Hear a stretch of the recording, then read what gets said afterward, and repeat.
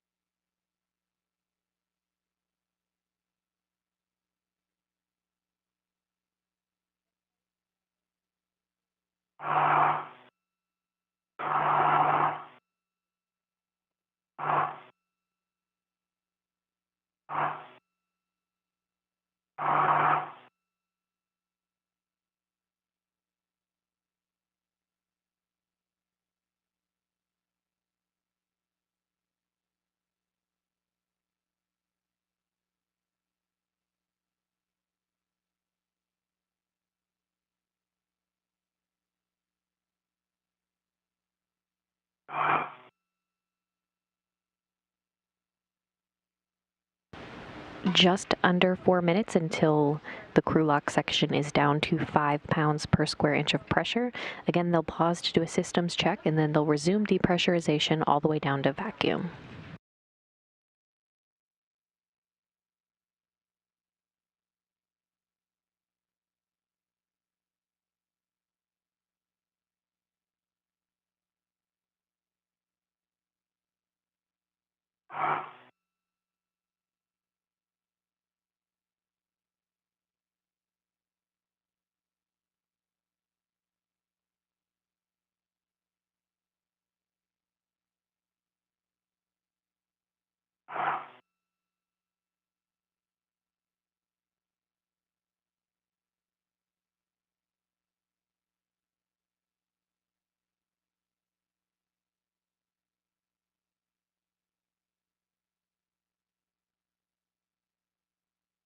coming up on 6 pounds per square inch now. Again, they're waiting until it gets down to 5 pounds per square inch. 5, you'll be taking the depress pump manual isolation valve to close, and I'll back you up on that call as well from the inside. Copy.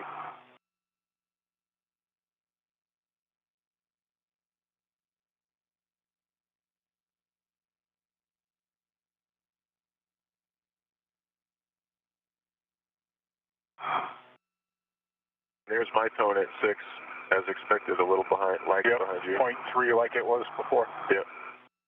Copy.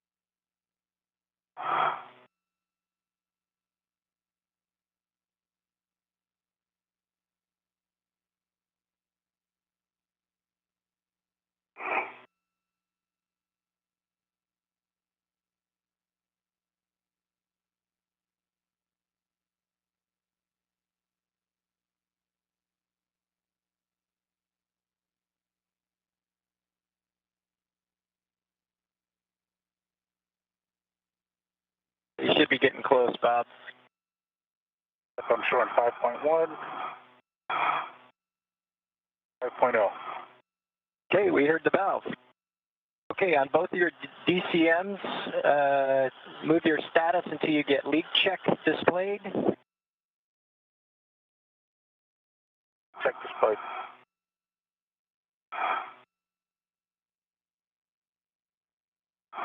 EV1 leak check displayed as well.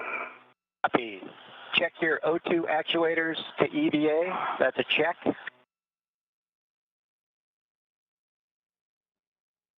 I think we have to get a get in the leak check.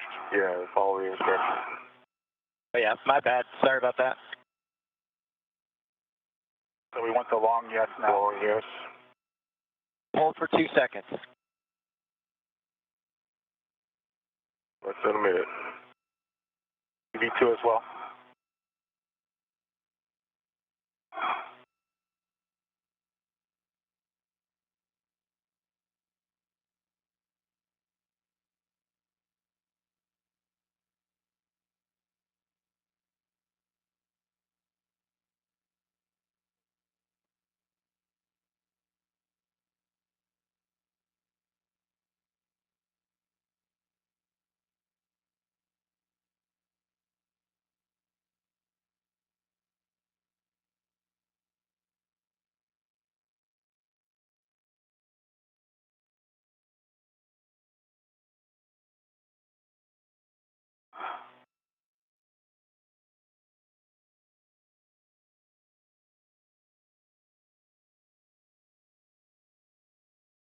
EV1 leak check complete. EV2 leak check complete. Copy EV1 and EV2. Check your O2 actuators are in EVA. On there now, EV1.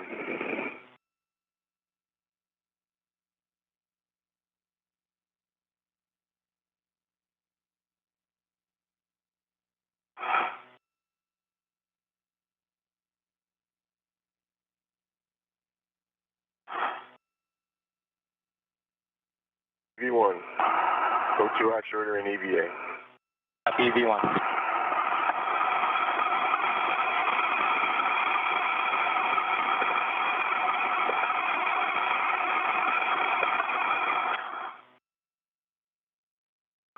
EV2 is an EVA. Copy EV2 and EVA. Okay, next step for you, Bob, depress pump manual ISO valve to open. Expect an alert tone. Depress pump manual isolation valve coming open.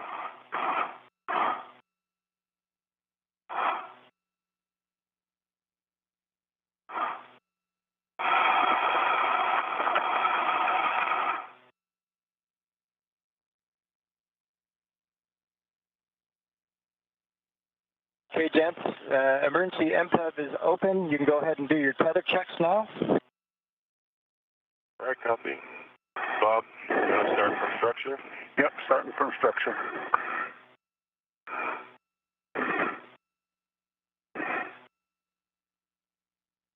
Okay, I've got the airlock waist tether closed and locked on the airlock D-ring extender. That large hook from the airlock waist tether is closed and locked onto my left waist tether. Hook on my left waist tether, the large one is closed and locked, and the small one is closed and locked on my D-ring extender on my left side.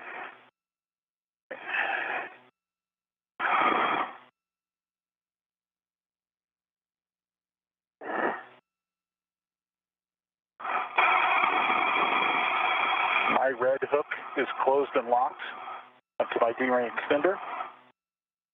Green hook is attached to the red reel. Yellow hook is closed and locked onto the green reel. And then I see that the hook on that green reel is closed and locked onto your red hook. Okay? And both reels are verified unlocked. Copy that. Picking up your hook that you just confirmed. It is closed and locked on my red reel. The red reel, my red crew hook is closed and locked on my left D-ring extender. That completes our current load path. Back on my two reels, red Ercom body has a yellow hook, large yellow hook closed and locked on the green Ercom body. The green crew hook is back onto the red reel. It happens to be locked also. And the large white hook on the green reel is temp stowed on my mini workstation. Both of the Ercoms are in the unlocked reel position. I've got a dry hat, and I've been looking at my gloves for a while, and they're pristine. I also have a dry hat, and the gloves are pristine. Copy all.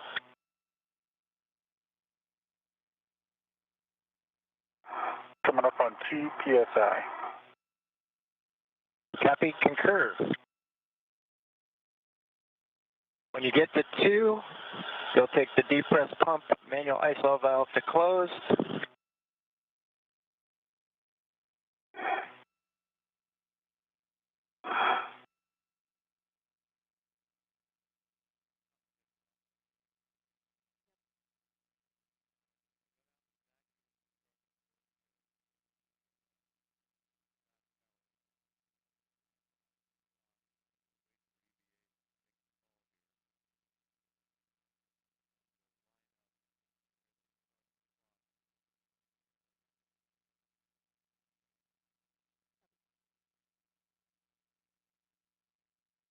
Two point oh coming closed.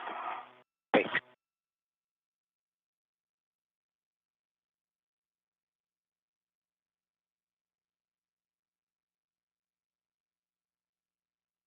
And once you get it closed, take the depress pump power switch on the UIA to off. Depress pump power is off. Okay, we talked about tethers. When the crew lock DPDT gets to about 0, expect an alert tone.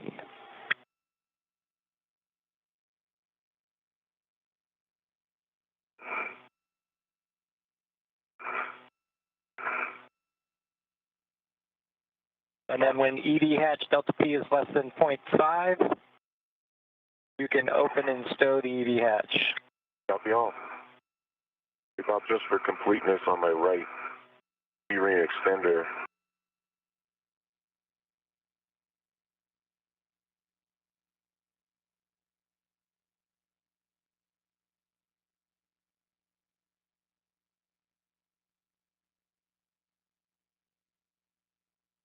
And we're in a quick handover between satellites right now, but we should be regaining those communications here shortly.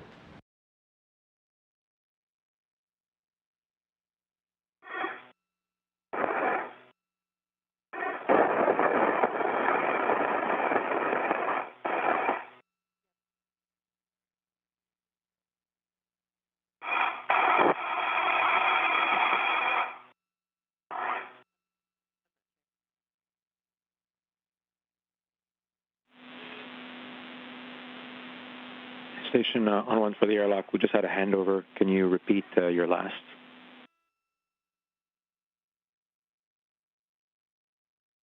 Hello, Debbie. I was just completing the final feather hook check, and that was on my right D-ring extender. I have a closed and locked small hook to my waist tether, and my waist tether big hook is tempstone on my mini workstation. Okay. Copy all. Good config. Thanks.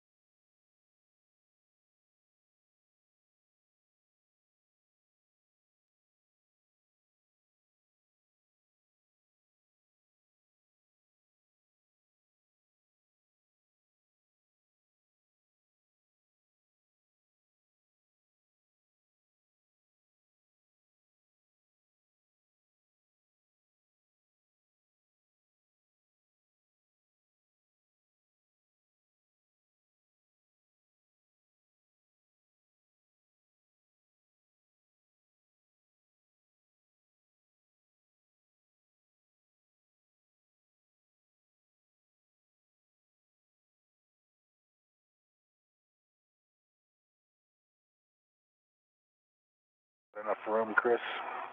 I think so.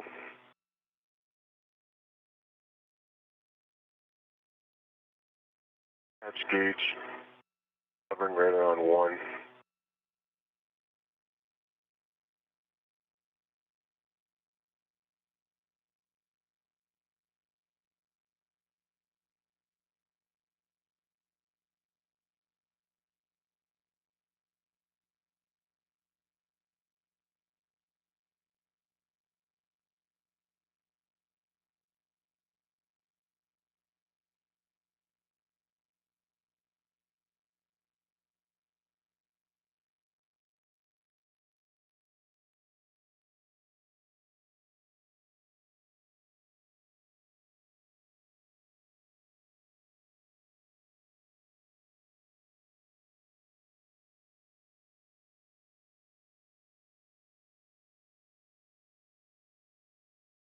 Is my SCU interfering with your crew lock bag area? No, it's good. Good. That's why I took the bag before you stowed your. I got it out from underneath the SCU, so I've got access to it. Copy.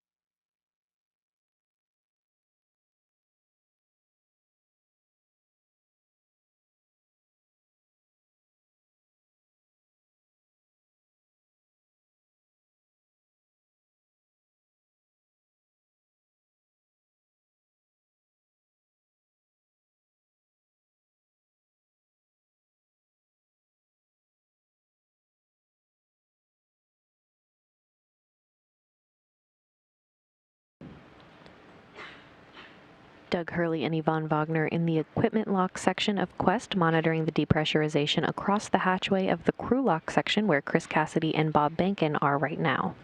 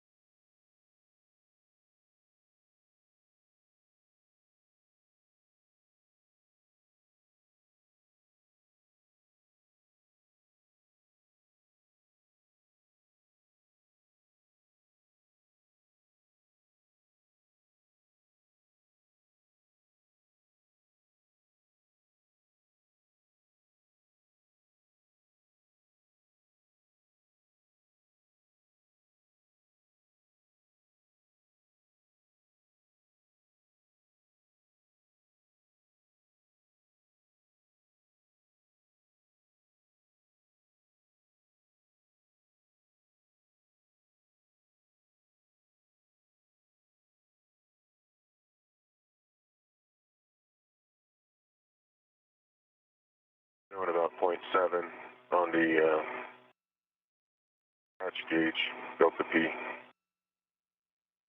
Copy. Showing about 10 millimeters here before you should get to 0.5.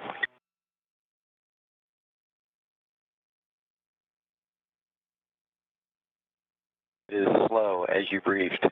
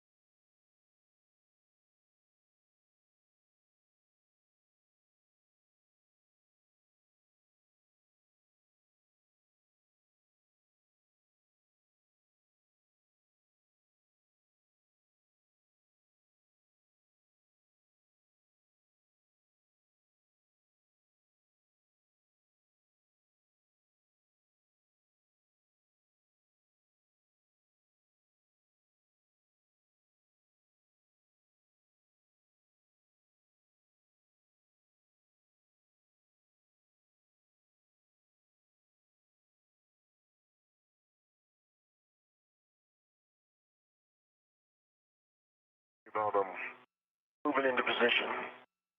Okay. It looks like about 0.5. A better angle. Yep. All right. Doug, I'm going for the hatch. Copy.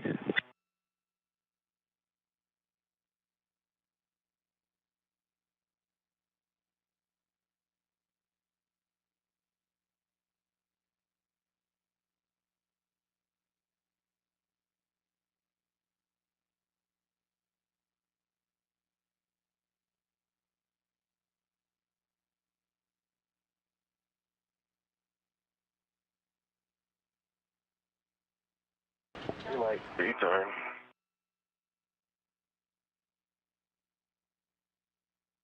Okay, the emergency MPEV is closed, and with that, Jaws, we're handing it over to you.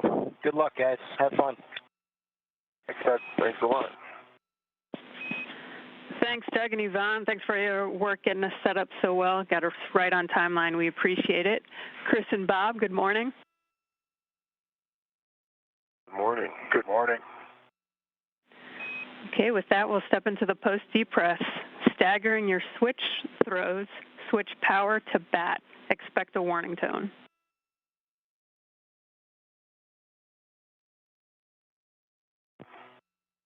V1 power bat.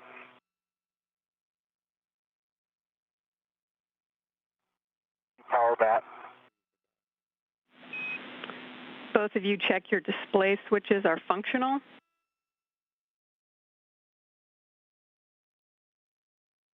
V1 display functional. No bite light. EV2 display functional, no bite light. Bob, on the UIA, you'll switch power EV1 and 2 to off. EV1 and EV2 power are off. Okay, you'll check the 4 LEDs, power EV1 and 2 are off. Verified off. Okay, both of you can disconnect your SCUs from the DCM, install the DCM cover, and stow the SCU in the pouch. Good work.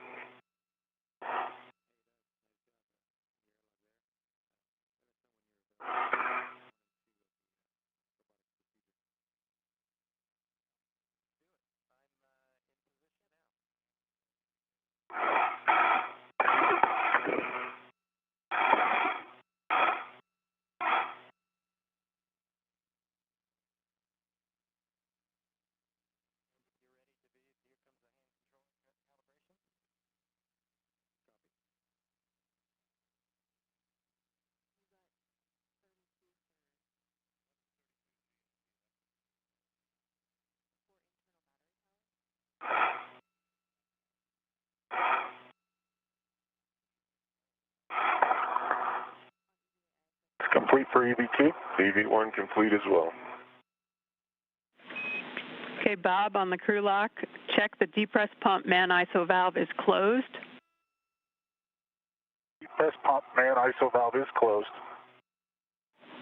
Both of you can take your temperature control valves to max hot.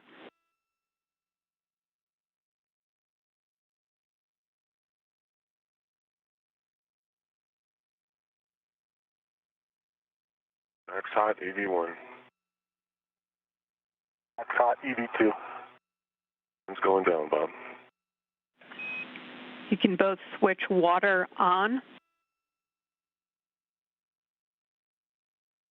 Water on EV1. Chris Cassidy and Bob Bankin have officially placed their suits on internal battery power, marking the official start of today's spacewalk at 6:32 a.m. Central Time. This will be the first in a series of spacewalks to complete the upgrades to the Starboard 6 truss power system on the International Space Station. To the desired position, please let us know what they are. 5 EV1.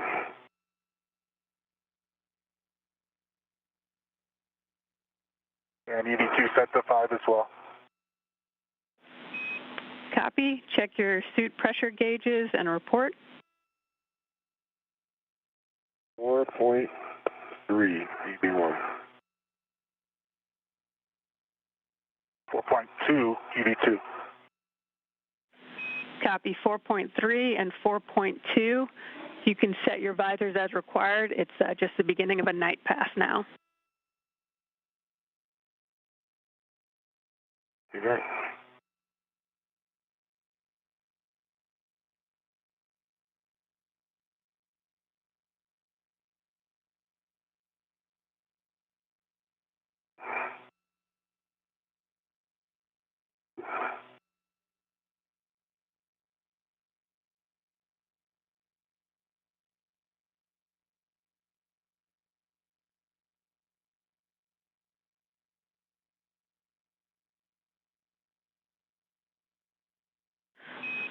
Okay, with that, Chris, if the thermal cover isn't open, you're good to open it and egress the airlock with your medium ORU bag. Thermal cover is open. Coming out.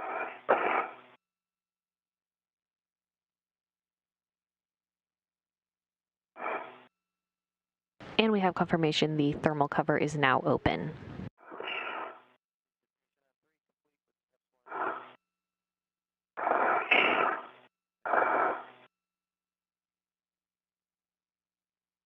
Looks good. I don't think you're going to need two waist tethers, Bob, to get to this APFR, but right here. Yes. Yeah. All right. Throwing it. Throwing a hand. And you can see on the right side of your screen, Chris Cassidy is now coming outside the hatch. Your wrist there. Yeah, how's that happen?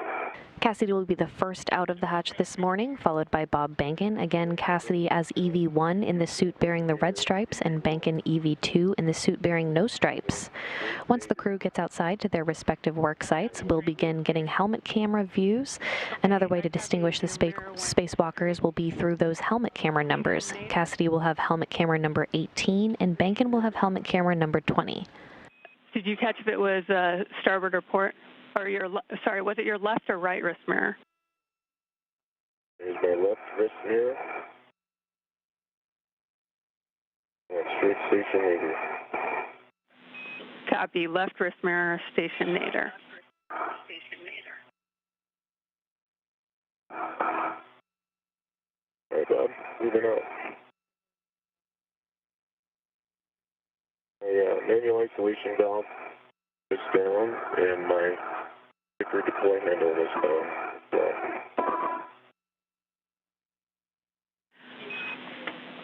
Chris, do you know about how fast that wrist mirror was moving? About maybe a foot per second. Copy, 1 foot per second. Okay, Chris, and we didn't copy all your self-checks. If you can just get us those. Green light is on. Which one are you missing?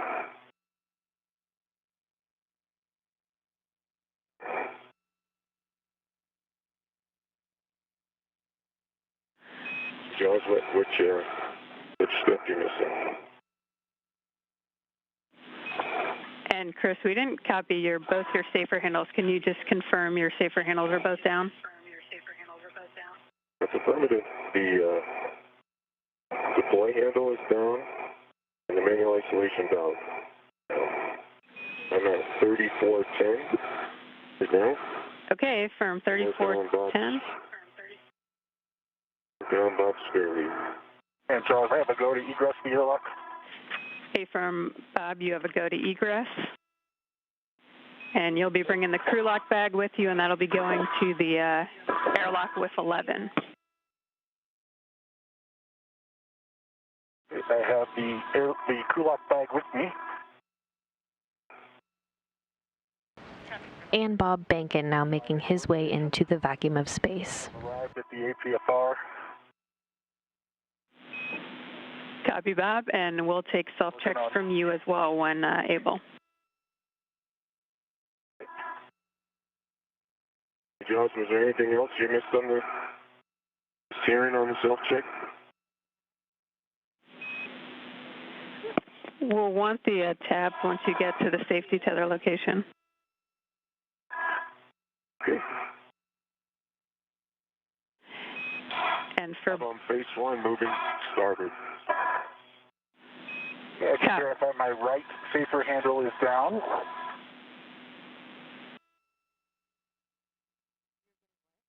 And my left safer handle is down. And my green light is on. Need any of my tether configuration, Jaws? we'll take your tabs, but we don't need tethers.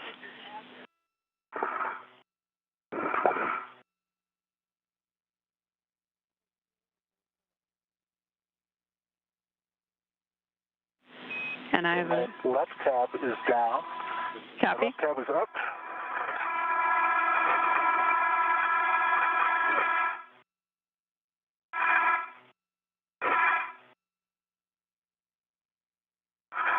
And my right tab. As Chris Cassidy was exiting the airlock, his wrist mirror floated away, and there's no risk to the crew. They're still proceeding with procedures.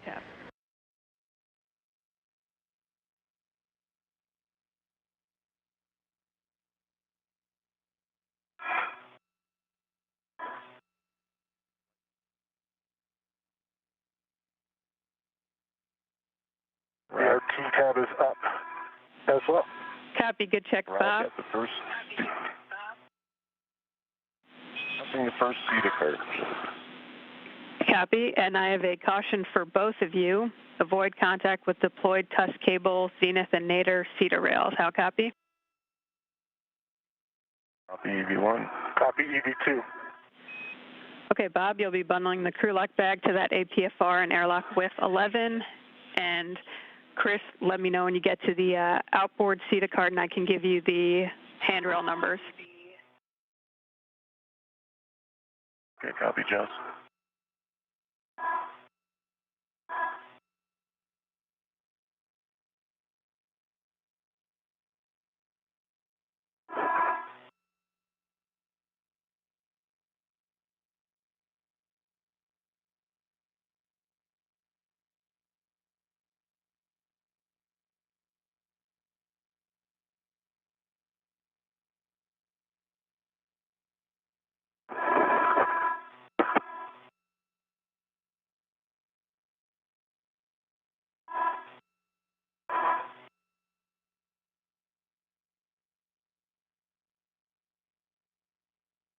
Okay, I'm underneath the outboard cart. I'm looking at 3061 as a handrail. Okay, Chris, that's where you'll drop your anchor hook. My anchor hook is closed. Slider is in the lock position, double checking. Reels are unlocked. Copy, good config. 3V1. And just beside that, you'll see handrail 3060. You'll attach Bob's anchor hook there. Copy all.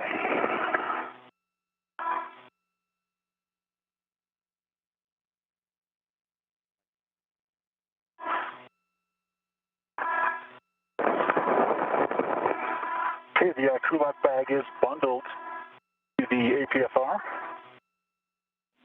Copy that, Bob. You'll retrieve the bundle with the APFR. You'll leave the whiff extender there.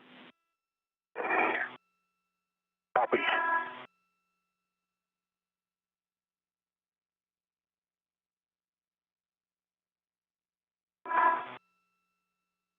Okay, I'm tethered Bob's hook. Breaking tacks up.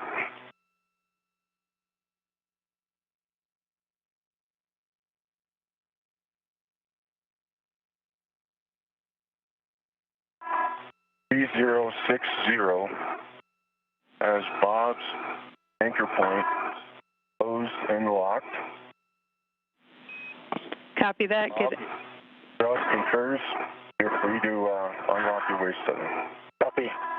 Affirm, we concur. And Jaws, the BRT is closed on the APFR, and it is tethered as well. Copy, Bob. And Bob, if you can just check your reel is unlocked, you are go to release your waste tether from the airlock waste tether and close the hatch thermal cover. Copy. Okay, the APFR is on my BRT. Copy.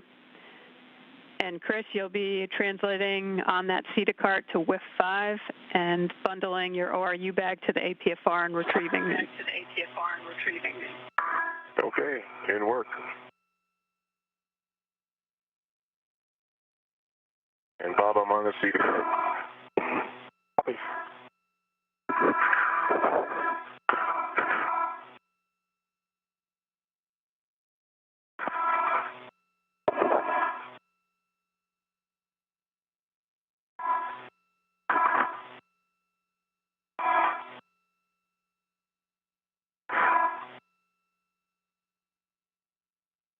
Wheels are verified unlocked, Jaws.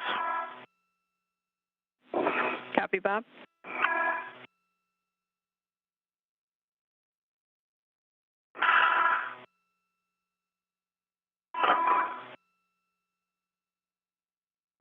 Just over 15 minutes into the spacewalk today, again the first in a series of spacewalks to complete the upgrades to the Starboard 6 truss power system on the International Space Station. Again, the two spacewalkers will be making their way to the far starboard truss of the International Space Station both today and again next Wednesday, July 1st, to replace aging nickel-hydrogen batteries on the first of two power channels for the S6 truss with new lithium-ion batteries and their associated adapter plates. You'll hear the acronym APFR today, which stands for the Articulating Portable Foot Restraints the crews will be using to restrain their feet at their respective work sites. Copy, thermal cover closed. We'll head to the CETA spur. Okay, Bob, copy that. As you get to the top of the CETA spur, you'll release your Richmond fair lead. And for both of you, we're already ahead of the timeline and met rates are high, so if you could slow down a bit. Copy, copy. Okay, and for that caution, avoid contact with deployed radiators. How copy? V1 copies. V2 copies.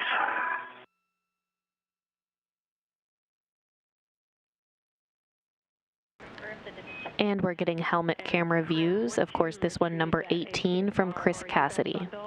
I'll have you check your gauntlets in place and check your 3 tabs as well, please. Okay, you bet.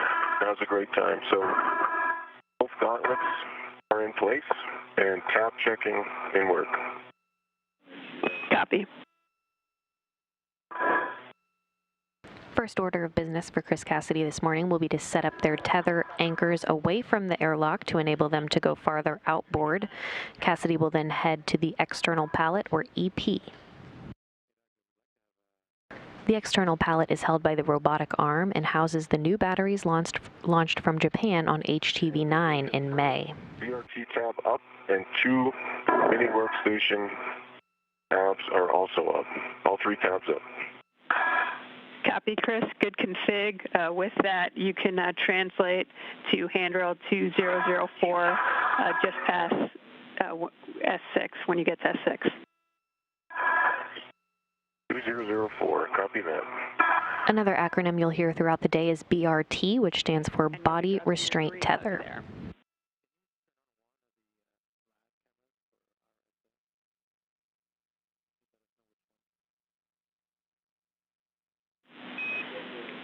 What did he ask for? Jaws have arrived at the 3410.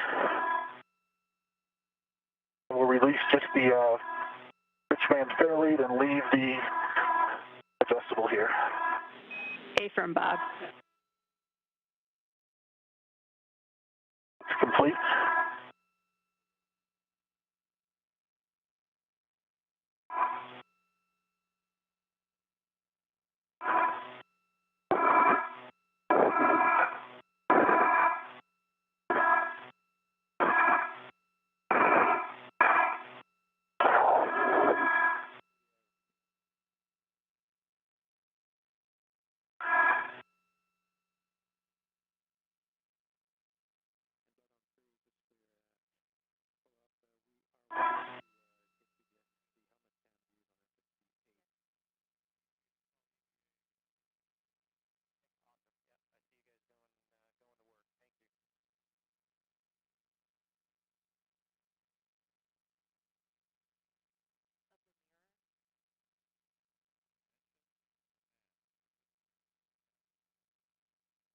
I've reached the forward face of S0.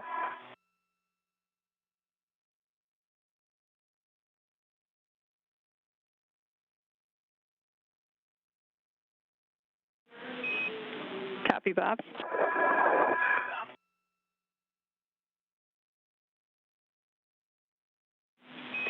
And Bob, you'll be heading all the way outboard on S6, and as you approach the Sarge, if I can just get a check for gauntlets in place.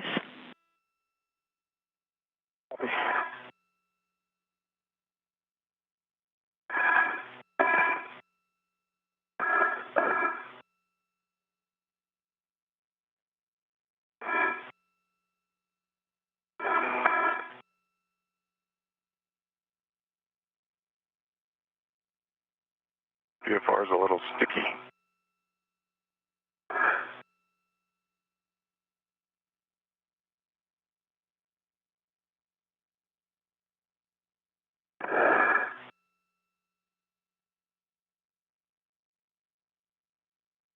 As I got the APFR out, but just as a note, it was release mechanism was a little. Copy that, Chris.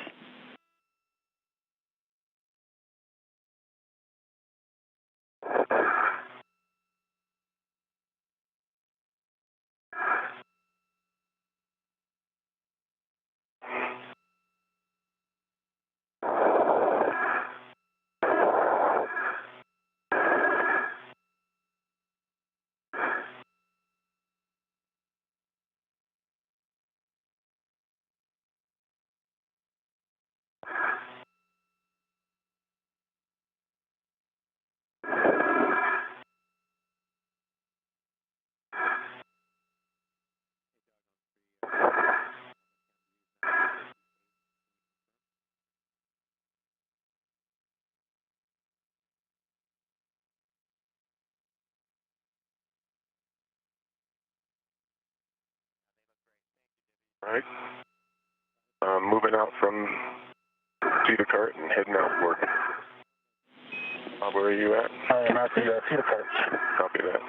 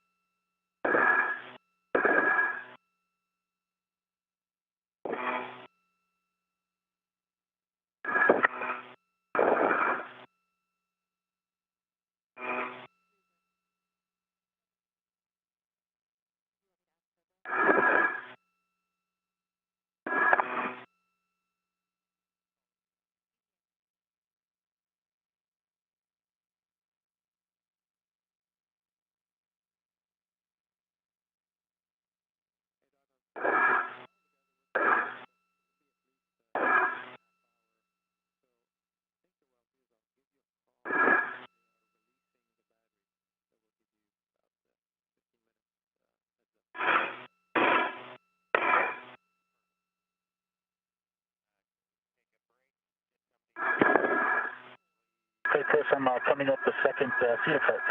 Copy that.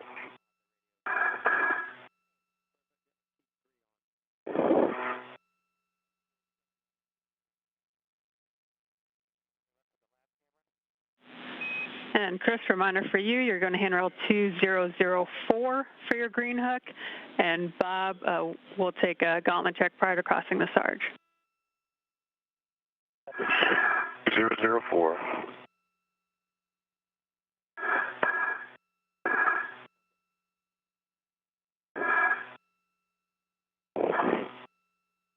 Both of my gauntlets are up, covering my arms.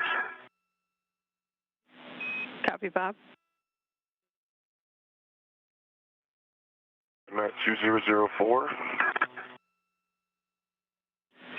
Okay, Chris, you'll drop your green hook there.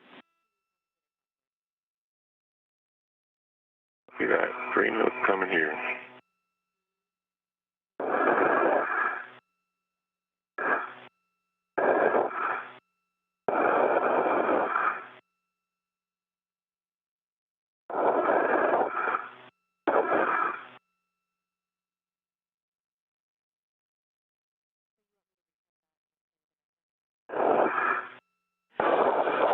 And just a heads up for both of you, once you install your APFR, we're going to take a break for a couple minutes.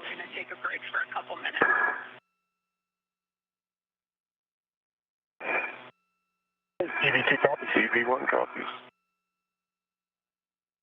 All right. Green hook is code, and it's also locked on 2004. Copy, your green hook's down at 2004, Chris. You'll be installing the APFR into WIF 4 with a clocking of 6. 4 clocking 6.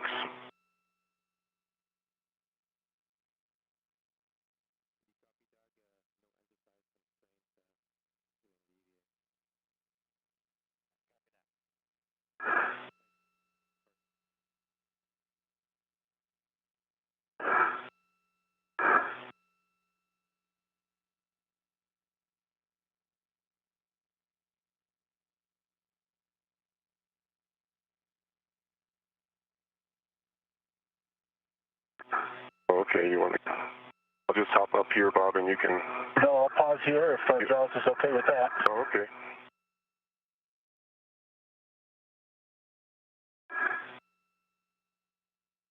Jazz, Bob's right here next to me. I'm going to put this APFR in. Okay, copy.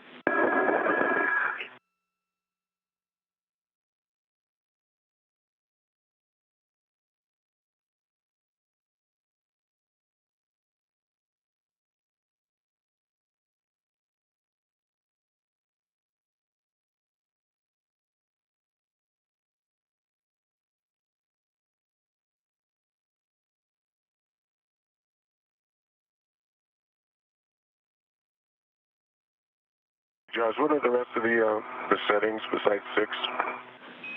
Golf, Golf, Fox, 12. Golf, Golf.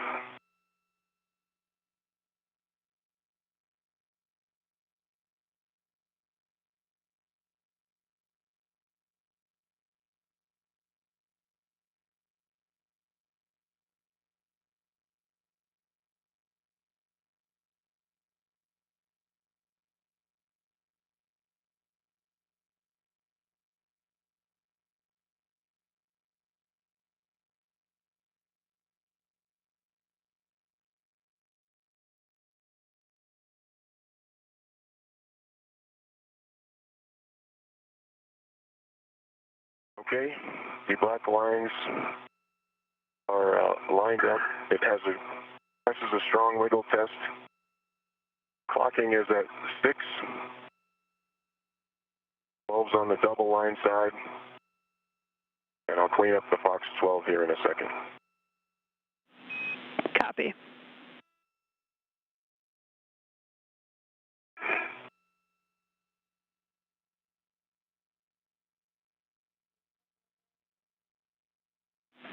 And while we're taking this break, now's a good time for me to read some warnings and cautions for the external pallet. The EP wheels are no touch for pinch points. The EP PVGF grapple shafts and curvic coupling teeth are no touch. Translate only on handrails. Do not impart loads into any ORU on the EP.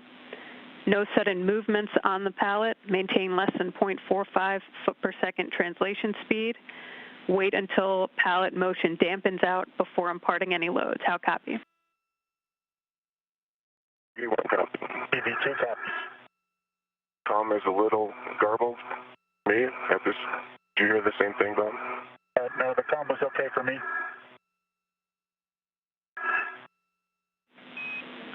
And Chris, are you hearing Bob fine? Is it just me that's garbled? No, it was just you in that last transmission. Now you're fine. Okay, great.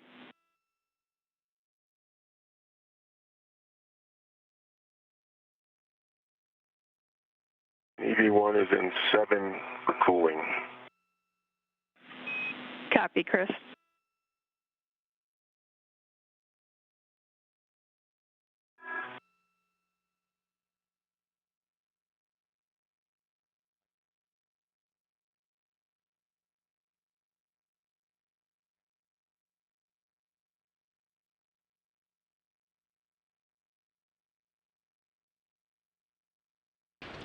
Now 30 minutes into today's spacewalk, recapping the milestones so far, Chris Cassidy and Bob Behnken placed their suits on internal battery power, marking the official start of today's spacewalk at 6:32 a.m. Central Time.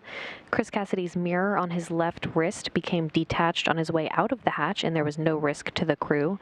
The dimensions of that wrist mirror are 5 by 3 by 0.75 inches with a mass of 1/10 of a pound. Chris Cassidy and Bob Behnken are now headed to their respective work sites to begin prep activities.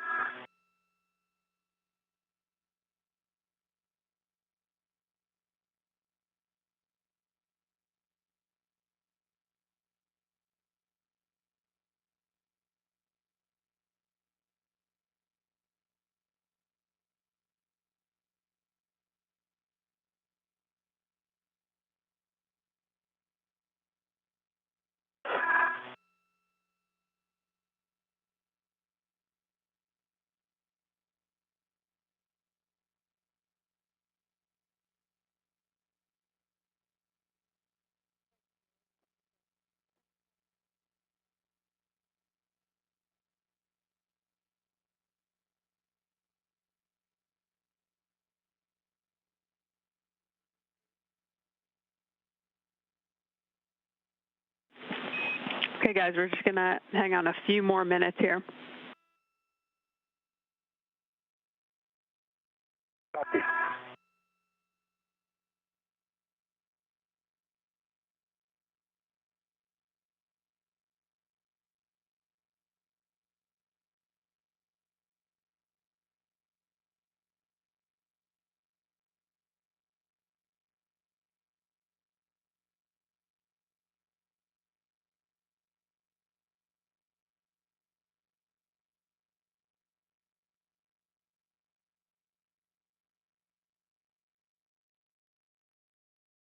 Again, we'll continue to get these helmet camera views. This one now, number 20 from Bob Behnken.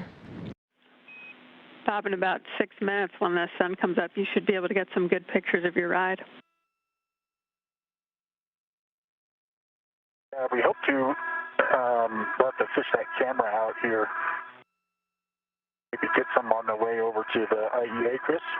Yeah, that's what I was thinking when I'm getting the bagel organized up there.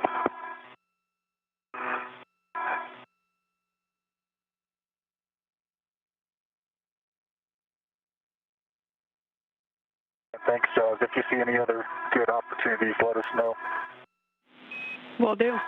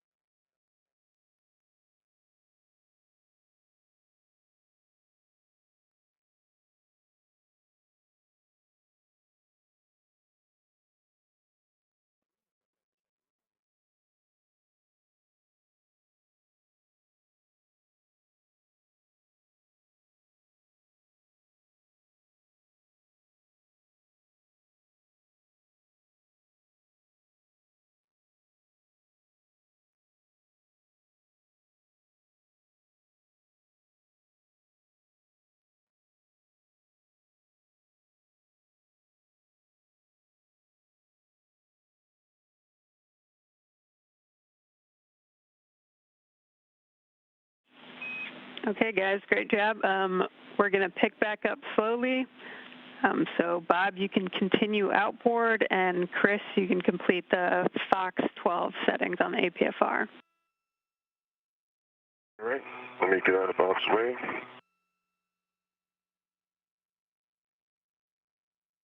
One high, Bob, you can go under. Okay.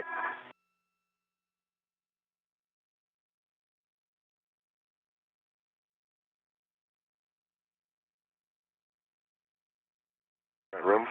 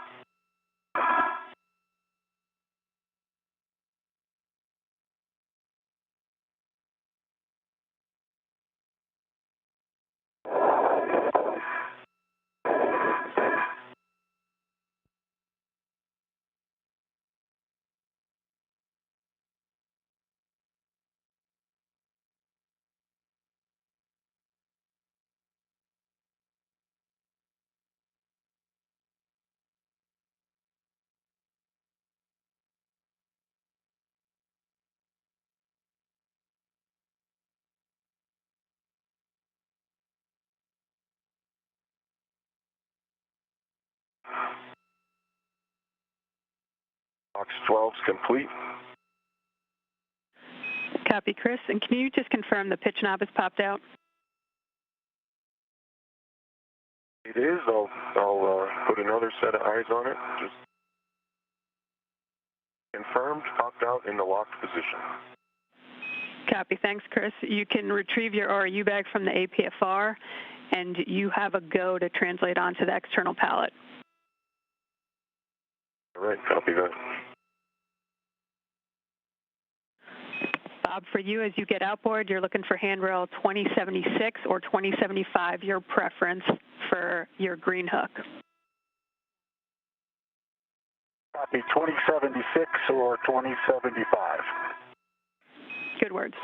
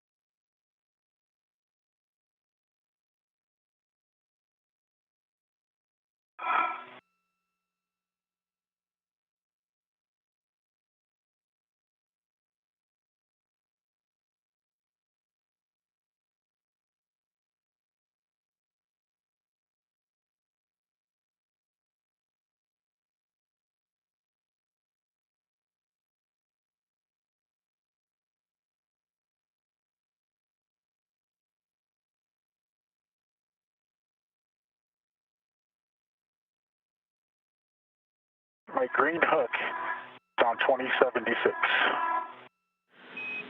Copy 2076. Bob, you can translate to width 30. You'll be with 30. A-firm. And the clocking for the APFR is 12. Thank you, 12. Transitioning to the pallet. Copy, Chris. You're looking for handrail 7325. It's adjacent to battery alpha. You'll stow the ORU bag there. Okay.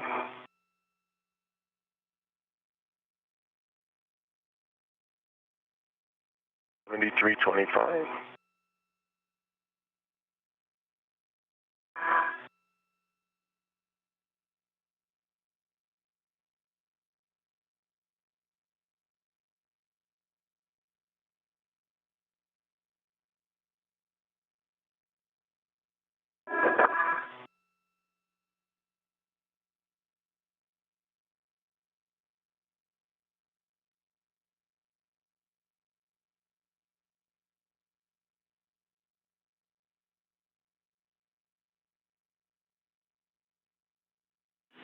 You should be coming up on the coast of California soon. If you look south, you might see Hawthorne.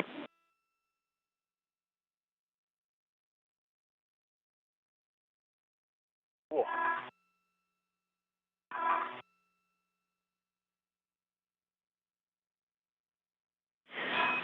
Chris, does the APFR is installed in with 40 minutes into the spacewalk today and recapping some of those milestones so far, Chris Cassidy and Bob Behnken placed their suits on internal battery power, marking the official start of today's spacewalk at 6:32 a.m. Central Time. Chris Cassidy's mirror on his left wrist became detached on his way out of the hatch, and there was no risk to the crew. The dimensions of that wrist mirror are 5 by 3 by 0.75 inches, with a mass of 1/10 of a pound.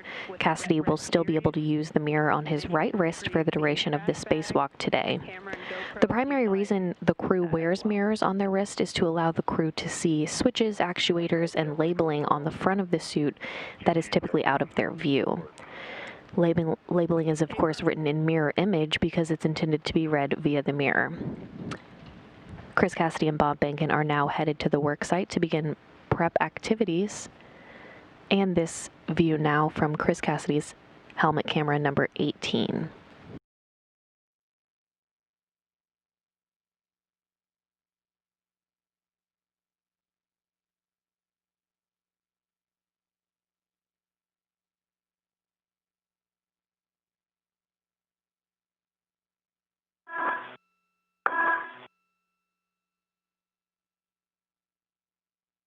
Foxtrot 12 is set on the APFR.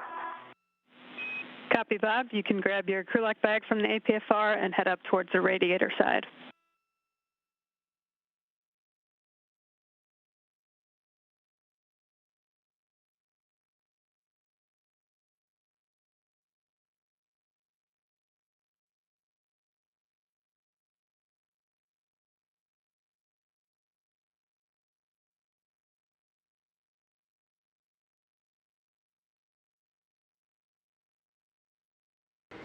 The spacewalkers today will be removing existing nickel-hydrogen batteries and replacing them with new lithium-ion batteries that arrived on a Japanese cargo ship last month. These batteries store electricity for one pair of the station's solar arrays, and then the swap will upgrade the station's power supply capability.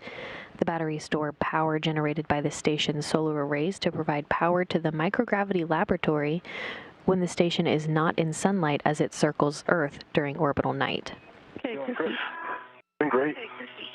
Just working on those tools. Got a good view of you.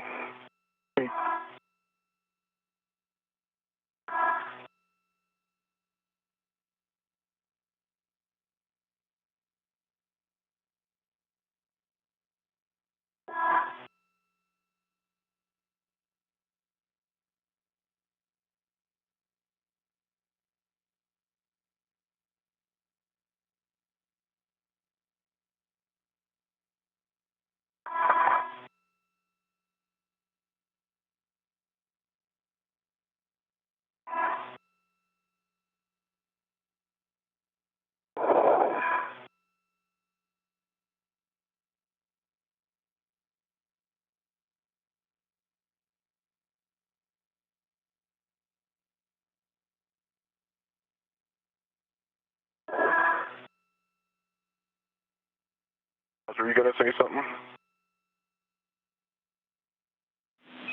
Negative. Copy.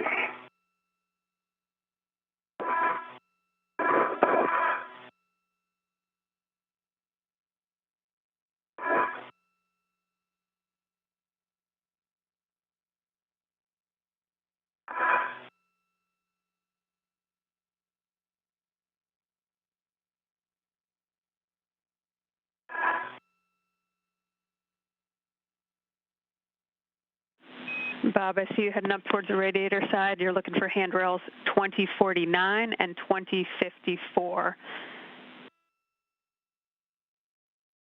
Copy. I've arrived at 2054.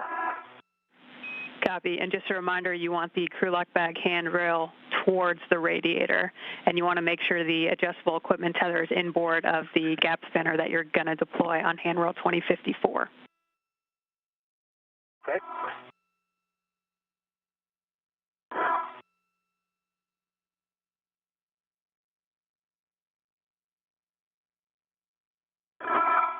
Okay, the crew lock bag is tethered to 2049. Copy.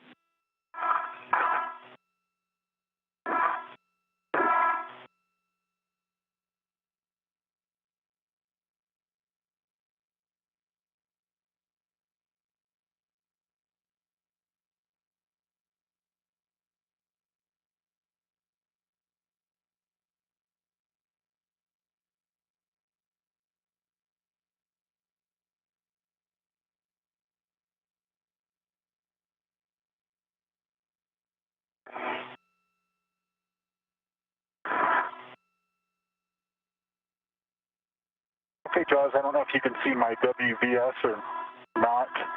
I want to make sure you're happy with that crew lock bag configuration.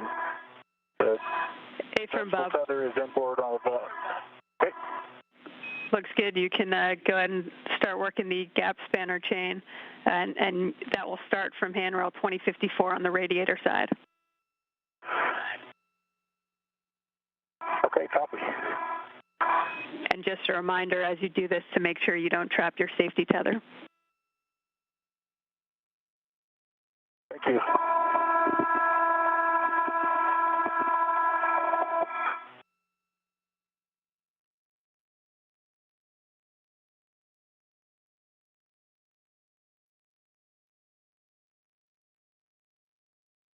And like we talked about in the briefing yesterday, I'm going to put a couple of scoops out first.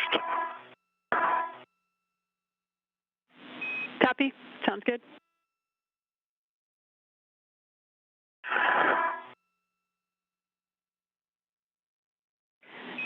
And Bob, did you want to go to battery 1 first? I'd like to go to battery 3 first. Okay, copy. Let me know when you're ready for the clockings. Okay, H2 on battery 3. Will be 9 o'clock, so straight down. Okay. All right, Josh, I have camera, GoPro, crash bag on me, EGT, and also the ratchet wrench are attended outside. Okay, Chris, you can head back to the IAA to help with the scoops and gap spanners. Roger that. In work. The scoop is installed on H2 at 9 o'clock with the doghouse on the top, which is the handle straight down. Okay, Bob, and for H1 on battery 3, it'll be going to the 10 o'clock, so down and slightly to the left. Copy.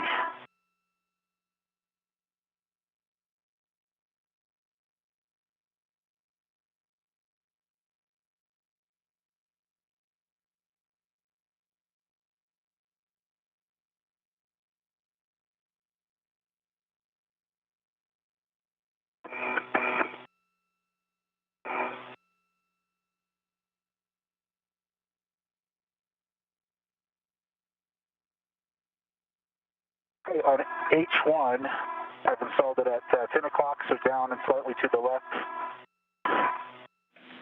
Copy, Bob. Let me know which battery you'd like to do next.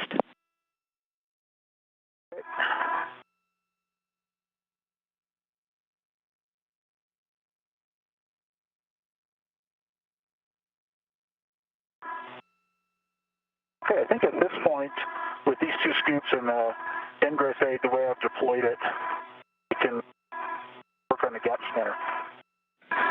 Okay, copy that, Bob. So you're going from handrail 2054 on the radiator side. The 2054 on the radiator side. Good words. All right, I'm off the pallet and on structure.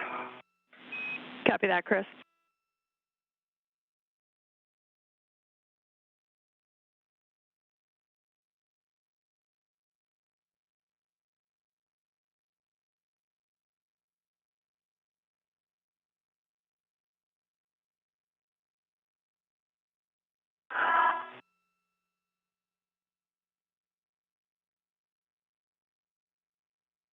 Jaws, I'm actually going to leave the GoPro camera right here in Bob's future happy place. Right Okay. on handrail 2005, which is adjacent to the APFR. Copy, handrail 2005.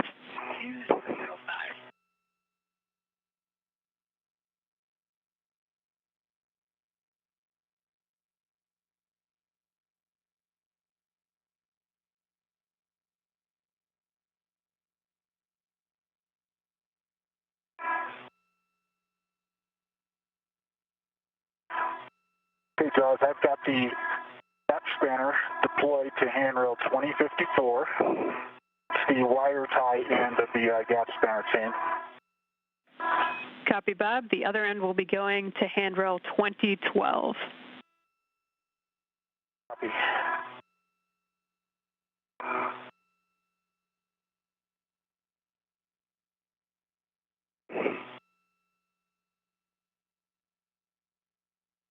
All right, Bob, finally heading your way.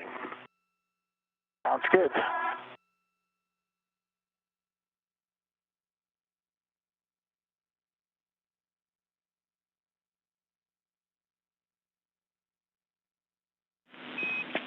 And Chris, if you wanted to start with the gap spanner, the non-radiator side handrail is handrail 2010.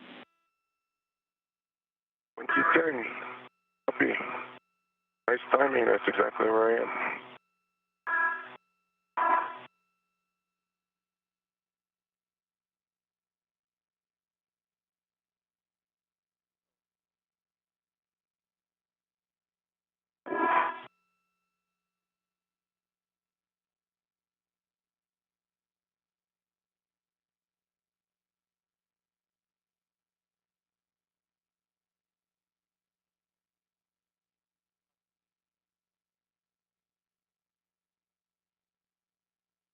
And the still digital camera is on 2010, the same handrail as gap spanner. Copy, handrail 2010 for the camera.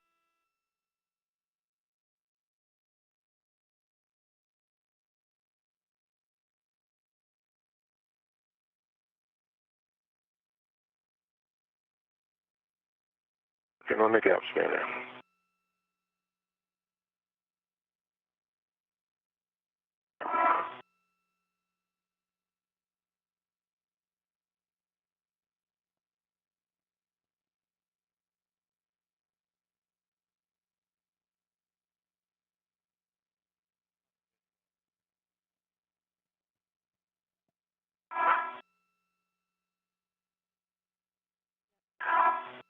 Okay, Jaws, the gap spanner is installed. The handrail 2012. Okay, Bob, we'll check, do a tension gap spanner check and tension it down and then turn the buckle 180 degrees to ensure slacks. And Bob, for your essay, we've lost your WVS video. Okay, copy. If you could just check I will the touch the gap spanner chain down. Okay, let me get to this gap spanner being snugged up, and then I'll do that if that's okay. That's good with us, thanks.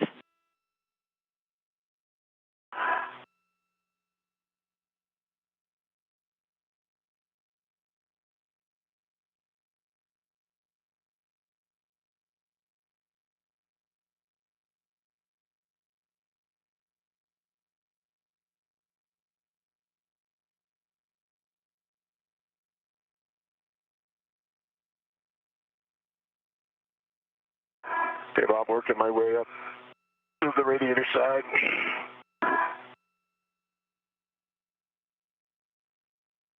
Copy. Okay, Chris, you're going to handrail 2043 on the radiator side. And reminder to make sure you don't trap either of you or Bob's safety tethers. 2043. Copy. And copy the warning. Okay, I've cinched the gap spanner up reasonably well. The translation on it, loosens it back out, but it is looser than a quarter turn jaws. I'll get my WVS cycled here for you. Copy, Bob.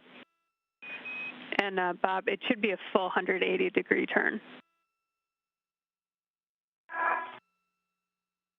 Okay, copy. It's a little bit looser than that, but I really can't snug it much more. Copy, Bob.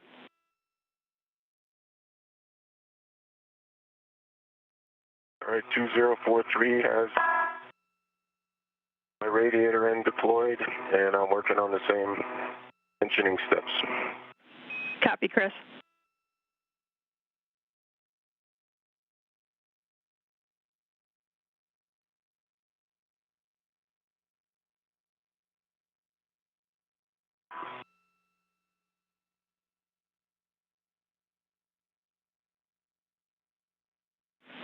And Bob, we see your camera. Look like the green light's on.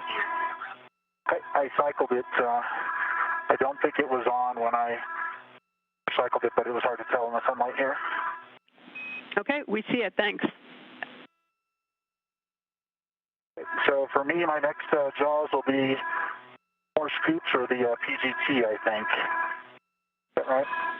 Okay, yeah, A-firm. So before you do the PGT, you'll need to get the scoop to battery 4. All right, one full 180-degree turn on the buckle. Copy, Chris. And if you want to... a little loose, like Bob was saying, but... Yeah, I think we've heard that from the previous ones as well.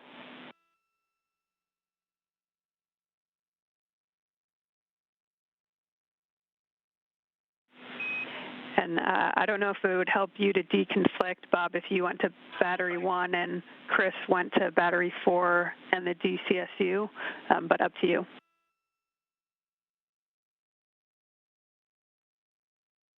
That works. Okay.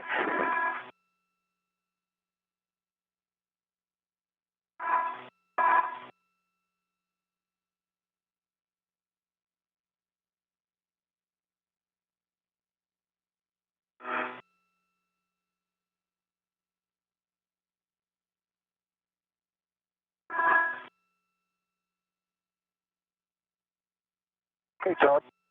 H2 on battery 1. H2 on battery 1 will be at the 3 o'clock, which is straight down.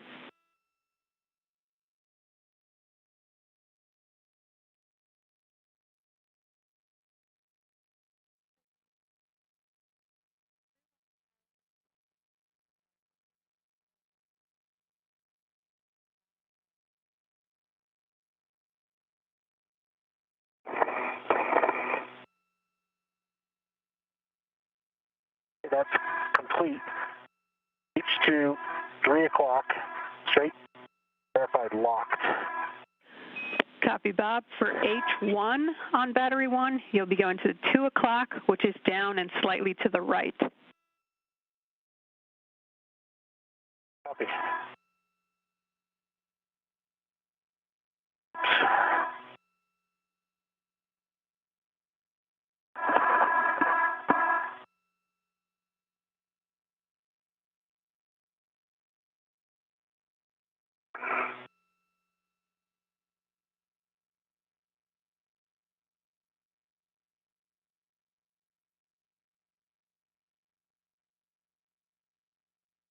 Copy.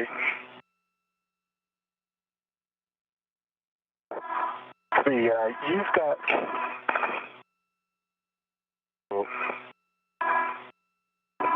scoops as well, huh? Yeah. Okay. If that makes sense.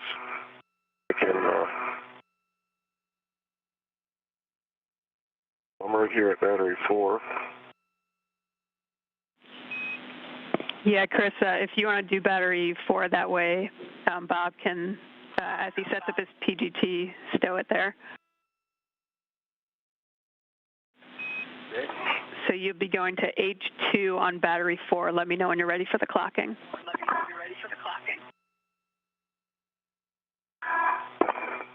H2 on battery 4.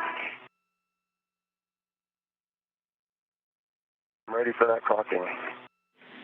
It'll be 9 o'clock, which is straight down. And the acronym PGT, which you just heard, stands for Pistol Grip Tool, and that will be used to help the crew release the bolts during some of their procedures today. Now 1 hour into the spacewalk today, recapping some of the milestones so far. Chris Cassidy and Bob Behnken placed their suits on internal battery power, marking the official start of today's spacewalk at 6:32 a.m. Central Time. Chris Cassidy's mirror on his left wrist became detached on his way out of the hatch, and there was no risk to the crew. The dimensions of that wrist mirror are 5 by 3 by 0.75 inches with a mass of 1/10 of a pound. Cassidy will still be able to use the mirror on his right wrist for the duration of the spacewalk. Again, the primary reason for the crew to wear those mirrors on their wrists is to allow them to see the switches, actuators, and labeling on the front of their suit that is out of their view. Of course, the labeling is written in mirror image because it's intended to be read via mirror. Chris Cassidy and Bob Behnken have now arrived at their work sites to begin setting up. Just for size reference on the batteries and adapter plates the crew will be handling today, the adapter plate is 40 inches by 37 inches by 8 inches with a mass of 75 pounds. The aging nickel hydrogen batteries being replaced are 40 inches by 37 inches by 19 inches with a mass of 364 pounds. And the new lithium-ion batteries being installed today are 40 inches by 37 inches by 19 inches with a mass of 428 pounds. I think all I'm doing is I'm going to put this right angle, sorry, the 9-inch X head onto my PGT. Okay, copy.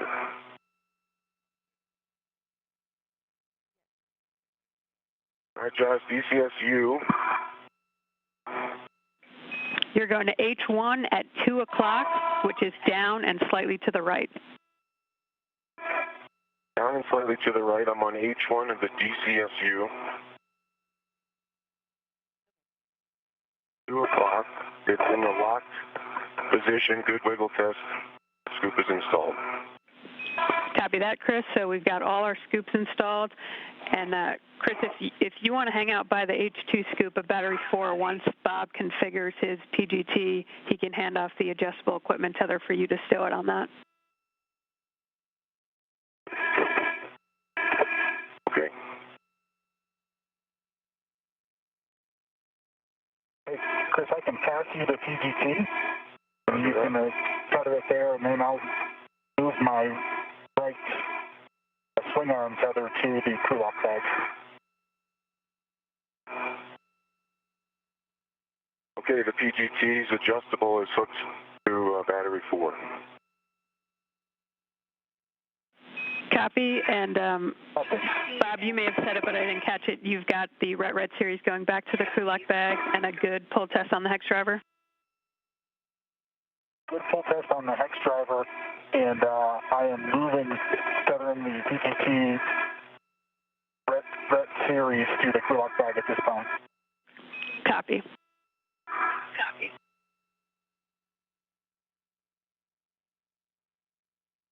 That's complete. I'm going to go ahead and close up the crew lock bag, everything but the ratchet wrench, I think. Okay. You can get it.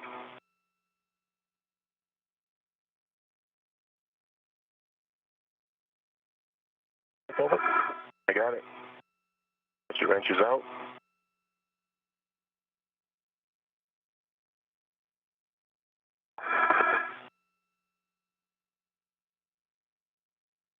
Jaws, am I heading to the APFR? Yeah, we'll take a glove, hap, and gauntlet check from both of you first, and then from Bob, you're checking the gap spanners clear of slot 1 and then ingressing the APFR. EV1, gauntlets in place, cap is dry, gloves, same as egress. And Chris, since that mirror got knocked off, we just want to make sure you check that hand extra carefully in case there was something that caught on it to cause that. Yeah, I had done that a while ago, but it's good to double check and now that it's sunlight, because it was dark when I did it before, and no evidence of a red damage or anything like that. All nominal. Copy. Good checks, Chris.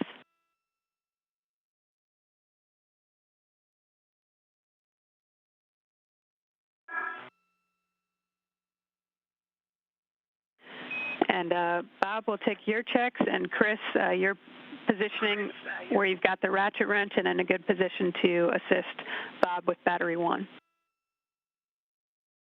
Okay, in work.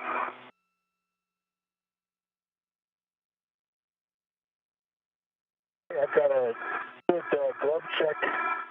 I still look like a little bit of a black smudging, so nothing significant. Those are in good shape. App is in same state that it was when I left the airlock, and both of my gauntlets are up. Copy that, Bob. If that gap spanner's clear, you are go to ingress APFR.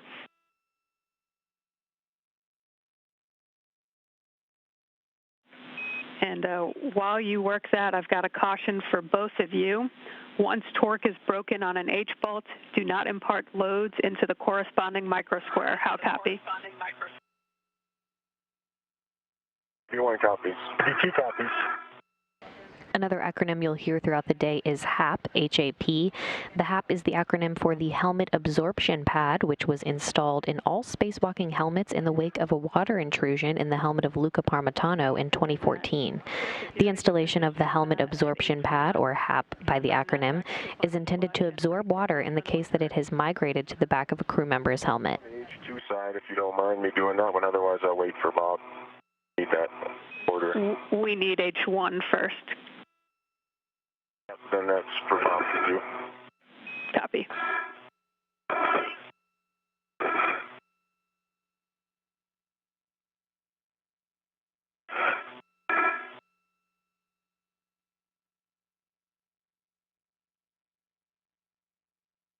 Just for brake and torque, you need the order?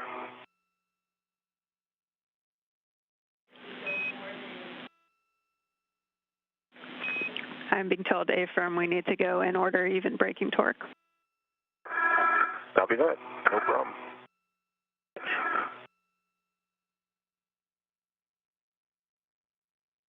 I've ingressed the APFR, and we'll brake torque on H1. Okay, Bob, if we can get you to just make sure your ingress date is tucked, tethers are clear, and get the serial number off that battery. I can read it right here. 0075. Copy, good serial number.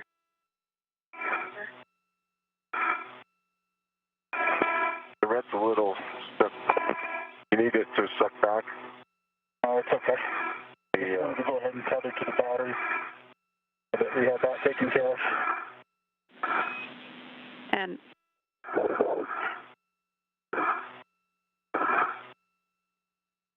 ahead, Josh.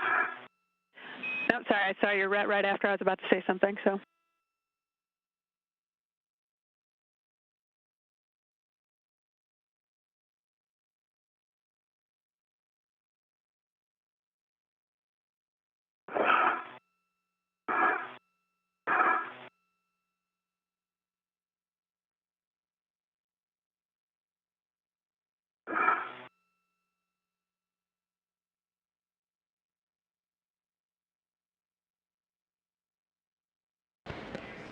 And we've reached one of the main milestones in the spacewalk today, one of the many milestones. The battery from slot number 1 is being retrieved. The crew will release torque with the ratchet and then use the pistol grip tool, or PGT, to complete the release of the bolts.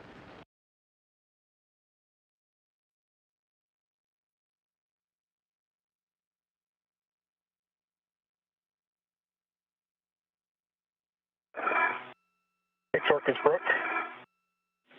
Okay, you can hand that ratchet wrench back to Chris. Maybe a quarter. Chris has it. And swap for Chris's PGT with the 6-inch.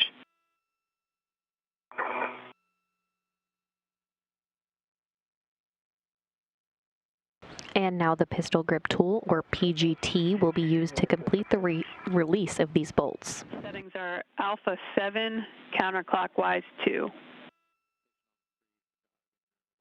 I'm sorry, I should have called it for you.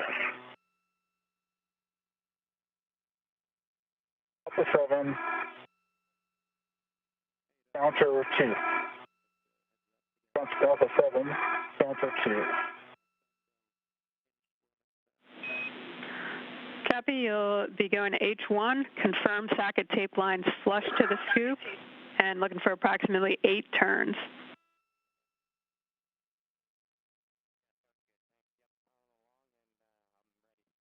Socket tape line is flush.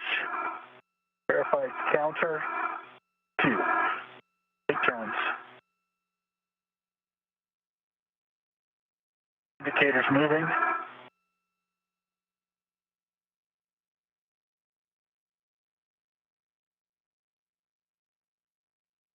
Okay, so about 6.5 turns, the indicator started popping, indicating it was fully unlocked.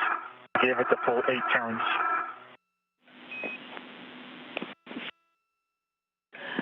And Bob, can we get you to do the full 8 turns?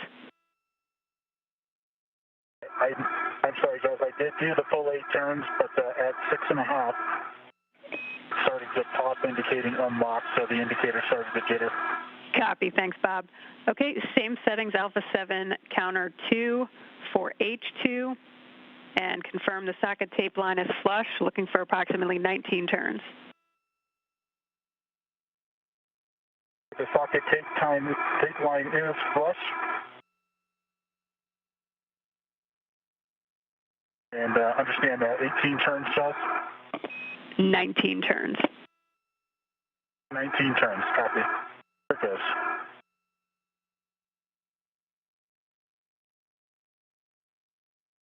See the battery rising. Yeah.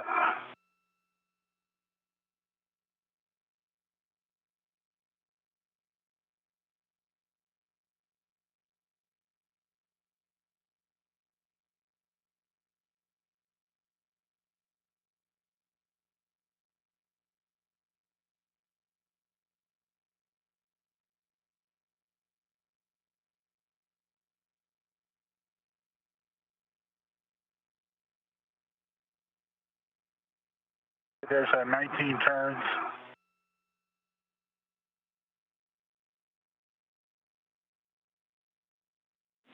Got the PGT. I got it. And status indicators unlocked, Bob? Status indicator is unlocked. It has arrived there at about 17. Copy. Okay, I see you've handed the PGT back to Chris. Once Chris is in a good position to receive the battery, you can unlock the red and remove the battery.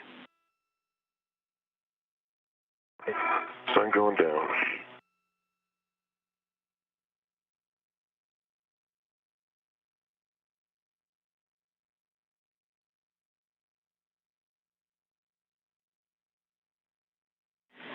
And Chris, for you, just a reminder to check that you're not local tethered on the outboard gap spanner and all your fair leads are released. No fair leads this time, and I am not tethered on the gap spanner. Get myself situated here, Bob. Copy. Local tether to a handrail.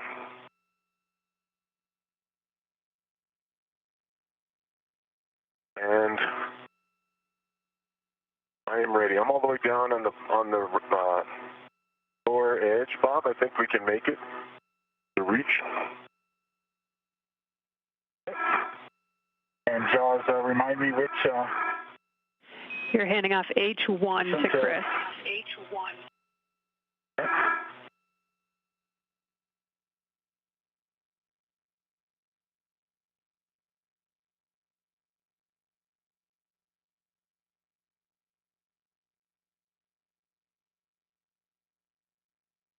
I have a RET. I have control. Okay. You have control of the battery, and I'm going to release my ret and egress the APFR. Copy that.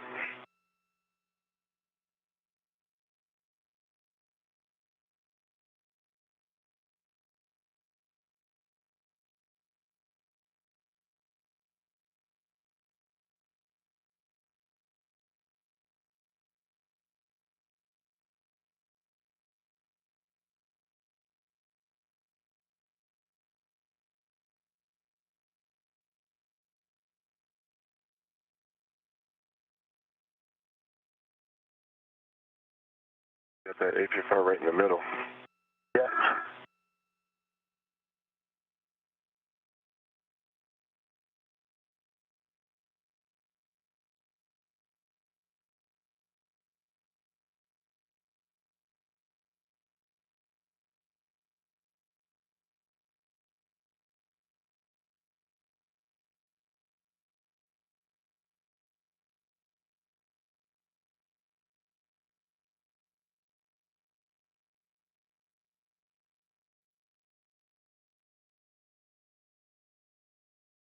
Trying to get it to you. I have control of the batteries. You have control.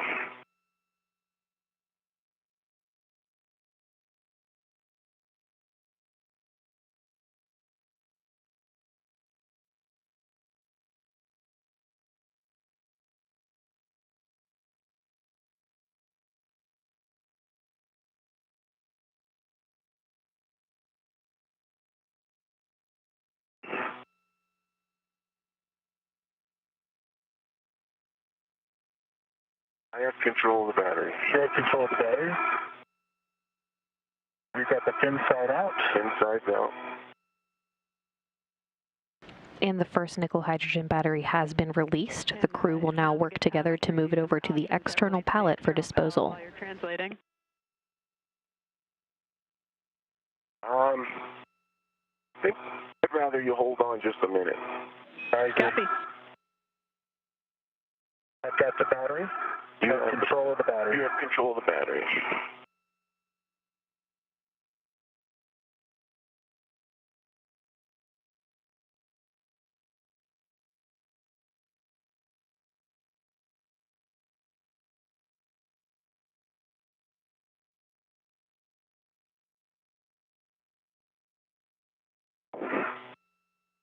Maybe that's too far.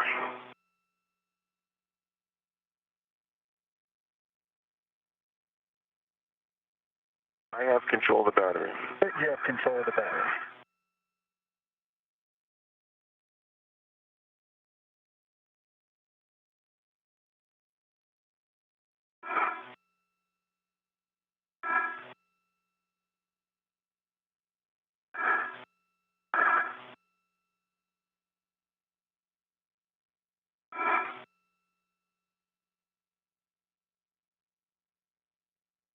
I have control of the battery. You have control.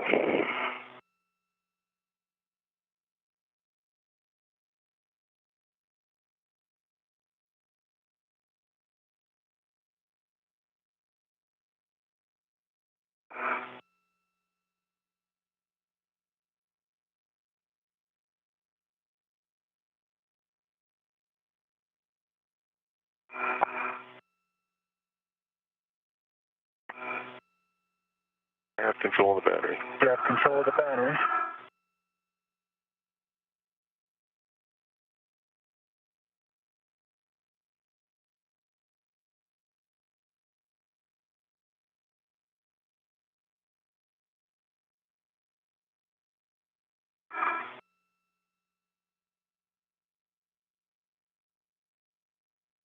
I'm gonna move over one more handrail. Okay, copy. I have control of the battery. You have control.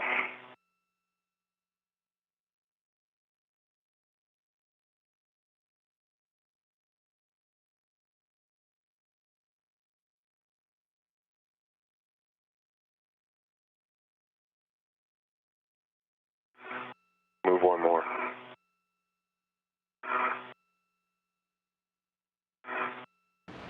Again, the first nickel hydrogen battery has been released. The crew is now working together to move it over to the external pallet for disposal. I have control of the battery. You've got control of the battery.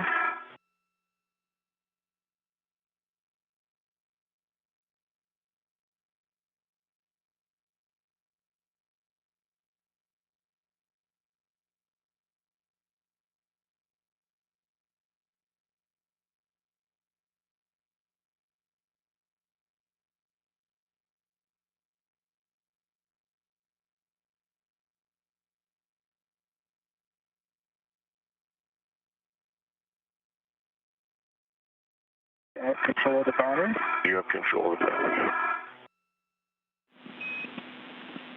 Chris, a reminder as you get there that if you want to stow your trash bag in the medium RU bag, you can do so before you ingress APFR. Okay, copy, Joes. This will just be a short hop, Bob, and then I'll go to the other side. Okay. I have control of the battery. Okay, you have control of the battery.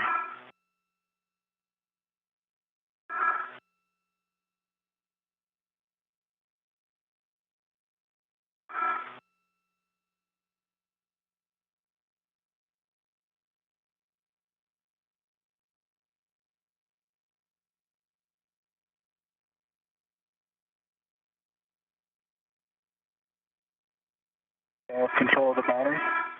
You have control. Why don't we take the second to switch to your red? Okay. I have control of the battery. You have control of the battery.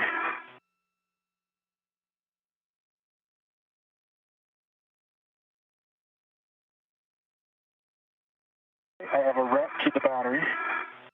Copy. I have control of the battery. And you have control. Moving my red. Okay, my red is off.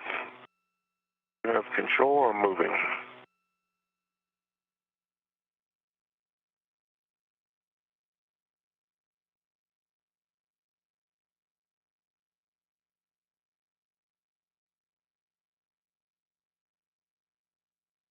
Tell me what you have the ability to get to your handoff position, or if we need a little one to set you up.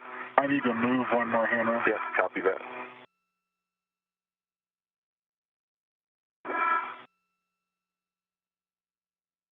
Clear you. I have control of the battery. You have control of the battery, and I'm going to go ahead and put my key down. See that. The Oprah.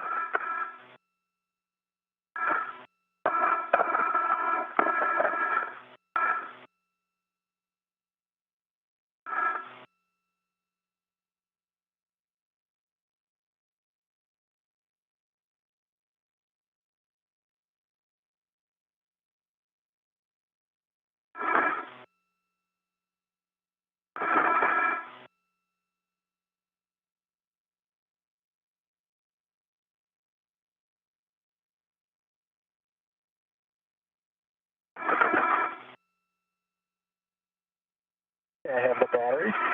You have the battery. That. I'm going to ingress APFR.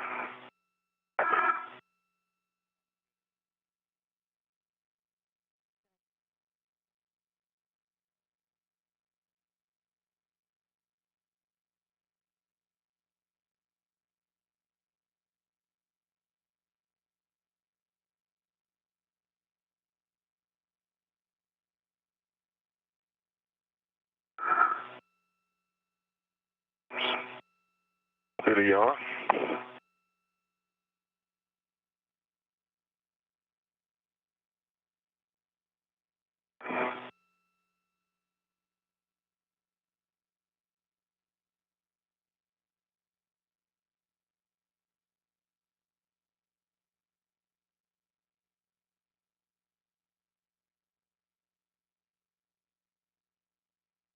Look locked, Bob. To the yaw. It does look locked in the Yeah, feel in. Okay, Chris, we'll have you check your ingress aids tucked, tethers are clear, and end state. As Bob hands it off, you want H1 in your left hand, Chris, with you ready to H1. Okay, setting up for the transfer. All right, Bob? I'm ready. I'm ready. See here.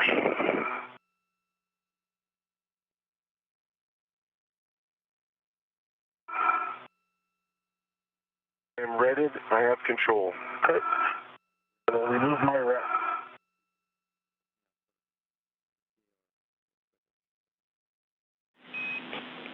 And while you do that, I have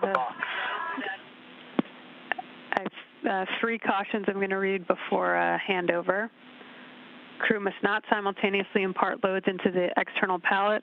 When SSRMS brakes are off, free float crew member on EP must remain quiescent.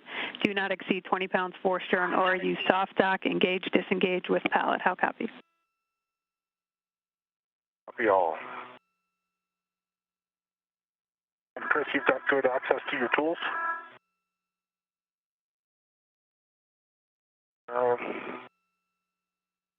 It's a little far over there to the left, but for right now, I'll just get this battery solved.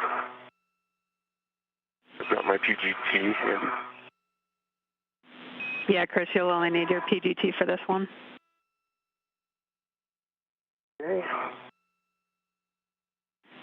And we're going to have a handoff here soon, but you're looking to soft dock the battery into slot X with H2 outboard.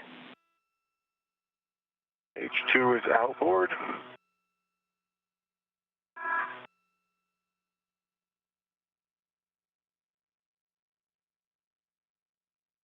Looks like a lot of, there we go.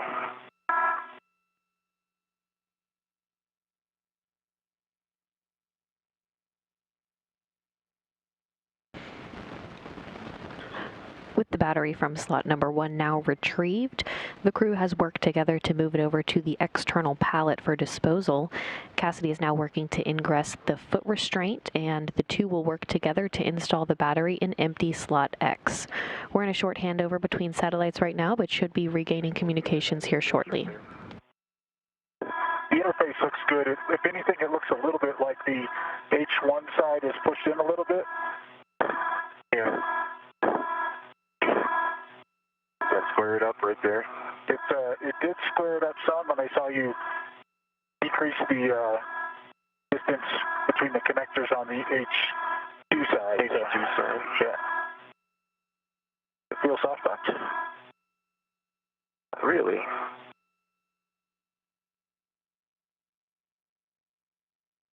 Yeah, I think that is right there. Not a huge confirmation feel, you know what I mean? Yeah. Chris and Bob, I'm back with you after the handover. Let me know when you're ready for PGT settings.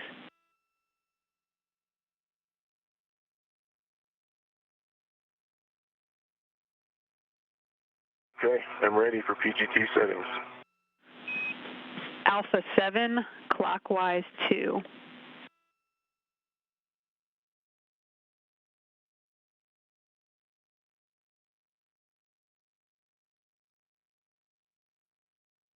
Okay, Alpha 7, clockwise 2 is set. Copy. You'll be going to the H2 scoop. Confirm the socket tape line is flush, and you're driving a torque 16 to 17 turns. Okay, the socket tape line is flush. Driving, I see the indicator moving. Battery is moving in.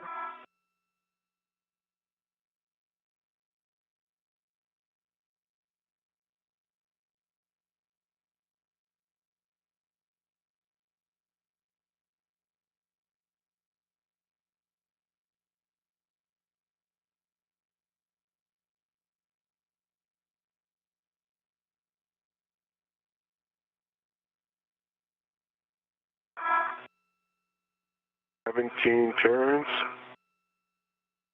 9.5 foot-pounds, green torquing light, and the indicator shows locked. Copy, Chris. That's a good install. You can stow your PGT, and then we'll take a glove, hap, and gauntlet check from both of you. You can go first, Bob, while I get myself situated. Okay, my hap is still baseline. My right glove looks pristine. And my left glove has got a little bit of a smudging as before, but otherwise pristine, and both gauntlets are up. Copy, good checks, Bob. And EV1. Copy, good checks, Bob. EV1, hap. dry, gauntlets in place, and gloves are pristine. I also have a little bit of black smudging, like Bob mentioned. Copy that, Chris. With that, I'm going to remove my red. Or actually, I'm taking these scoops with me, so. A-firm, you're taking the scoops with you, so you can leave the red on. So you can leave the red on.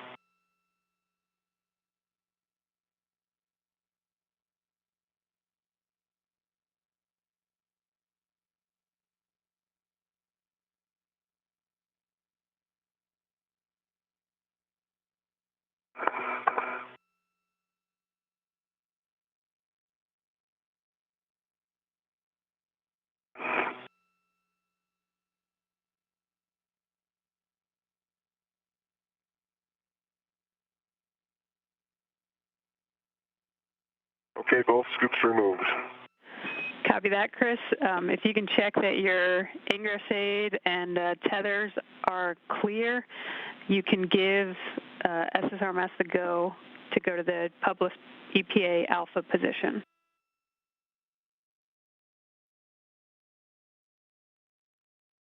Okay, Doug, radio check. Loud and clear, Chris. All right, I am clear, tethers clear. Bob can double check me. I verify you're clear. And you have a go to your published position, Doug. Okay, copy. We'll put over to worksite Alpha in work.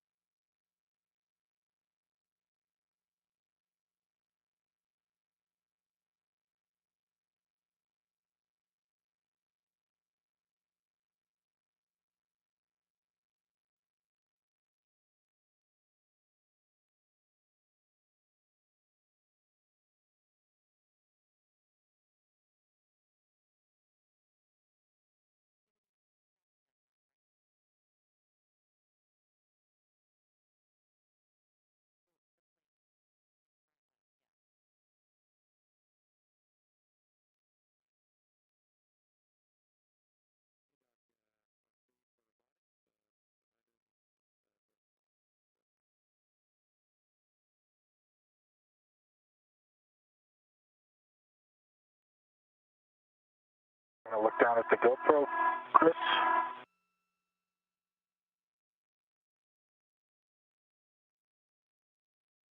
Got a bunch of scoops on your front. Yep. Now an hour and 33 minutes into today's spacewalk, recapping some of the milestones so far today.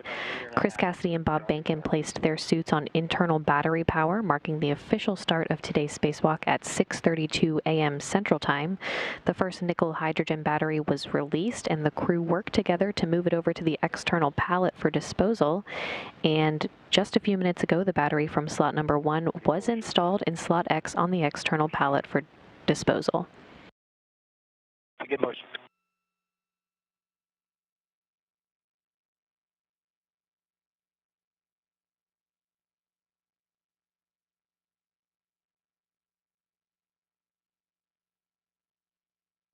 Doug Hurley now at the controls of the robotic arm, and the arm will maneuver to place Cassidy in front of the first new battery in slot A.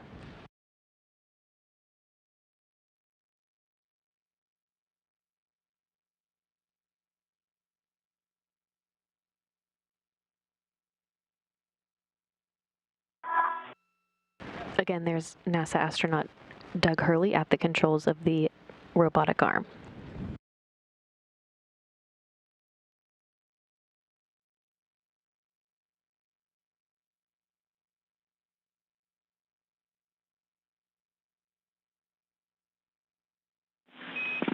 And we're about to enter a night pass.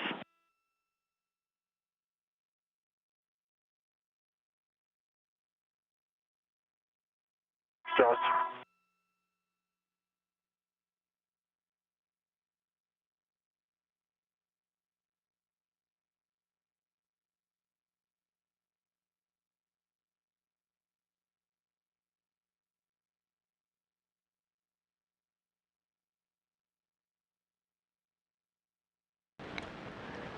Again, the robotic arm is now being maneuvered to place Chris Cassidy in front of the first new battery in slot A.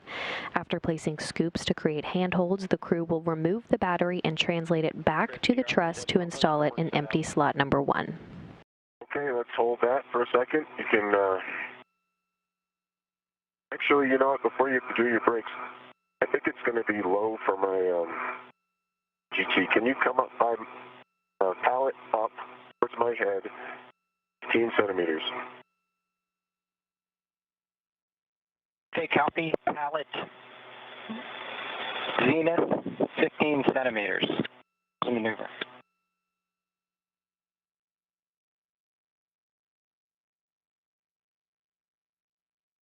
That's a begin GCA. Okay, begin GCA. Here comes the maneuver.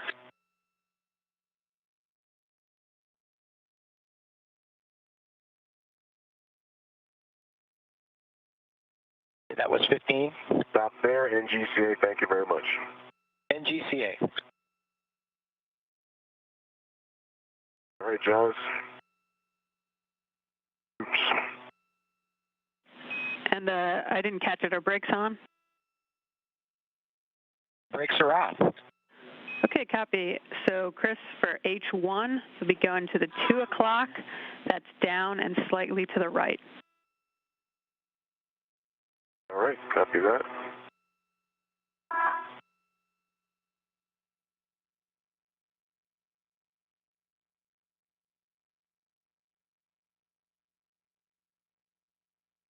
Confirmed locked. H1, 2 o'clock, down slightly to the right. Okay, for H2, you'll be going to 3 o'clock, which is straight down, and you'll stay redded to that scoop.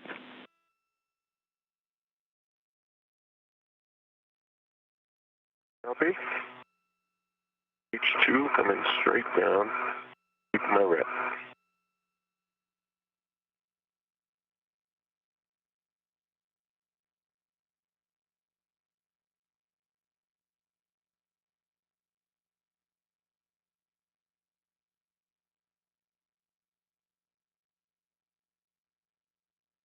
Confirmed locked. H2, 9 o'clock straight down. Or 3 o'clock straight down. Copy. And can we get the serial number on that battery? 0025. All right, good serial number. You can break out your PGT. It'll be Alpha 7 Counter 2.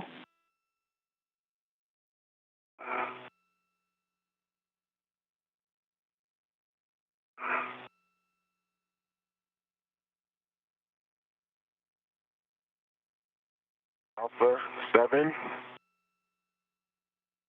Counterclockwise 2 is set. Copy. And Chris, can you confirm your red is still on H2, correct?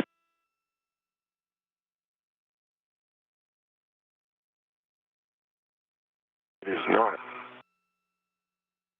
Check. Jaws, perfect. Headed.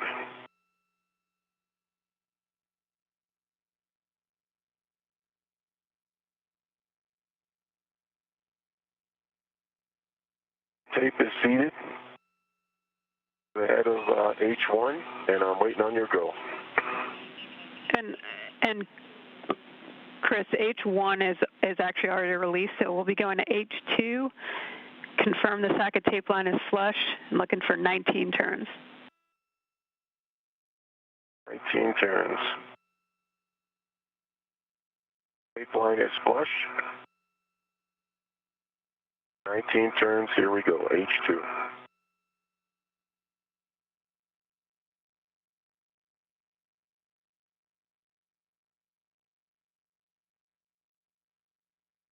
I see the battery moving out from the pallet. Copy.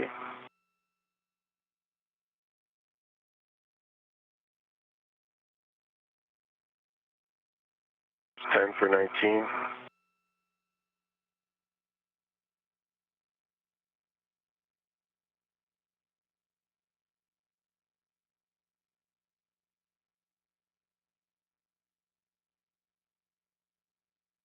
Eighteen, 19, same as Bob. I got the hop at around 17. To the full 19, indicator is in unlocked position. Copy, Chris. Good release. You can stow the PGT.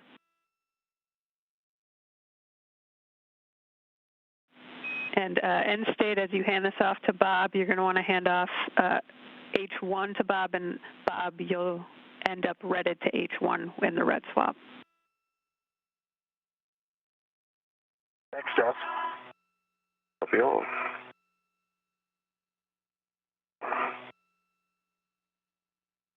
GT stowed. All right, Bob, confirm you're ready. I am ready. Pulling it out, presenting H1 to you. I have the ret right now. Coming out.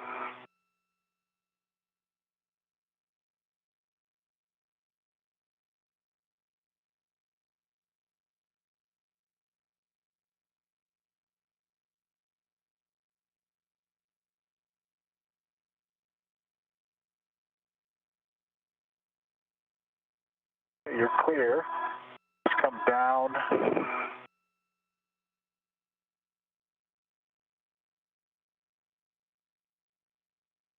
If you could stay redded to it. I'm ready to it. Okay. I have control. I have a ret. Okay.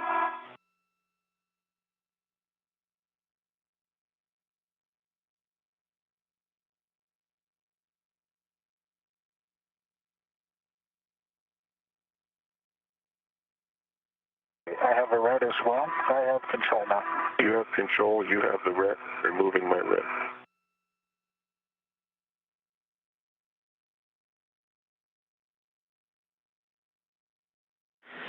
Okay, with that, Chris, you can egress the APFR and start heading back to the IEA.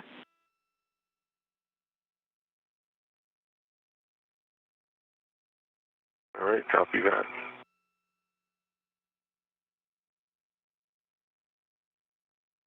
I'm going to let you egress, and if you take the inboard route, we'll work together to rotate the battery just to make sure we keep the fins safe as we get past this APFR and get the fins pointed outboard.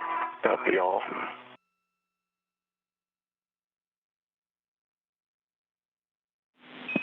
Chris, we've lost your WDS. Before you take the battery back, could you check the button?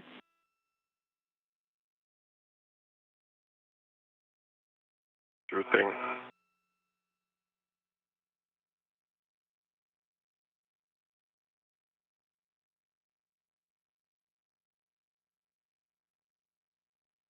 Green light.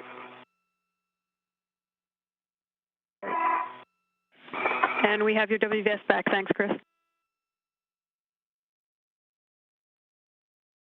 All right, Bob. And the crew has now removed the new lithium-ion battery from slot A and will now translate it back to the truss to install it in empty slot number 1. All right, my wrist is going to run out of... And I've got control of the battery. You've got control. I have control ready to rotate. Just want to get it down below the P. Copy that. All right, I have control. You have the ret. Okay, I have control. You have control. I have the ret, and I'm going to come off my BRT. Copy that.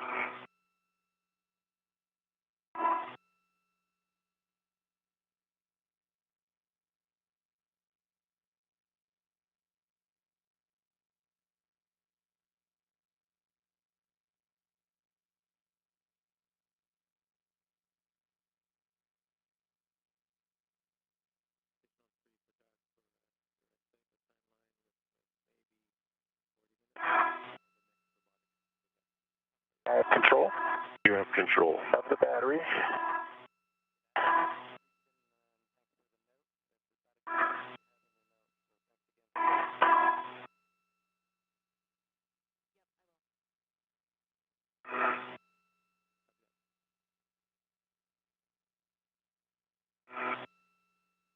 Connector cap doesn't help.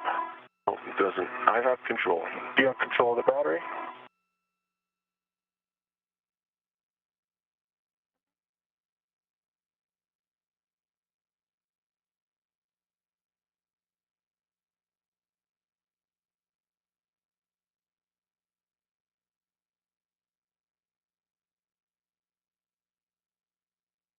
I have control of the battery. You have control of the battery.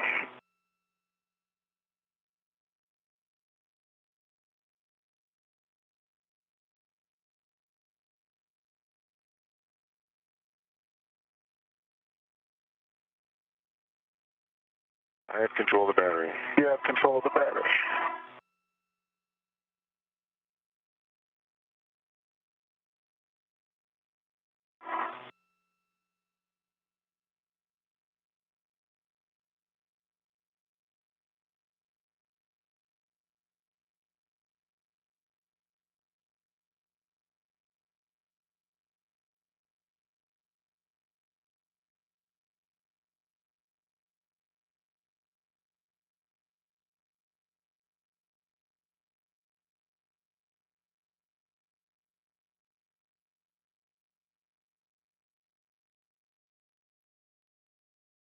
The little ones are barely enough room to put hands. Yeah, I have control of the battery. You have control of the battery.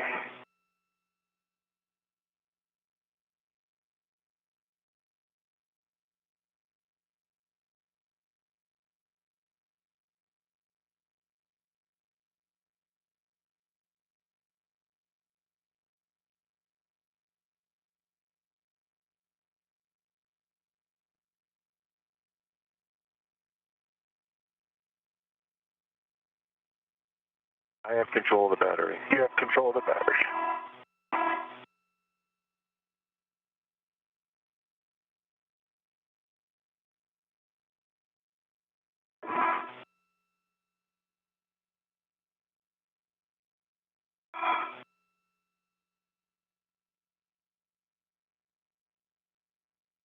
I have control of the battery. You have control of the battery.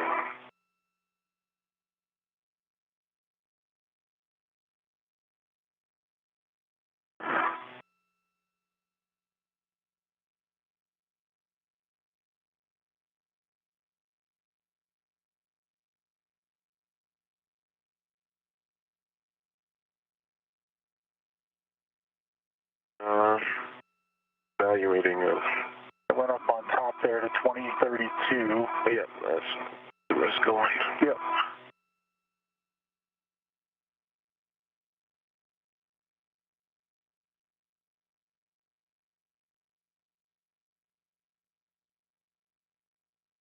You have control of the battery. Copy, you have control of the battery.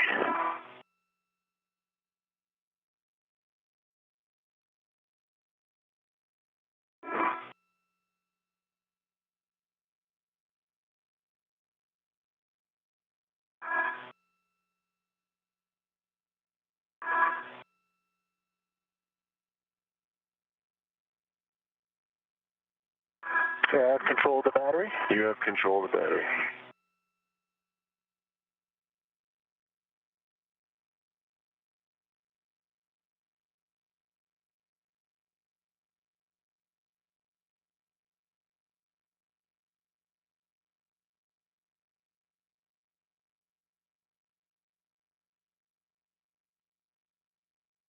I have control of the battery. You have control.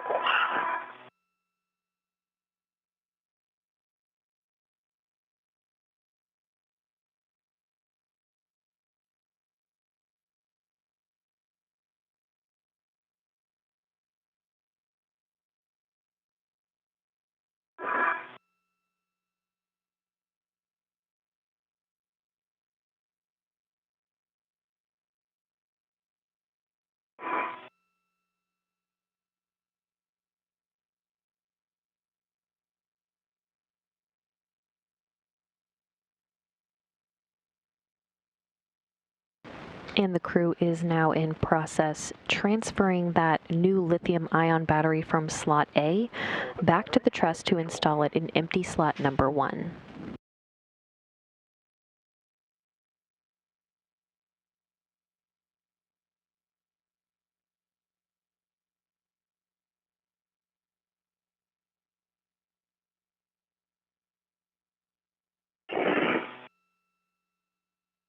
So let's see. What's your next move? My next move is probably for you to get to the. Can you get to this handrail I've got my hand on right now? Yeah, if you still have control? I still have control. I have control. Okay, and so at this point, you could get a ret on there. Yep, all right, then you take control back. I've got control. Okay.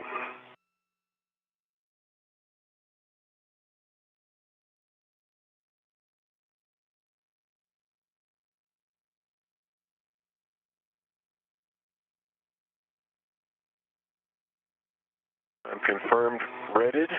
Okay. And I have control. Okay, I'm going to remove my ret. I agree.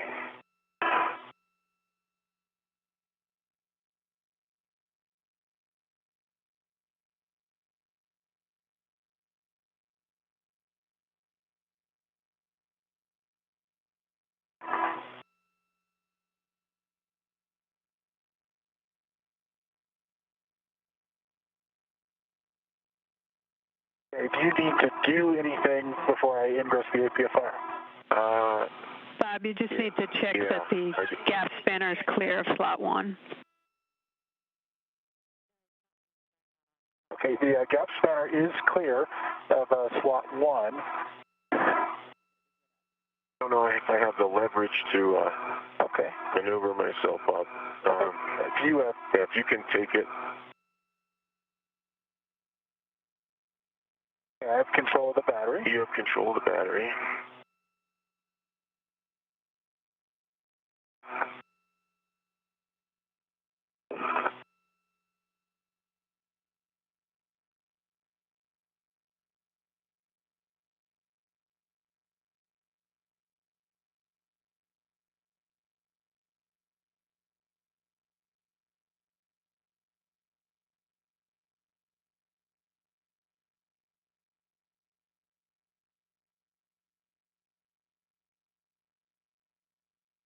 Both tabs are out. Grab onto this. You'll continue to hear the acronym RET throughout the spacewalk today. RET stands for Retractable Equipment Tethers, and those RETs are used to hold varying equipment in place while the crew works through spacewalk procedures. Good, nice, perfect. Okay, well, the gap spanner is clear. I'm ready to ingress the APFR. Copy, Bob.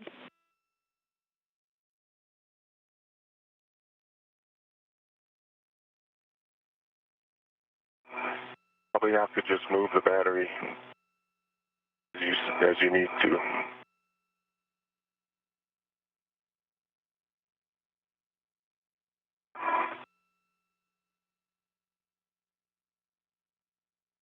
Am I putting your arm in a restroom? I'm still good. Okay. You got room? You'll have the best view.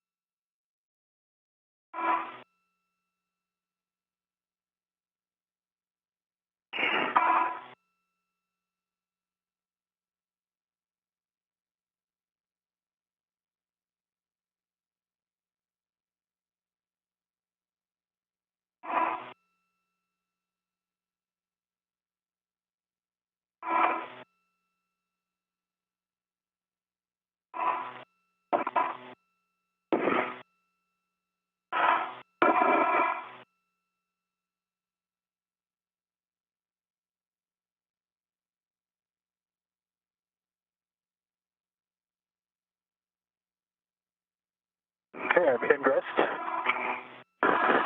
Copy, Bob. If you can check your ingress aid is tucked and tethers are clear, then we'll take an inspection of the IAA receptacle.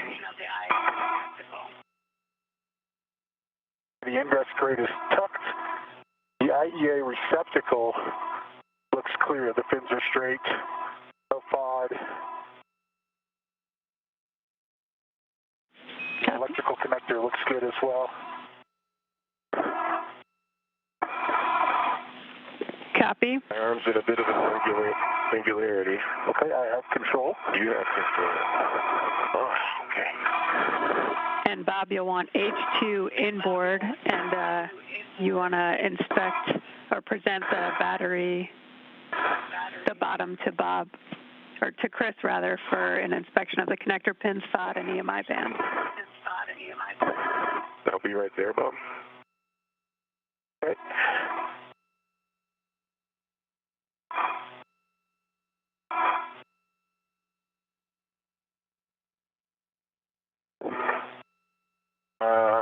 Let's see. Connectors have no FOD. I can see the EMI band is intact. Fins look straight. Fins on the back, nice. Everything's good. Copy, good inspection. I've got control of the gap spanner. The gap spanner is free and clear. Okay, Bob, you look to soft dock the battery onto H2 with H2 inboard. Okay, I got the H2 inboard, and should we swap reps prior to that? Yeah, you'll want... Good if you just want to put it in there. Yeah, over to you. Whatever you want, Bob. Okay. I am ready to it. You're ready to it? Copy that. Got it.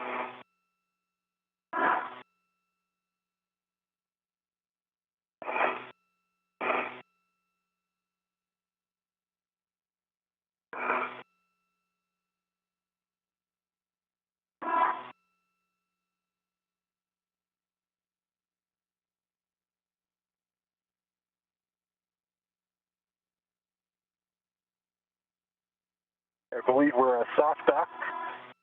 It looks equal to me on both sides. I agree. Looks straight and orthogonal. Okay, great. Chris, you can transfer your PGT with a 6-inch to Bob. Bob's settings are alpha 7, clockwise 2.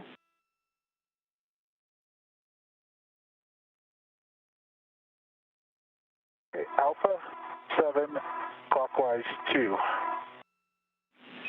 Good settings. You'll be going to H2, confirm the socket tape line is flush, and drive 16 to 17 turns. Okay, I'm on H2, tape line is flush, and 16 to 17 turns. Here we go.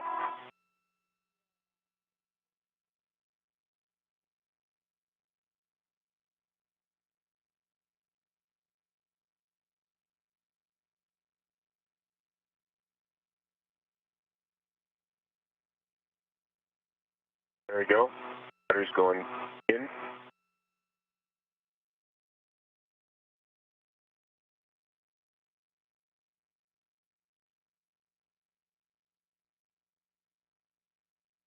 Looks like it's going in smooth. The indicator was a little bit jumpy.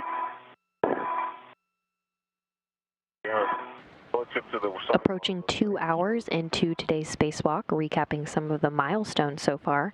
Chris Cassidy and Bob Behnken placed their suits on internal battery power, marking the official start of today's spacewalk at 6:32 a.m. Central Time. The first nickel hydrogen battery was released from slot number 1, and the crew worked together to move it over to the external pallet to install it in slot X for disposal. The crew then removed the new lithium-ion battery from slot A and translated it back to the truss, and they're now working to install that new lithium-ion battery in empty slot number 1. Status indicator is locked. Copy, locked. It'll be the same settings, alpha 7, clockwise 2 for H1. As I say that, we're 2 hours into the EVA.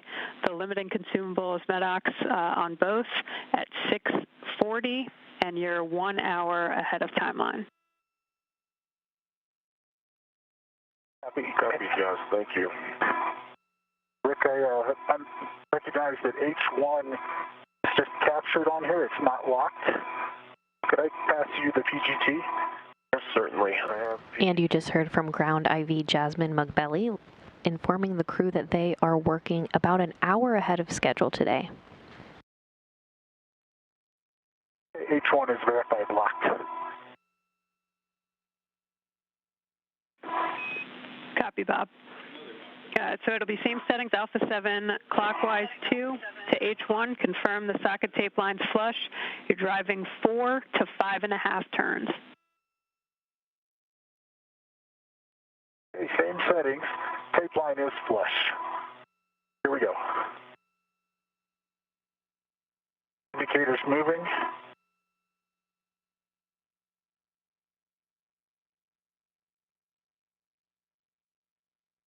About 4.5 turns. Indicator is just, the black line lines up with the lock on the indicator here, not the white line or the metal piece. Green light, 9.1 on the torque. Got it? Rick? Got it. Got it. Flashback to, Rick. Okay. Copy, Bob. You can hand that PGT back to Chris and release the RET from the scoop.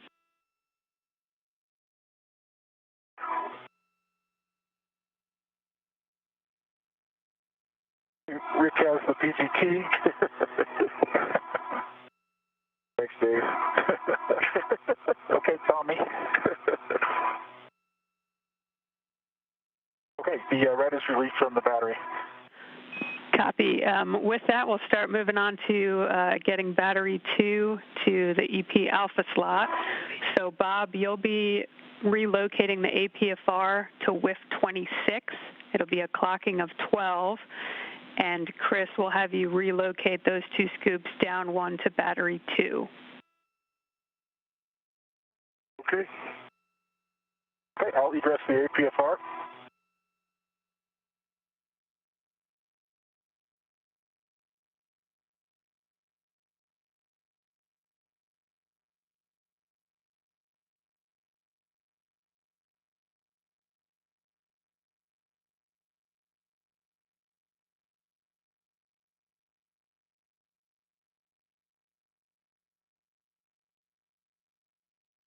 H1 clock, scoop clocking.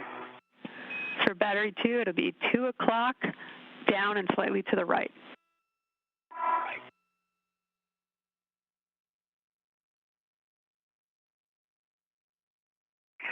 Okay, that is in and clocked at 2 o'clock, and I can visually confirm that. And the new lithium-ion battery from slot A has now been installed in slot number 1.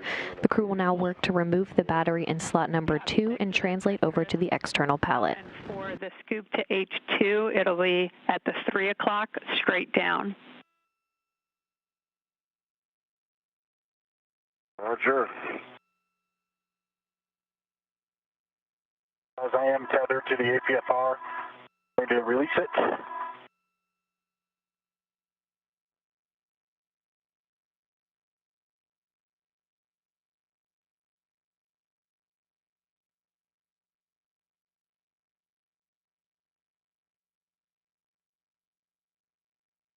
H2, 3 o'clock straight down, confirmed locked, good wiggle, and a scoop.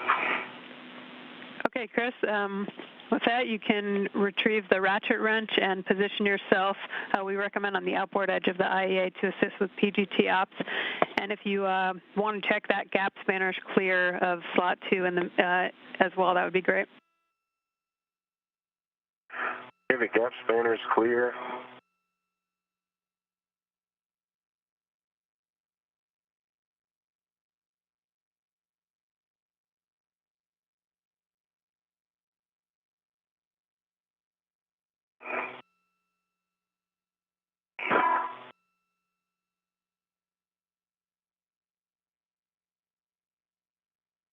Okay, Jaws, the APFR is relocated to WIF 26. Black on black, good pull test, good twist test, and the pitch knob is verified out. Copy, and settings 12, Quebec, Quebec, Juliet 12. 12 on the clocking, Quebec, Quebec. Coming to Juliet now on the roll. Copy. And H1 torque is broken. Copy, Chris. And you can move on to H2. Juliet 12 is set. I'm going to release my RET from the APFR. Copy, Bob. And once you do that, you can ingress APFR, make sure the ingress aid is tucked and your tethers are clear, and then we'll take the serial number.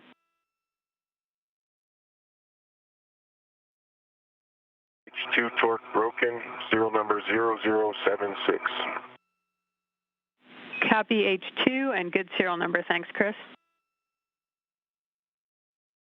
Bob, if you agree, I'm going to not go to the outer edge, kind of hang over here. Chris, Do you think that'll... I think it's going to be fine for you. Yeah, I think so too.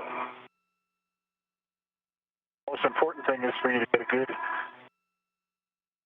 stable position. Yep, and I've got a BRT. Based on our knowledge now of your APFR,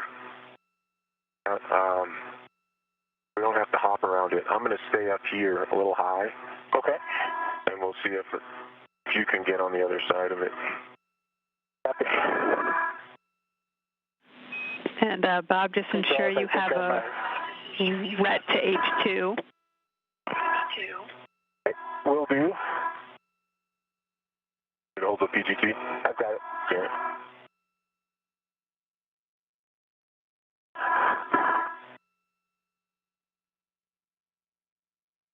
I am ready to H2. Okay, copy. I see you've got the PGT settings are Alpha 7, counter 2. Alpha 7, counter 2, H1. Hold on, it's stuck on the PGT battery. There we go. Confirm. Here's the battery. Go ahead, Josh. Oh, no, sorry. I was just saying, yep, H1. You'll confirm socket tape line flush and looking to release with about 8 turns. Copy.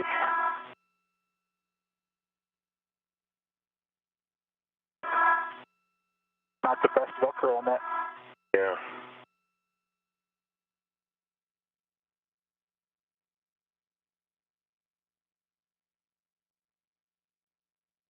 Okay, the socket line is flush. Alpha 7, counter 2 for H1. Here it comes.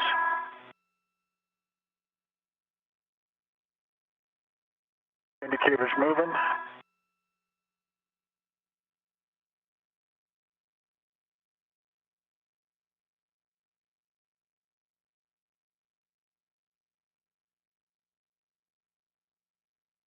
It popped out and unlocked at a little over 5. So I put 8 turns into it. The indicator shows unlocked. Copy. Same settings for H2, Alpha 7, counter 2. You'll confirm the socket tape line flush and release H2 approximately 19 turns. Okay. Here comes 19 turns on H2. The tape line is flush. Indicators moving. I see the battery jacking out. I agree.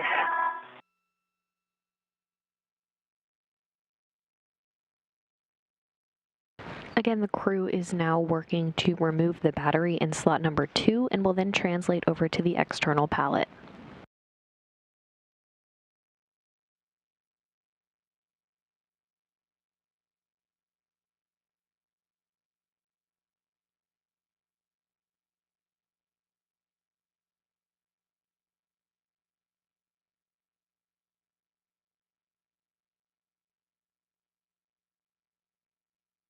There's 19 turns.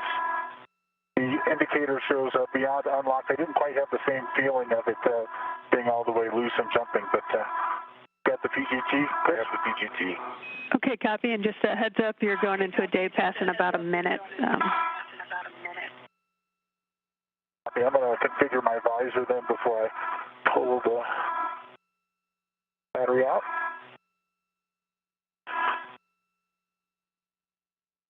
Thanks for that call.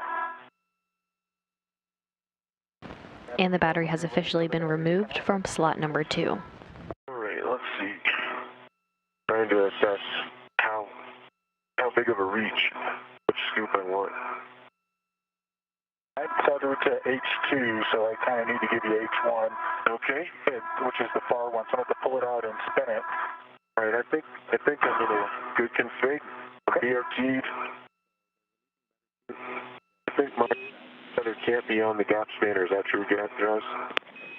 Yeah, A-firm, and you'll want to make sure any fair leads are released. No fair leads exist. And, all right. I'm ready, Bob. Okay, here we go. Yeah, not much of a soft talk on this one. And Bob, you'll want to hand off H1 to Chris. Copy.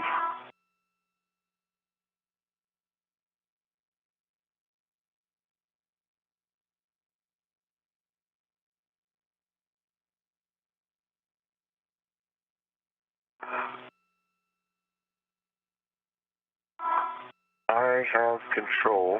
Okay. But you put a red on it. All right, you take control back. I've got control. Here's my ret. And I have control. Okay. You have control. I'm going to release my ret. Roger.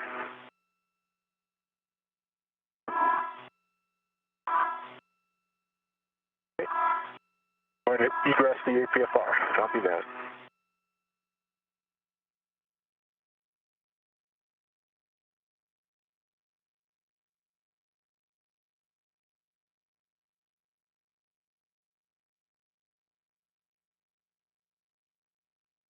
It's just like Jaws predicted. Yep, there it is.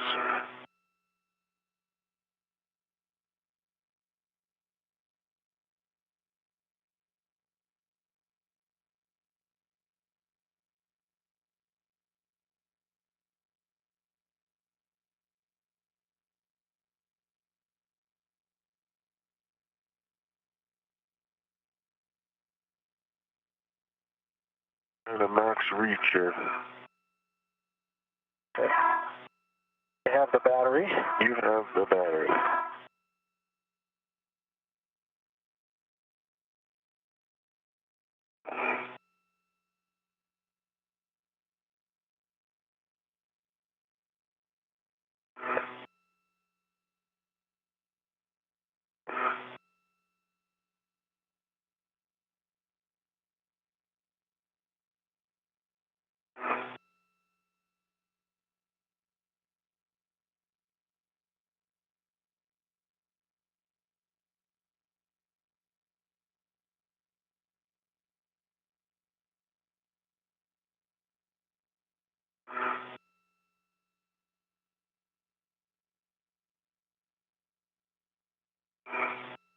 Local tethered. Setting up myself.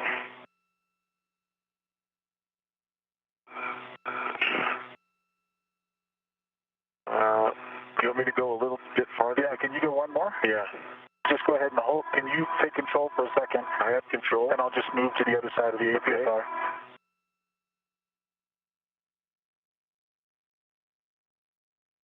There you go.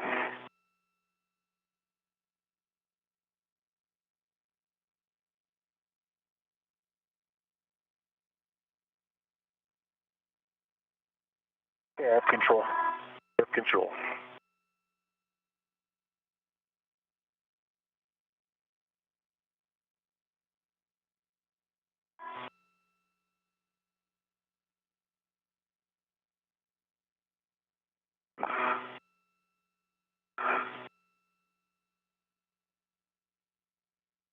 I have control. Okay, you have control.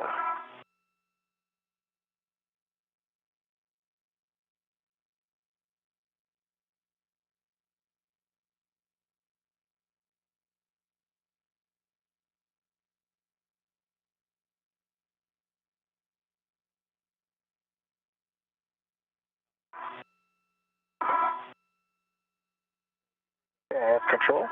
You have control.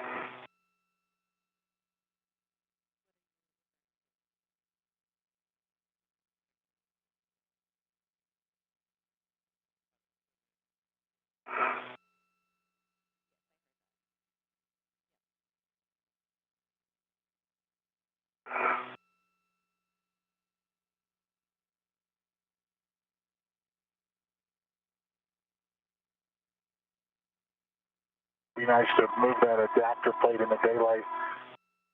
Better view of it as I translate. Yeah. It's hard to keep track of the thing on your BRT if it's dark.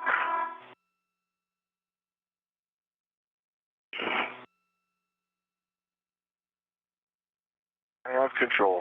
You have control of the battery. Can't go very far.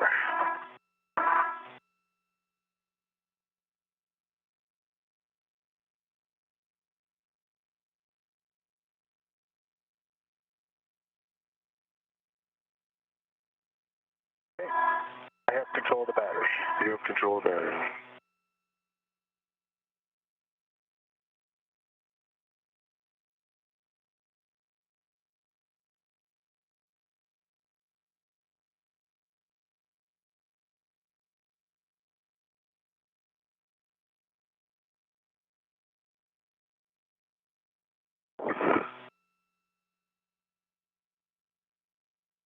I have control of the battery. You have control of the battery.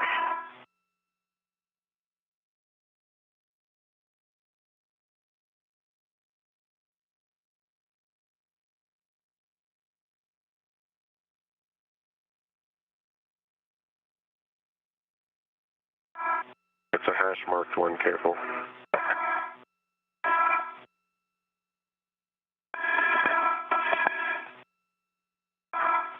Okay. Yep, that's secure, nice. I have control of the battery. You have control of the battery.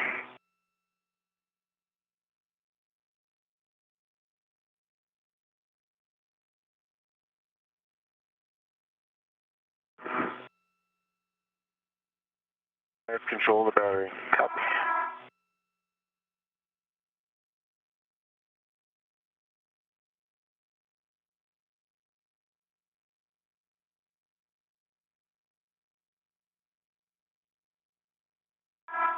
A little wonky wrist angle here. Okay. Yeah, I have control of the battery. Okay, you have control of the battery.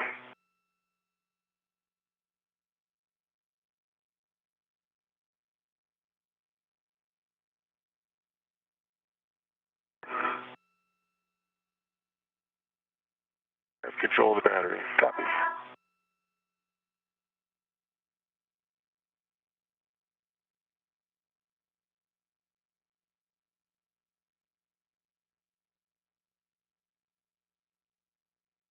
I have control of the battery. You have control.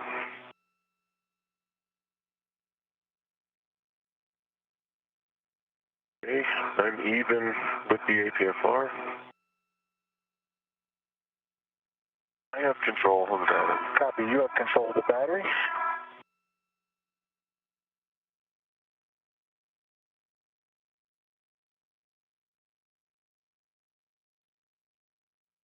Make it to your BRT spot.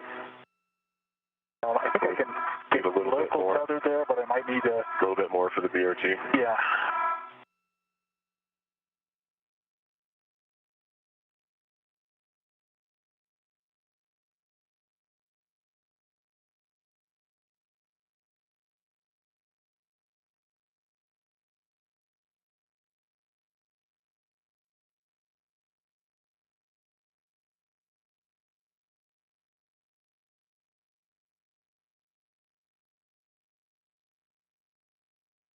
And we're in a short handover period between satellites right now, but should be regaining these communications here shortly. For size reference on the batteries and adapter plates the crew will be handling today, the adapter plate is 40 inches by 37 inches by 8 inches with a mass of 75 pounds. The nickel hydrogen batteries being replaced today are 40 inches by 37 inches by 19 inches with a mass of 364 pounds. And the new lithium ion batteries are 40 inches by 37 inches by 19 inches with a mass of 428 pounds.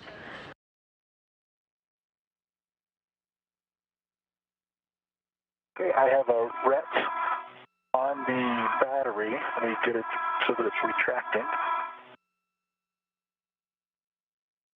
Okay, I'm reted and I have control of the battery.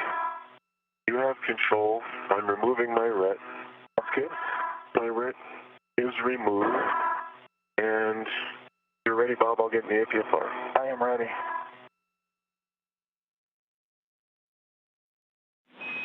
And Chris, while you work that, I have one caution for both of you if you're ready. Ready. When braking You know, torque... it would be helpful, Rick. I'm sorry, Jaws. Could you pause for a second, Jaws? Chris, could you move your waist tether, like, fairly a little bit? The waist tether? Sorry, your safety tether? Let's see here. Yeah, you kind of were taking mine with you at the same time, so that's what I was seeing. Okay, it's in a good config. Is it? Looks like it's wrapped around my leg. Yeah, take both your legs forward, and you'll be clear. Good? Clear. Roger. Sorry, Jaws. No worries. And Chris, also a reminder that you wanted to make sure your access to the Ratchet Wrench and PGT were good as you ingressed. Great reminder. And for that caution, when braking torque, apply less than 55 pounds force. How copy? 55 pounds of force. Less than. Okay, I feel in. Yeah, you look into me. Look into you. And I'm preparing my RET. Okay, Chris, just a reminder to check your ingress aids tucked, tethers are clear, and you're going to end up with your BRT RET to the battery tether point. Okay. I'm going to take any workstation for just a second. Okay. And Chris Cassidy is now set up in his foot restraint. He will then place the battery from slot number 2 on his BRT or body restraint tether. Cassidy will then release the adapter plate underneath the battery and will remove the adapter plate and hand it over to Bankin. Bankin will then translate back to the truss to install the adapter plate in open slot number 2. At the same time, Cassidy is putting the old battery in the slot he had just emptied for disposal. Chris, you want H1 stowed in your BRT. Okay, copy. And Chris, just go ahead and move a little bit further away from the pallet there. If you could, your ingress aid probably could. Yeah, it's a little stuck. Pull it back. Pull the battery back. All right, battery's coming back. Okay. Kind of just gently nudging the ORU back up at the top. Yeah. Okay. You're clear. All right, John. So let me sync back up with you and talking about the BRT. Review those steps, please. Yeah, from Chris. So your BRT RET should be to the battery tether point, and you want H1 stowed in your BRT. Okay. Working on the RET. Okay, my BRT RET is on the center battery tether point. Copy. And H1 onto my BRT. Both paddles are out. I have a RET. Okay, copy that. Chris, once you get that in a good position, we'll take a glove, hap, and gauntlet check for both of you.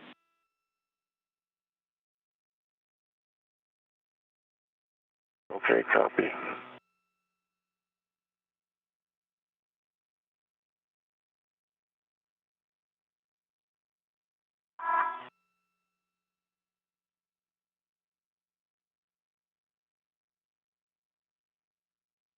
Both of my gloves are pristine. Hap is still baseline, and gauntlets are both up. Good checks, Bob.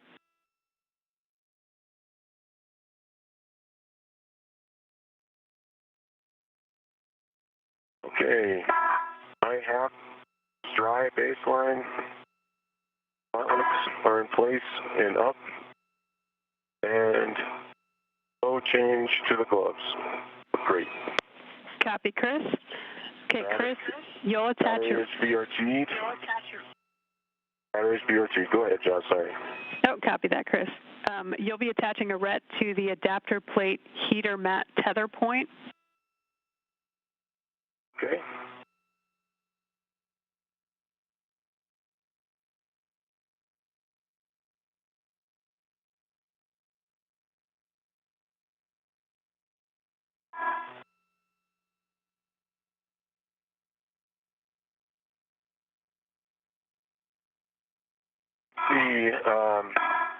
Doug, you there? I'm here, Chris. All right, I'm going to need a GCA, so let's begin the GCA and bring the pallet towards me. Go with 30 centimeters to start. Okay, towards you, 30 centimeters. We'll need good clearance with your APFR. And just a heads up on that grapple fixture. I think you're far enough to the right to be okay, but we'll bring it in towards you, 30. In towards me, 30. Copy the grapple fixture. That's in sight, and no issue.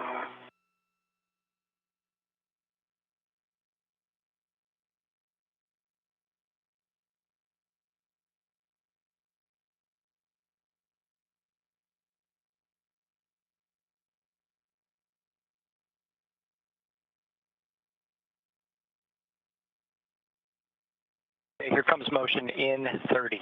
Copy that.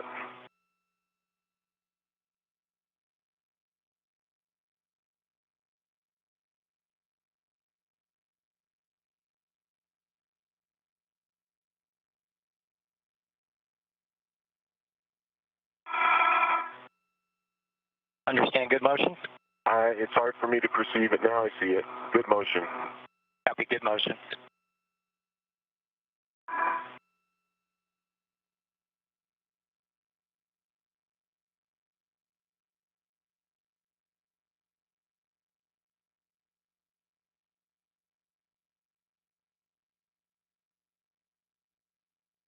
Five more.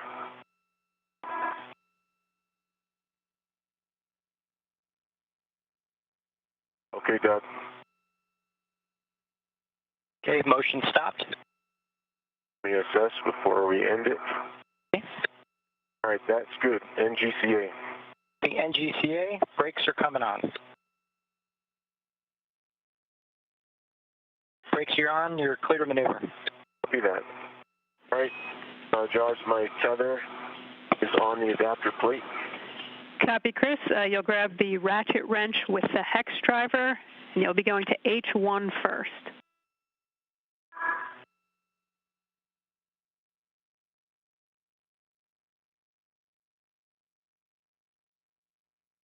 Ratchet. H1 on my left.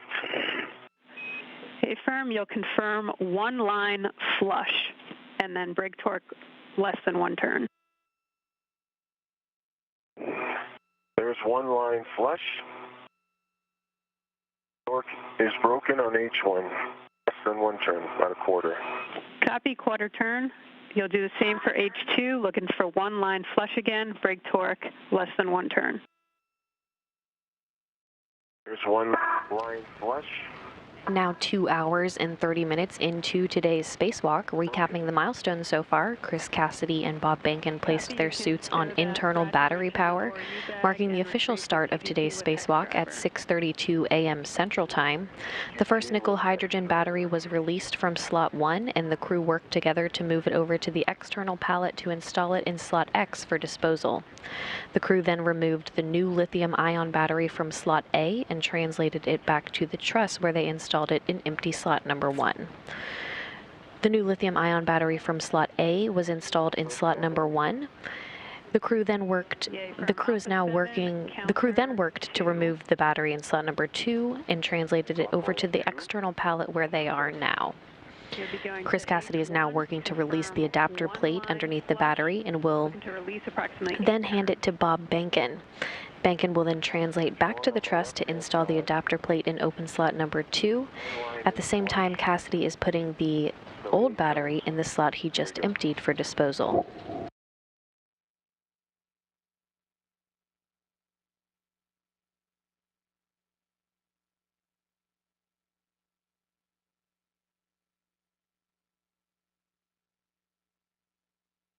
There's 8 turns complete.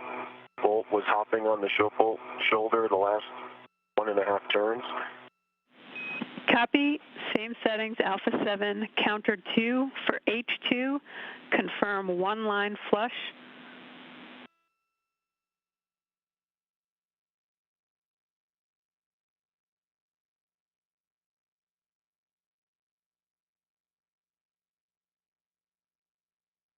There's 1 line flush. Alpha 7, counter 2 is set. Looking to release approximately 19 turns. 19 turns, here we go.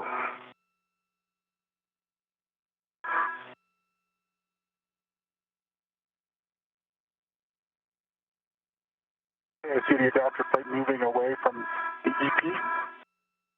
I concur.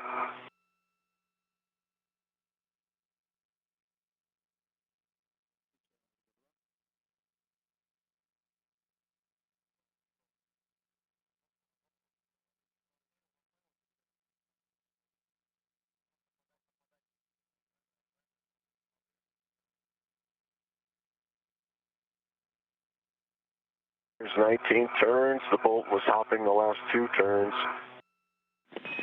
Copy, Chris. Released. With that, you can switch the PGT power off, that's to the left, and stow it back to the ORU bag. GT power is off.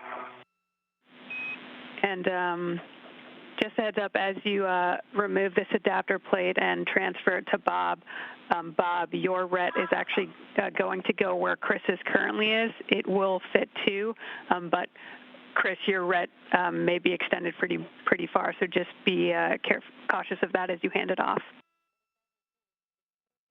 Copy that. Ready, Bob? I'm ready. And Bob, you'll want your BRT RET to go to that tether point. And Cassidy is now removing that adapter plate to hand it to Bankin.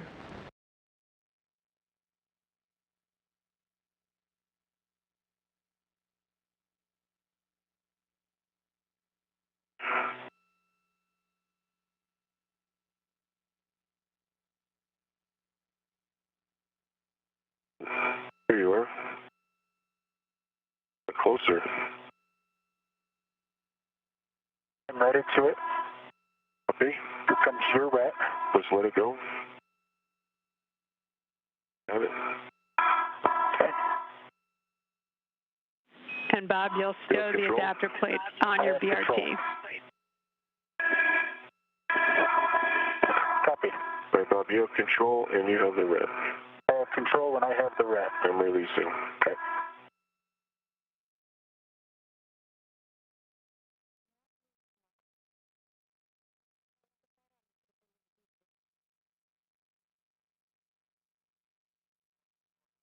I'm going to need to burst the GCA with Doug, so Jonathan, Bob, when you guys are synced up with talking, then I'll take the comm with Bob, with Doug.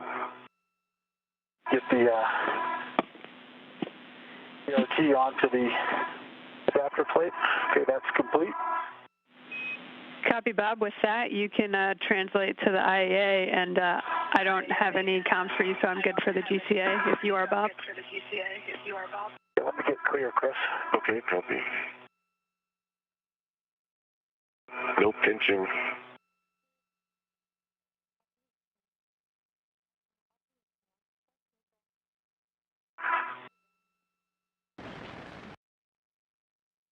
And the adapter plate just taken out by Chris Cassidy is now in the hands of Bob Bankin, who will now translate back to the truss to install the adapter plate in open slot number 2, while Cassidy installs the old battery in the slot he just emptied for disposal.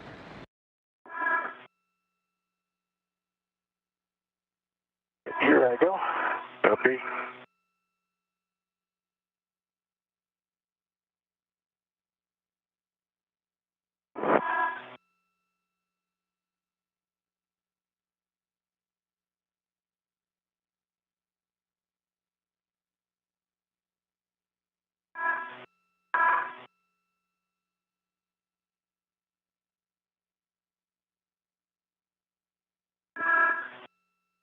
Does it help me get ahead anything if I put stuff in the ORU bag now for that rotation if we end up going that route? Checking.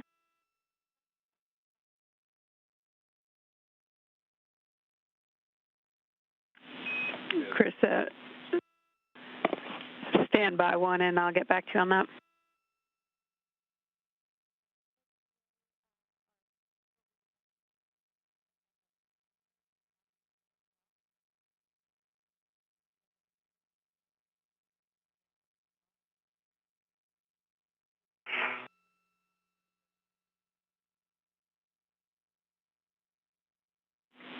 Okay, Chris, to answer your question, how we're proceeding on timeline, it looks like we'll be able to go to that first portion of EVA2 entirely. So with that, we would not need to rotate the EP, so you should not need to do anything.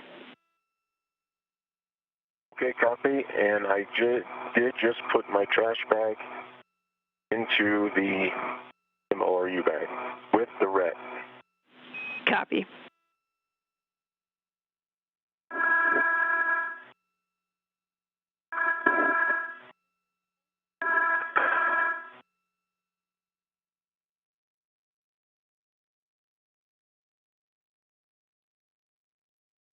Okay, Doug, you there?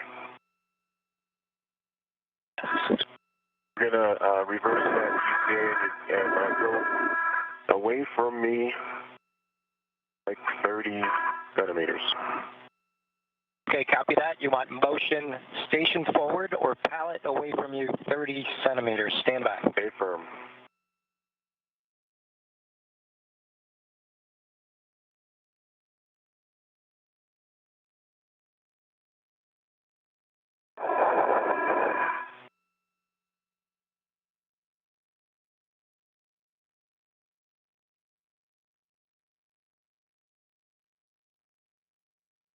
Here comes motion.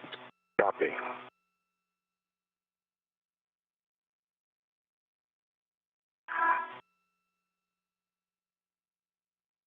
It's good motion. Good motion. Okay, Jaws, I will ingress the APFR.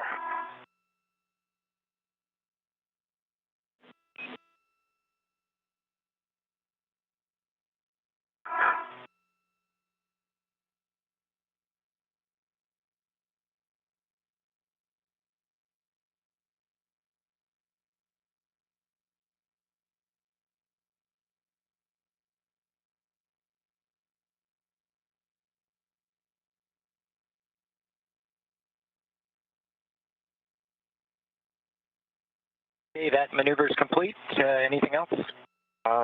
Yeah, hold that. I might need it. I just want to assess the battery. We removed the adapter plate, so the distance is a little different. Copy. Standing by. Brakes are still off, so no working on the pallet. Copy that. Chris, you get free to pass a couple words to Bob. Yes, NGCA for now. Copy. NGCA. Don't do your brakes yet. Okay, Bob, I see you're getting in the APFR. You just want to make sure that the gap spanner is clear, slot 2, and you can reach the PGT with the hex driver as you do that. Thanks, Jaws. Gap spanner is clear.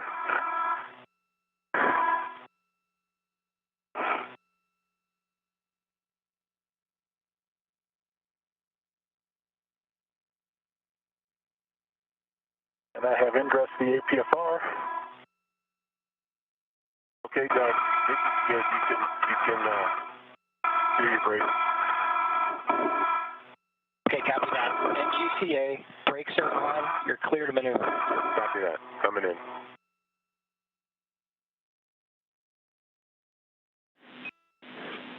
And my PGT is accessible.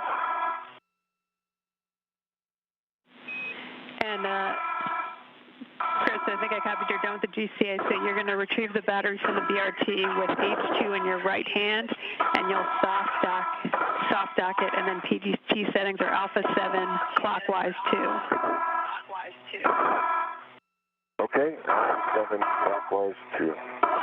And Bob, for you, once you make sure your ingress aid is tucked and your tethers are clear, you can inspect the IEA bolts and blind mate connectors.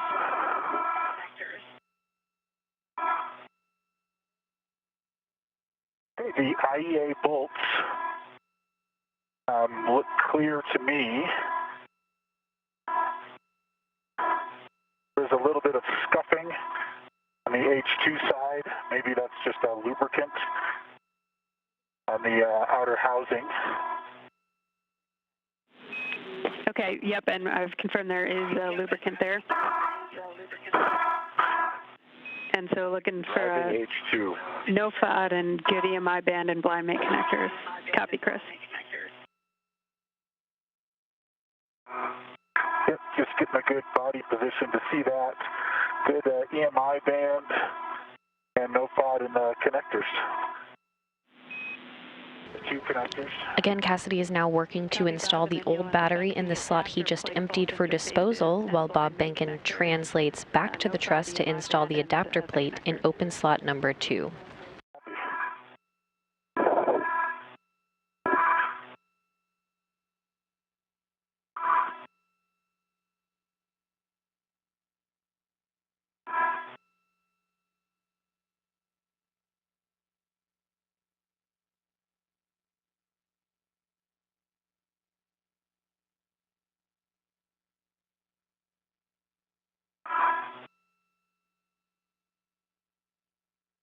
Okay. Green torquing light. 17 turns. I see the indicators in locked. Feels secure. And Chris, could you say the torque again? 9.1 on the actual torque. Copy, 9.1. With that, you could stow the PGT, release the RET, and egress the APFR. Copy all. Okay, good EMI band, no FOD in the electrical connectors or the 2 bolt interfaces on the battery adapter plate. On the upside, Copy, Bob. flip it over to the downside.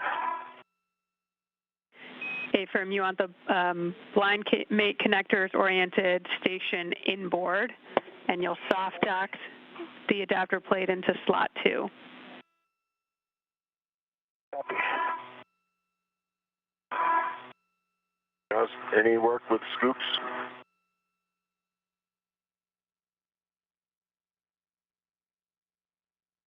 Checking. Negative, Chris. You can leave the scoops where they are. Copy that. I'm egressing.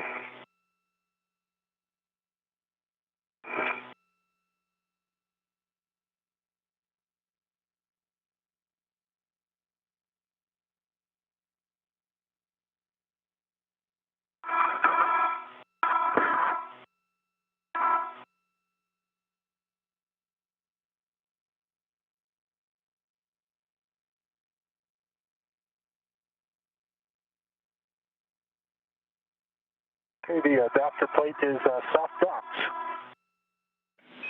Copy that, Bob. You can retrieve the PGT with the hex driver. That's the one that's on battery 4, and settings will be alpha 7 clockwise 2.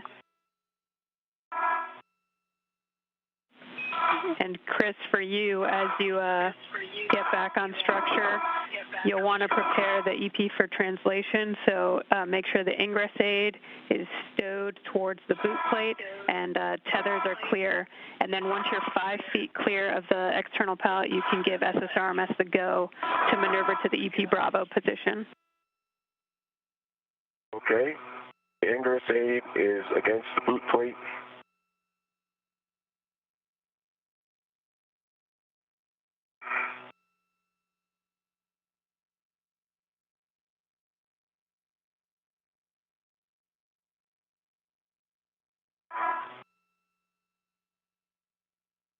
Okay, Doug. I am well clear. Go tethers, no interference, you're clear to move. Copy, Chris. Clear the work site. Here comes the maneuver to EP work site Bravo. It'll be another starboard maneuver, about a little over a meter. Okay, copy.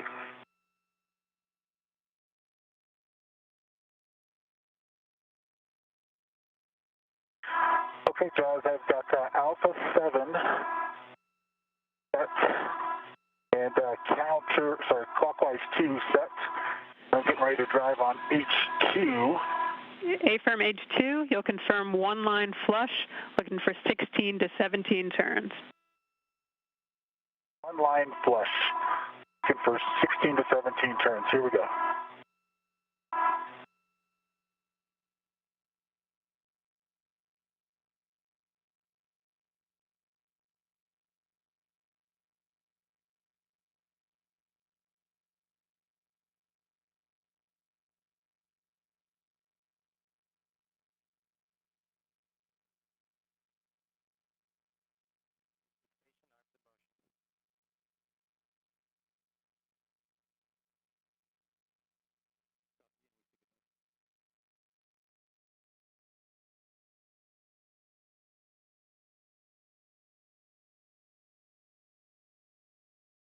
Okay, 17 and a half turns, green light, 9.6 on the torque for H2.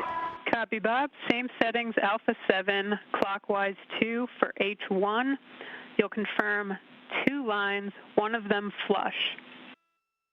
And Cassidy just completed the work to install the old battery in the slot that was emptied for disposal, and Bankin is still working to install the adapter plate in open slot number 2 on the truss.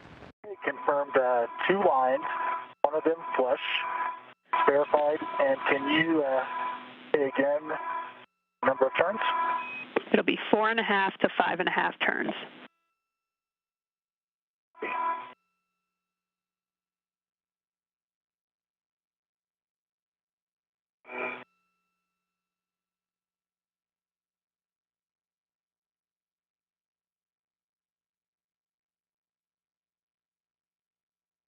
Okay, so 5 turns, green light, 9.0 on the torque.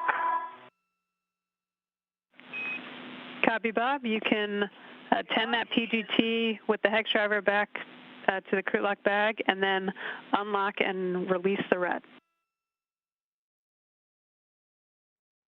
Copy.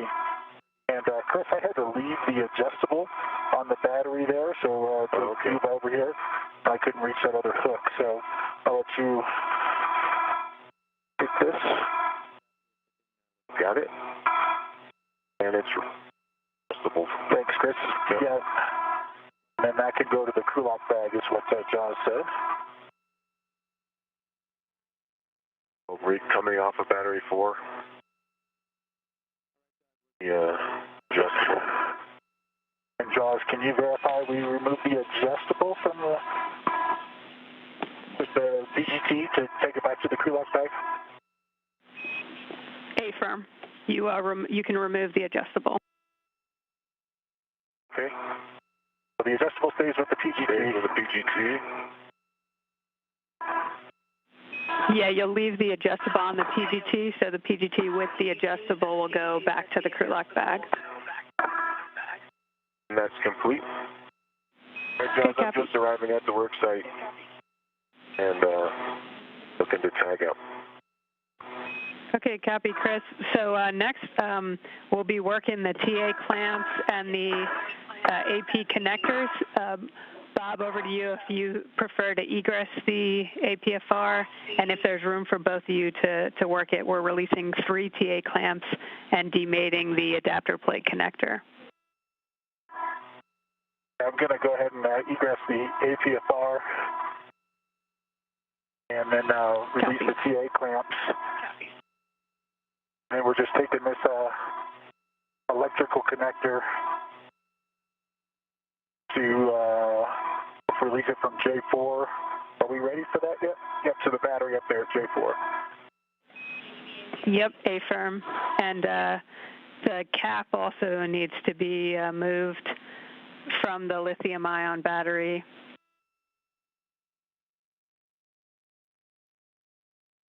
take the cap off, Chris. I'll get the TA clamps. Got the cap. And then I'll pass you the electrical connector. Before cap is removed. And that cap's going to be going to the adapter plate where Bob's removing that connector. Roger that. TA clamps are removed.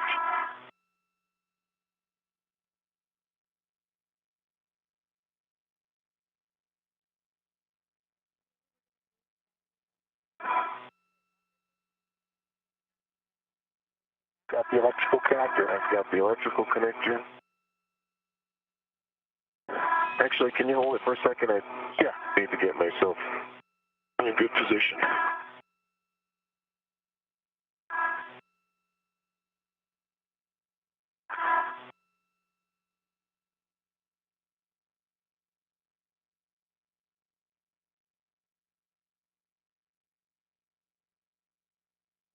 All right. Just to recap the last task completed by the crew, the new lithium-ion battery from slot A was installed in slot number 1. The crew then worked to remove the battery in slot number 2 and translated it over to the external pallet, where Cassidy removed an adapter plate and handed it off to Bankin. Bankin then translated to the truss to install the adapter plate in open slot number 2, while Cassidy then installed the old battery in the slot that was emptied for disposal.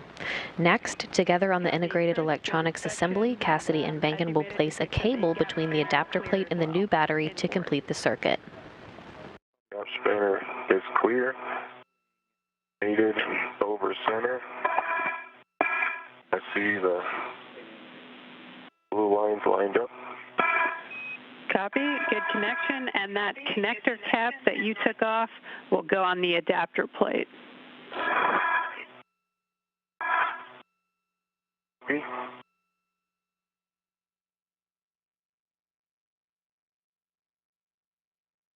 And the connector cap is reinstalled on the adapter plate. Copy. With that, we'll take glove, hat, and gauntlet checks from both of you.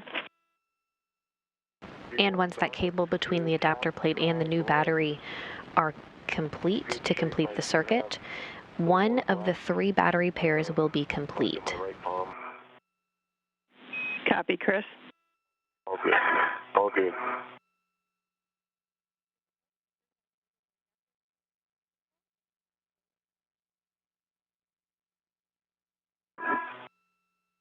Gauntlets are up for EV2. Good hop check. And gloves still look to be in good shape. Okay, good checks, Bob. Okay, next, big picture, we're going to be moving the battery from slot 3 onto the adapter plate you just installed in slot 2. So, Chris, if you can verify the PGT with the hex driver is clear of slot 3 and that the adapter plate... Before we get started on that, Jaws, I'm sorry, before we get started on that, Chris, what do you think about that electrical cable? It's kind of right on. We're going to... Maybe we can put a twist in it or something, or... Yeah, it's kind of, And if you want to put a twist in it, stand by. Do not disconnect it right now. Copy. I think we can hold it out of the way if that's what we need to do. I just wanted to... Okay, so definitely we got to watch it.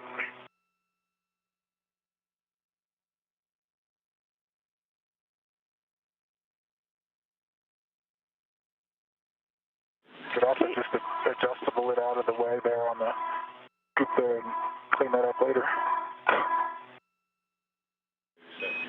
Yeah, we see you're using the bumper right now. If that holds, you're good, or you can use an adjustable or whatever else you need to hold it out of the way.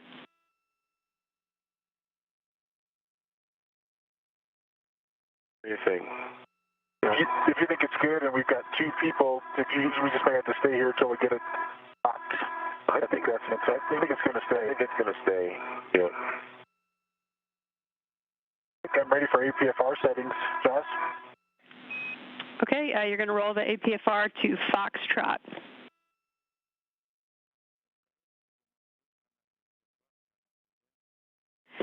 And Chris, for you, I see you've already checked that connector cable, and then just making sure the PGT with the hex driver is clear of slot 3, and then you can reposition to the outboard radiator side of the IEA for the PGT transfer and to assist Bob if he needs it. All right. Yeah, PGT, lock bag, clear. Copy. Got the top spinner to deal with, Bob. Okay. We can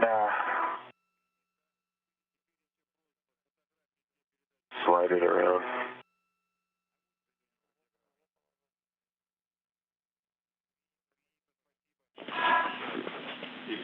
And I see, Bob, you're working that gap spinner, and Chris, we're going to want your RET attached to the battery tether point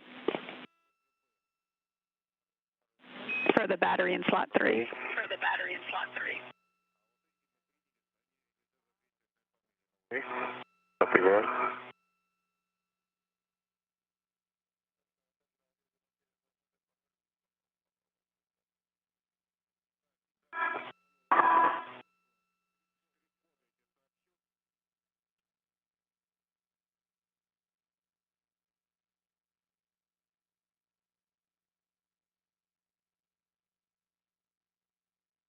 I have a ret. see that you're routed to the battery. Yep. Copy, Chris. And Bob, once you're ingress, make sure the ingress aid's tucked, your tethers are clear, and then we'll take a serial number. Copy. Ingress aid is tucked. Serial number is 0091. Copy, good serial number. Chris, you can hand the ratchet wrench to Bob. And Bob, you'll be going to H1 first. Bob, you'll be going to H1 first. I'm ahead of myself.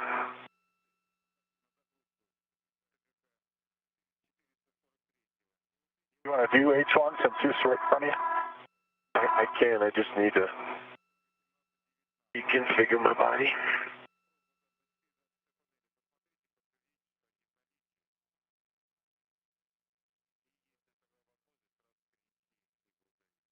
That tape looks place or down and seated. Good to me. H1 torque broken. Copy, H1's broken. Go to H2, same thing, confirm socket tape line flush, less than 1 turn. H2, socket tape is flush.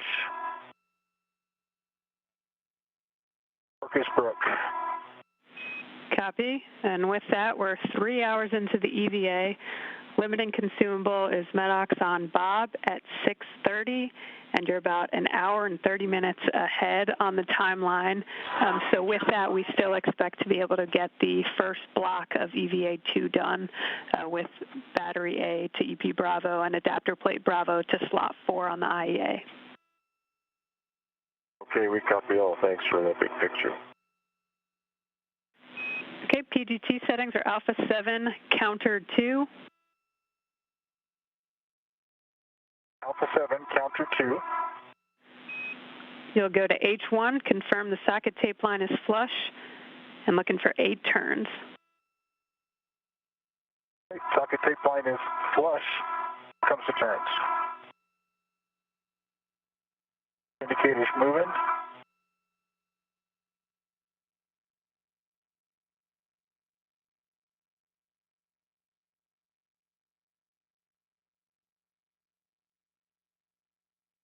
There's 8 turns. It started clicking about 5 turns, so it should be well released.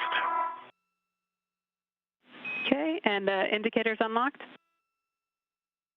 Indicator is unlocked. Copy, same settings, Alpha 7, counter. Now 3 hours into today's spacewalk, the crew is running an hour and a half ahead of the original timeline. With one of the 3 battery pairs complete, Bankin and Cassidy will now move to slot 3 to remove the next aging battery. This battery will be stowed on the adapter plate in slot 2, where it is no longer needed to function. And you just heard Ground IV Jasmine McBelly tell the crew they're considering tackling the first block of EVA 2, running this far ahead of schedule. Is this smooth?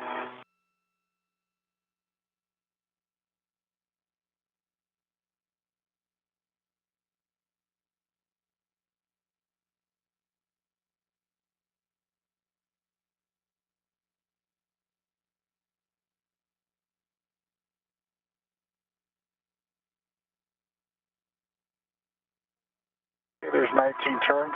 I believe it's unlocked. The indicator shows unlocked. Copy, you can hand that PGT back to Chris and remove the battery from soft dock. Chris, you can stow the PGT back in your swing arm. Okay, it's in work.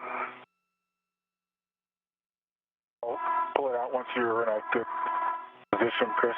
Yeah, okay. GT load.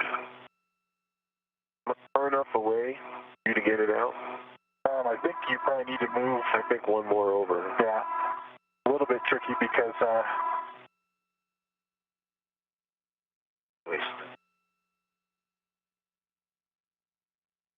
I'm kind of biased towards the H2 side with this APFR setting. I have to go there too far, but just enough to be clear. All right. Okay.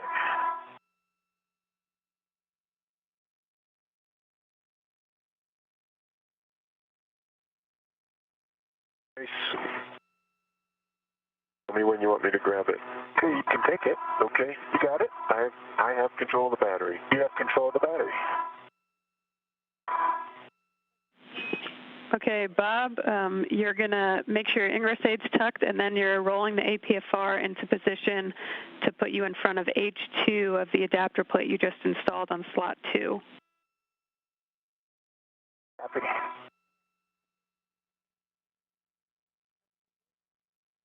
Cable come up. Yep.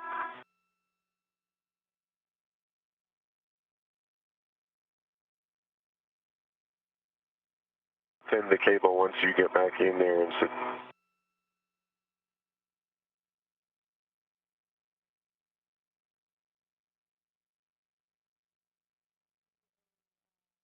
Okay, I'm back in. Bob, you'll check the gap spanner is clear and the ingress aid is clear of slot 2.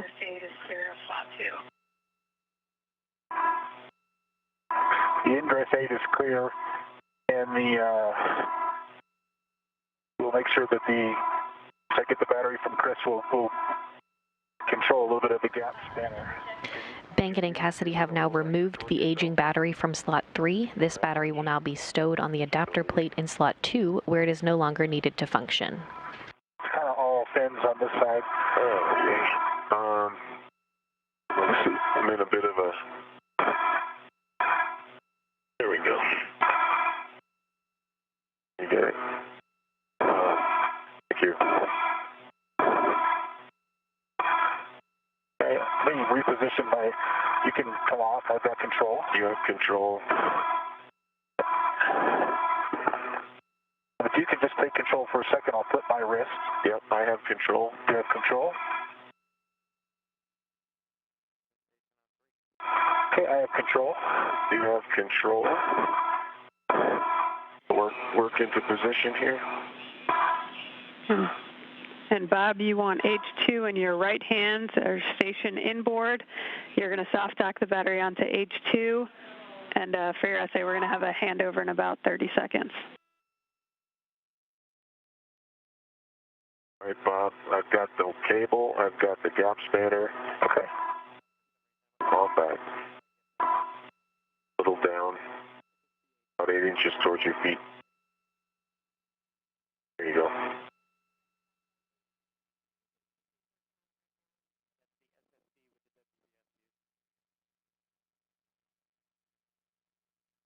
Looks lined up.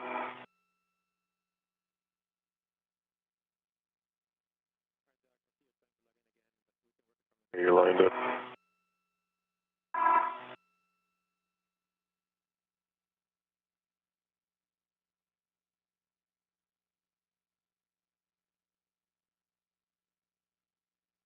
Again, Bacon and Cassidy have removed the aging battery from slot 3. This battery will now be stowed on the adapter plate in slot 2, where it is no longer needed to function. Cassidy and Bacon will return to the pallet to retrieve battery B, and they'll translate back to the truss and together install it in empty slot number 3.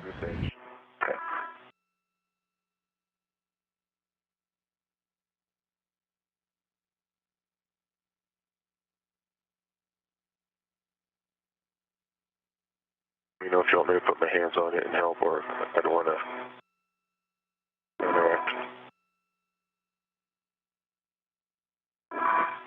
Okay, I think that's lined up. That's definitely not going on.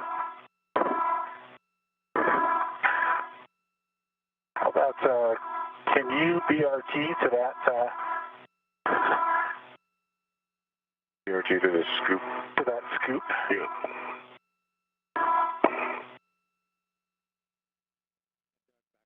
I think I'm going to have to come out of the APFR and go to the Other side. other side.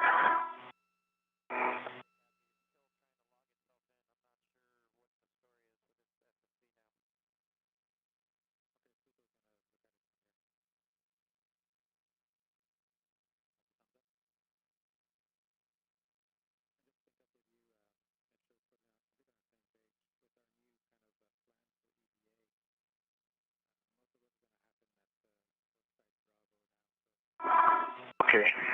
I'm at it. I'm going to come out of the APFR. Okay. That's lined up. You think that's lined up? I really do, yeah. I'm looking right along this black line is lined up. The bumper plate. Okay, it's probably just the adapter plate height. The height, I think so. Cable is not interfering at all. Okay. I think you're good. Okay. Thank you. This doesn't feel like much of a soft dock. No, it really doesn't. And Chris and Bob, we have heard that previously, so.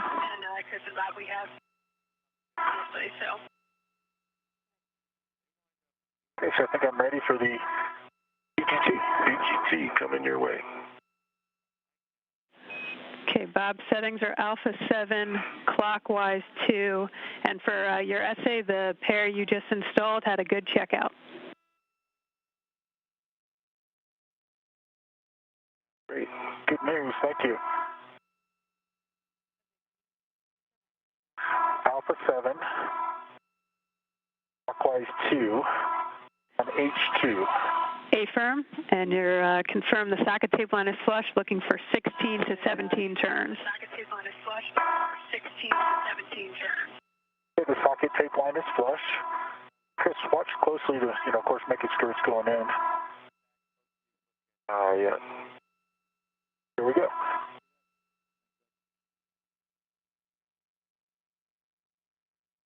Torqued out immediately. Okay, copy, stand by. It's going in. Yep, it's going smooth. It's just been a little bit of a kink there. Yeah. Yeah, nice and smooth, going in.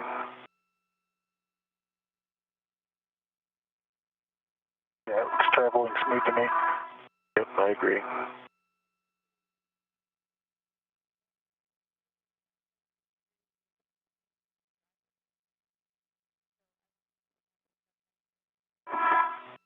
Okay, there's lock, torque out, green light, 9.4, 16 and a half turns. Copy, Bob. Same settings, Alpha 7, clockwise 2 for H1, looking for 4 to 5.5 turns.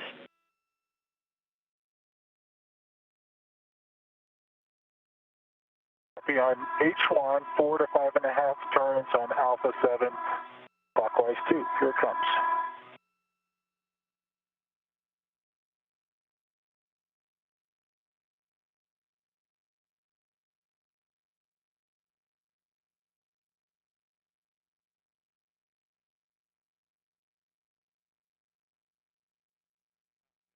Four and a half turns, green light, 9 on the torque, 0.0. Copy, and status indicator? It is locked. Okay, you can hand that PGT back to Chris to stow on his swing arm and release the ret.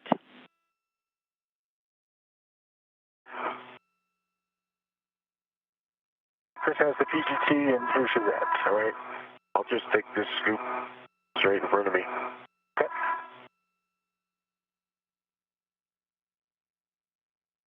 And shall I collect the scoop in front of me as well, Bess? We're taking the scoop from H1 only. And that's going to be going over H1 to only. the Okay. DCSU. I have the scoop from H1. You want me to put the scoop back on H2? You can move it to someplace. Checking. After I got the scoop, can I egress the APFR? Affirm, Bob, you can egress. We're going to be relocating that scoop to the DCSU and rolling the APFR to Foxtrot.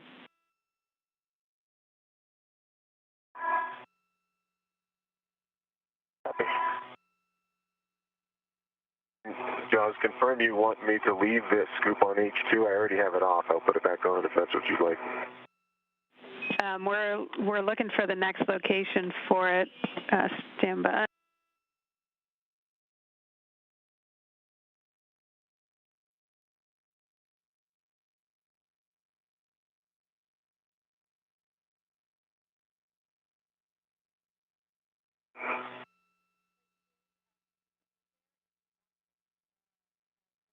That self-talk is a little bit, Yeah, it's kind of there, but it doesn't engage very far. yeah. It's not obviously. It's definitely not obviously.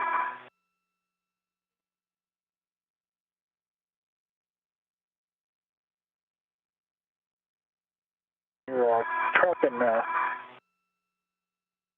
ingress aid there right underneath your belly. Oh, sorry about that. Oh, I moved it on you.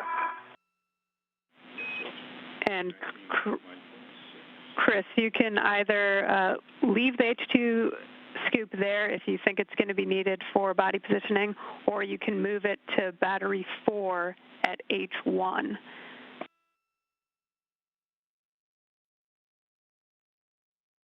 Okay, battery 4H1.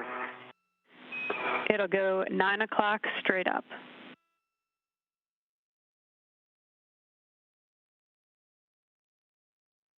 And Jaws, just to verify, roll to Foxtrot, correct, for the APFR? Affirm, Foxtrot.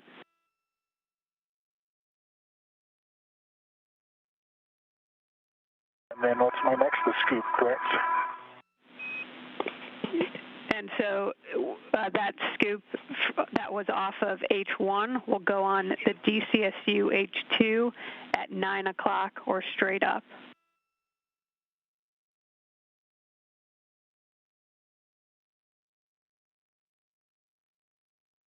Up.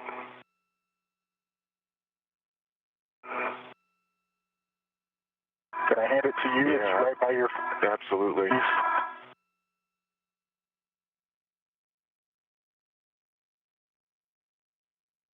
Straight. Straight up.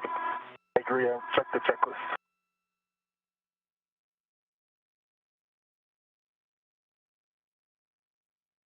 And we're in a short handover period between satellites right now, but we should be regaining video and audio communication with the crew here shortly.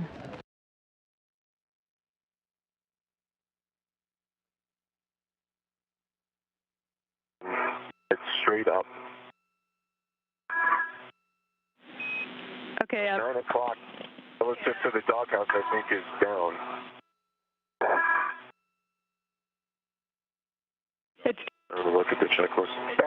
it should be down. I think you're correct. Yeah, it's correct. Battery 4 both go down. Yep, I agree. Is that correct, Jaws?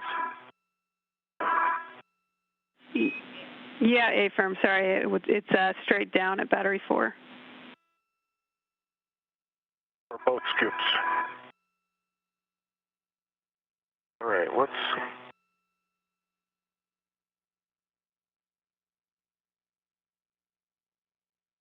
the next kind of big chunk, Jaws?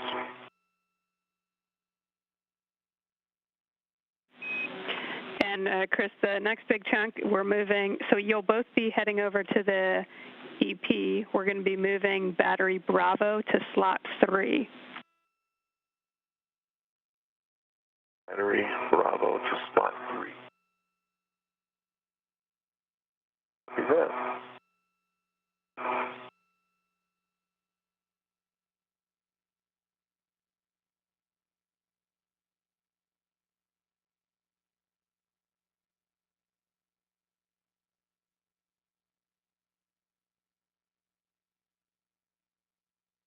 They're clicking. Good work. Put the lid on that? Yeah. I'll get out of your way.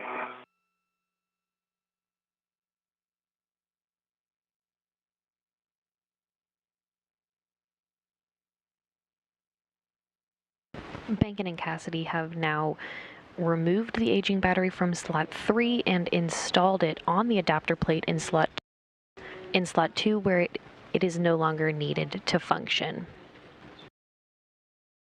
Cassidy and Bankin will now return to the external pallet to retrieve battery B, and they'll translate back to the truss and together install it in empty slot number 3.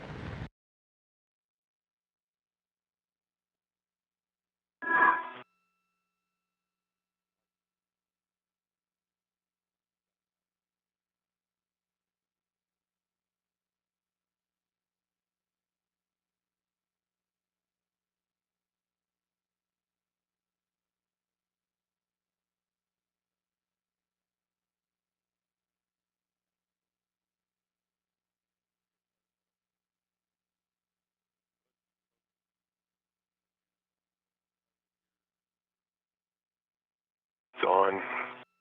Yeah.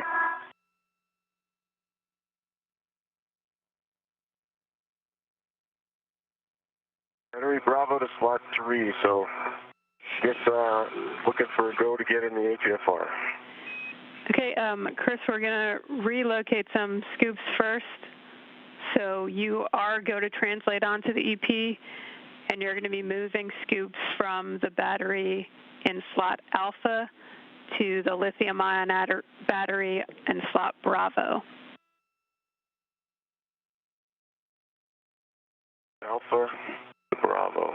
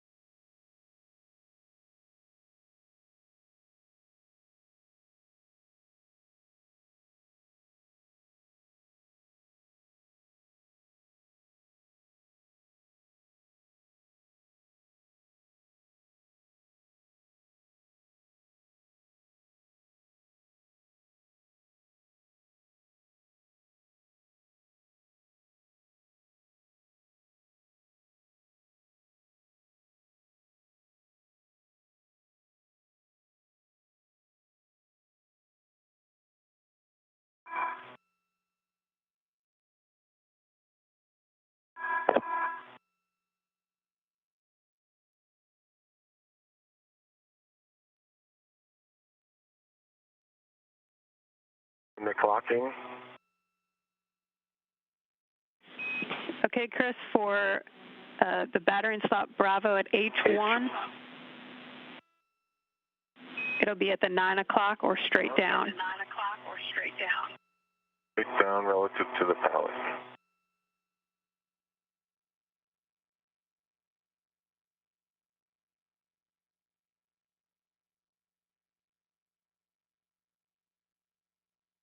H1 is in and locked. Copy, Chris. For H2, it'll also be 9 o'clock straight down. Copy, also 9 o'clock straight down.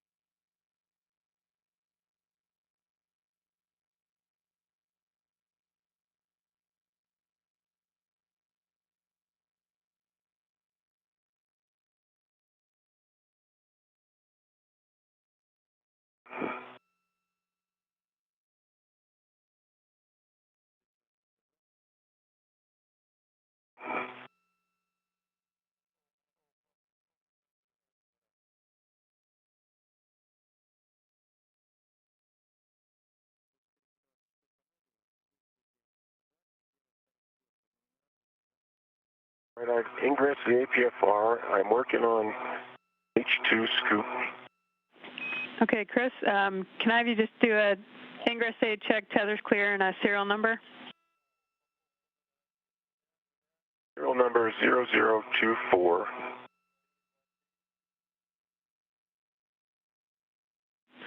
Copy, and you'll be reading to H2. Heading to H2.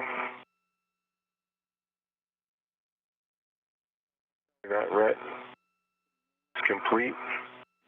Okay, and PGT settings And are Alpha 7, counter 2. Clear. Copy. All right, just double checking everything. I'm tethered. Hoops are locked. Tops ready.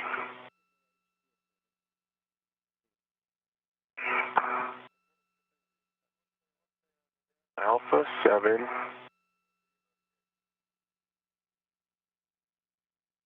Counterclockwise 2.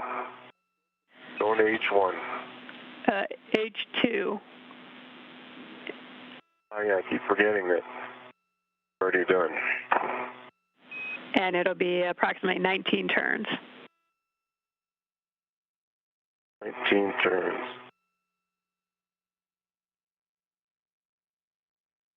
Okay, Doug, I'm doing some work on your pallet. You're clear. Brakes are on. Okay, the tool is inserted to the tape line. I can feel it's on the socket. And copy 19 turns. Affirm. Here we go. Worked out. There we go. First attempt worked out right away. Driving now. Copy.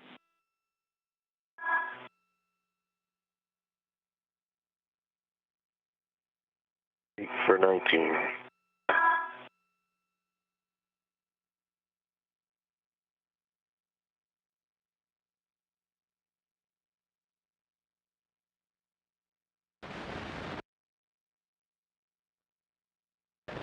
Cassidy and Bankin are now working on the external pallet to retrieve battery B.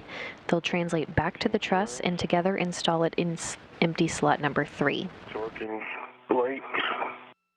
The unlock indicator is unlocked. Copy, Chris. You can stow the PGT, and when Bob's ready, you can remove the battery, and you'll be transferring H1 to Bob with a ret swap.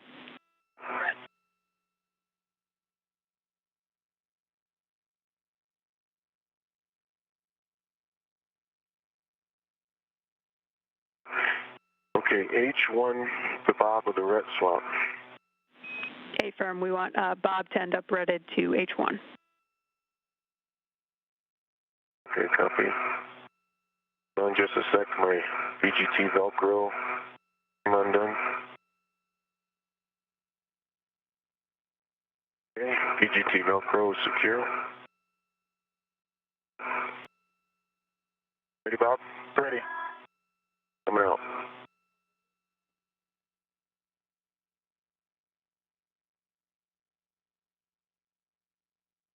Out.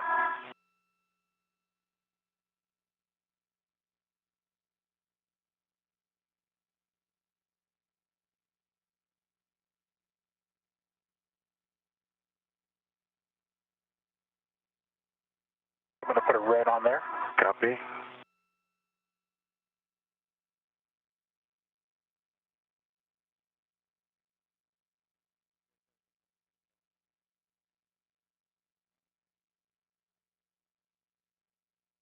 I am ready. Take the battery for a second. I have the battery. I will release my BRT. Okay, you've got the battery. I have the control of the battery.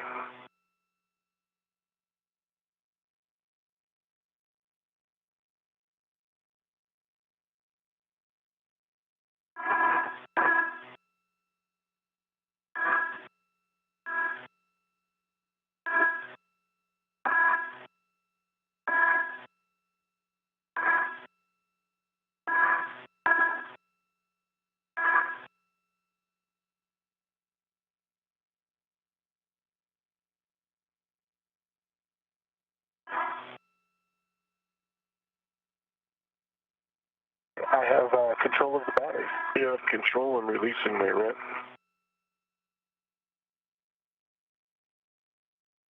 It's released. You have control. Copy. And with that, Chris, you can Now coming up on 3.5 hours into today's spacewalk. Recapping some of the milestones so far today, Chris Cassidy and Bob Behnken placed their suits on internal battery power, marking the official start of today's spacewalk at 6:32 a.m. Central Time. The first nickel hydrogen battery was released from slot number 1, and the crew worked together to move it over to the external pallet to install it in slot X for disposal.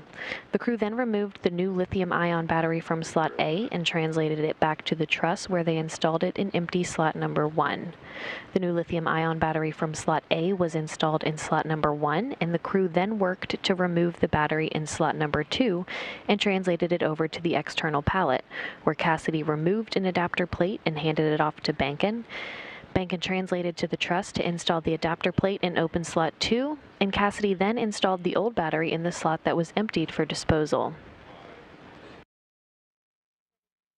Next, together on the integrated electronics assembly, Cassidy and Behnken placed a cable between the adapter plate and the new battery to complete the first of 3 circuits. Behnken and Cassidy then removed the aging battery from slot 3, which was then stowed on the adapter plate in slot 2, where it is no longer needed to function. Cassidy and Behnken just completed work on the external pallet to retrieve battery B, and they'll now translate back to the truss and together install it in empty slot number 3.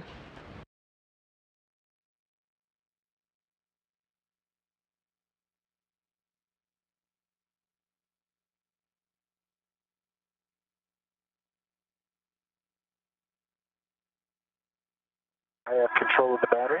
You have control of the battery.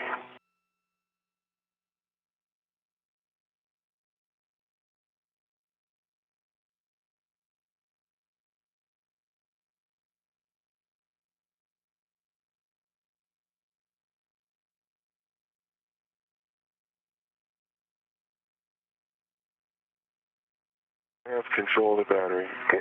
You have control of the battery.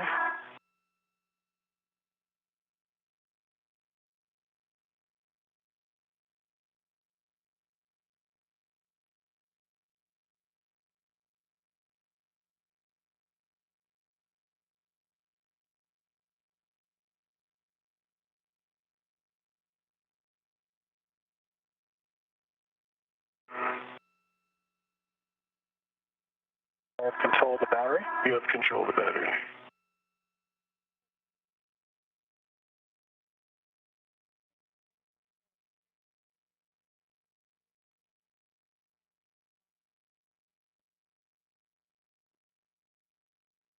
I have control of the battery. Okay. You have control.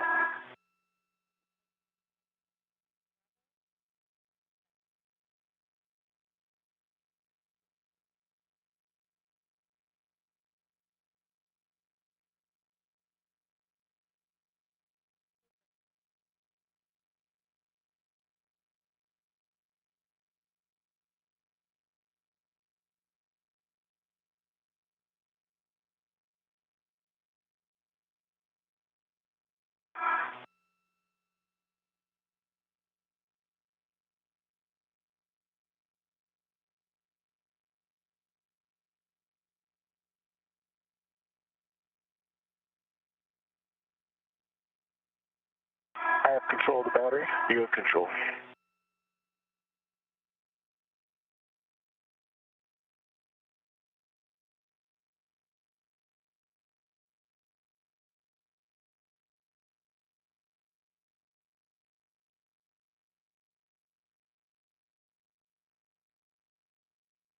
I have control of the battery. You have control.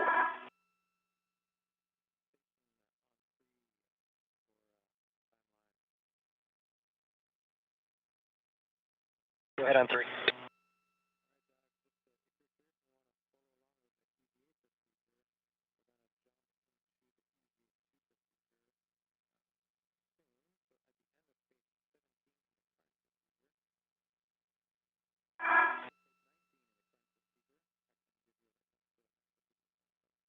I have control of the battery. You have control.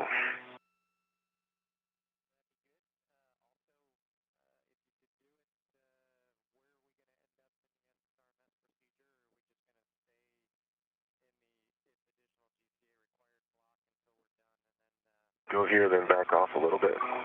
Good.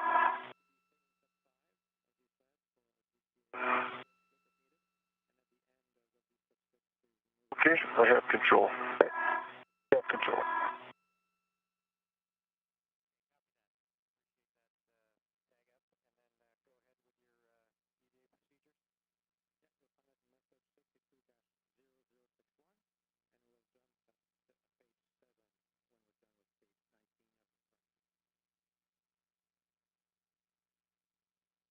I have control. You have control.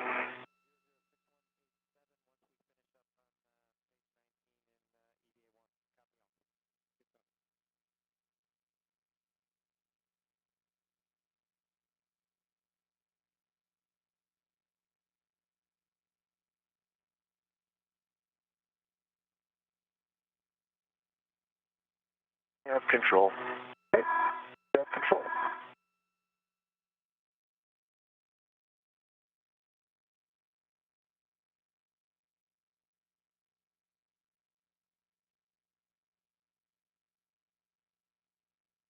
Okay, I'm going to put my local on the other side of the APFR. Roger.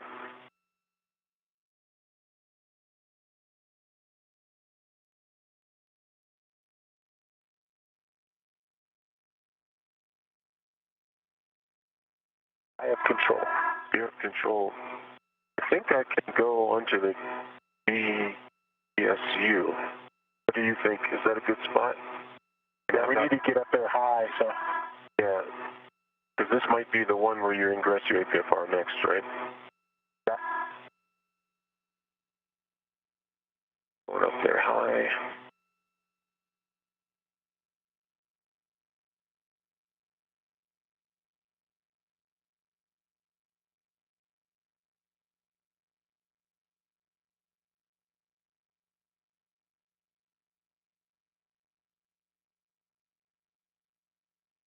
And you probably need to take over the red. Yeah, let me take the red. I've got the battery. You've got the battery.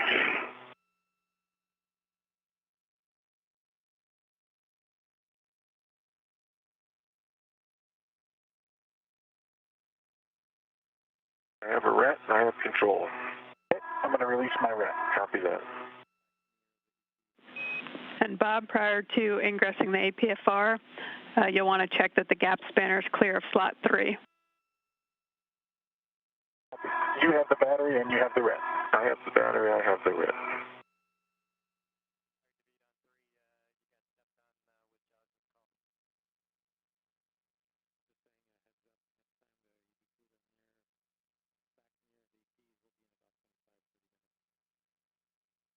It's kind of dark out here, Chris.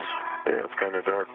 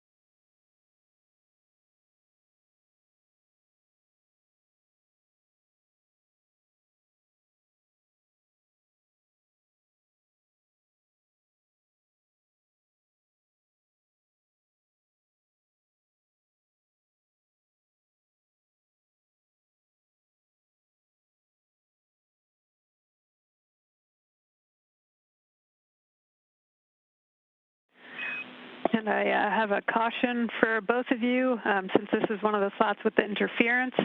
Avoid translation and BRT loads into a scoop on the H2 microsquare for lithium-ion batteries installed with bracket interference. And slot 3 is one of those slots. Okay, copy.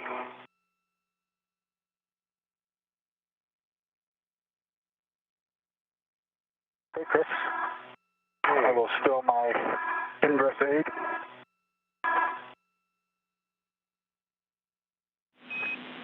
Okay, Bob, once you do that and check your tether's clear, we'll take an inspection of the IAA receptacle.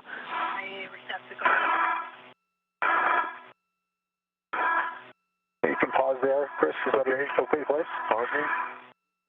We have the IEA receptacle. The electrical connectors are clear, no fraud. Pins look straight to me. There's a little bit of discoloration on the fins on the, I guess, aft portion, but it looks like just a discoloration in the center, about an inch long. I don't think it will be an interference. Copy that, Bob. And EMI band? EMI band looks good. Okay, copy. Okay, and we're just checking quickly on that discoloration. But as you hand off the battery, H2 will end up outboard.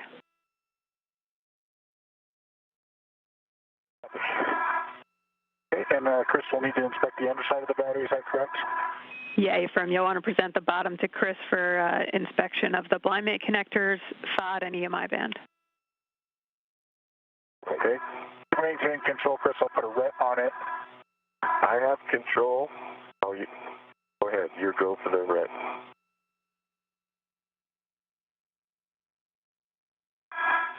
Okay, I have a ret. You can release your ret. I have control. You have control. My ret's coming off. My ret's off.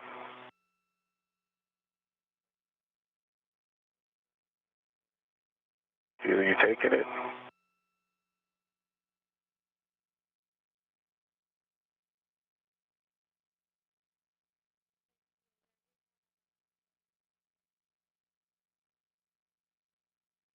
All right. Checking it out. All the fins look good.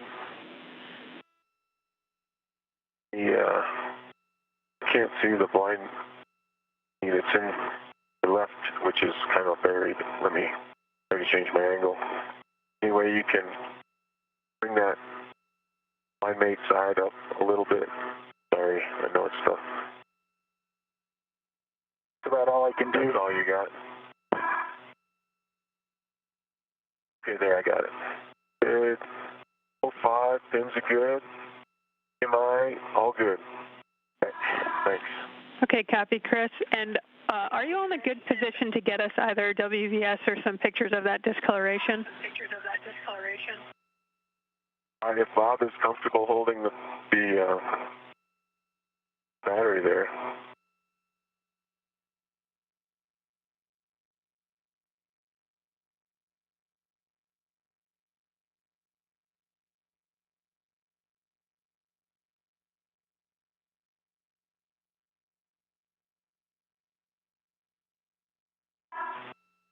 It almost looks like I took a Sharpie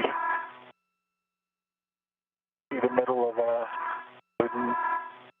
leftmost fin. Copy.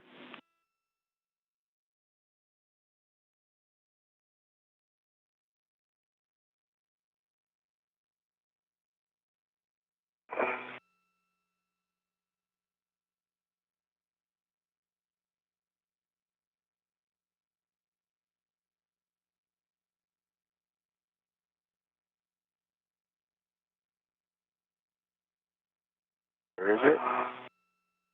It's in the leftmost fin. I don't know if in the dark you're going to be able to get a picture. Yeah, I don't see it. All right.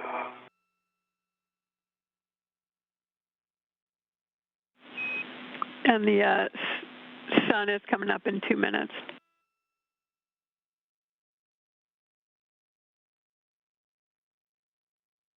All right, I got a bunch of pictures in this lighting configuration. If you want to wait for light, you can do that now. Checking.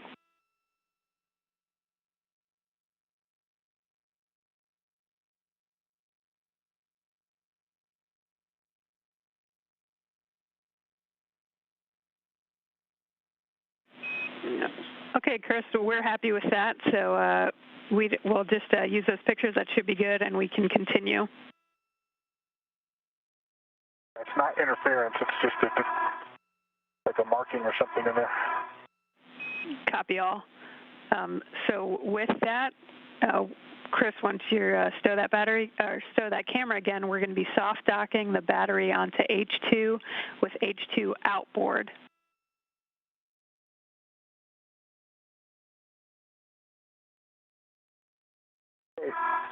We're oriented correctly. H2 is outboard. And Chris, if you could just let me know if it's clear there. That crew lock bag and stuff is up there. Clear the crew lock bag. You need to bring, you're still over the edge a little bit, so down towards your knees. There you go. There you go. Clear, clear, clear. All good.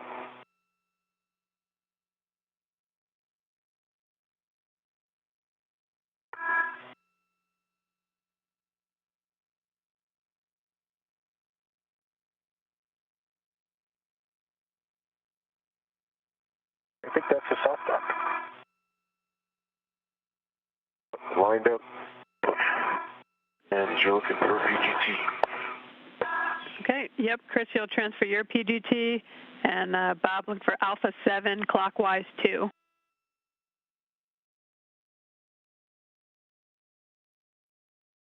The Alpha 7, clockwise 2. You're going to H2, confirm socket tape line flush, looking for 16 to 17 turns.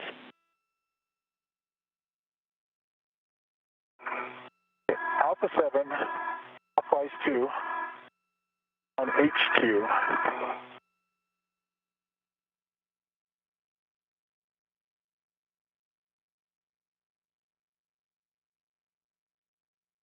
Okay, the tape line is flush. Here we go.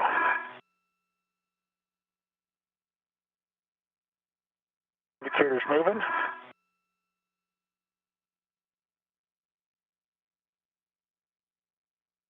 Battery appears to be going in. I agree.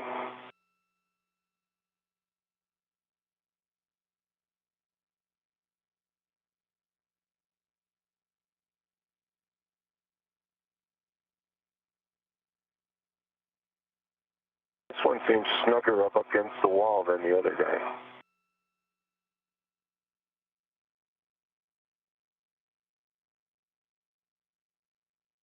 There's a green light. It looks like 15 and a half turns. The status indicator indicates lock. And what was the torque? 9. Copy, 9 even. Yes, 9.0. Okay, that's slightly low on the turn count, so we're just checking real quick down here.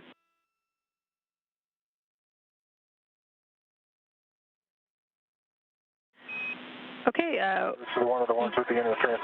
Yep, A-firm, and we are go to continue. So for H1, same settings, Alpha 7, clockwise 2. You'll confirm the tape line flush, looking for 4 to 5.5 turns. Copy. Indicator's moving.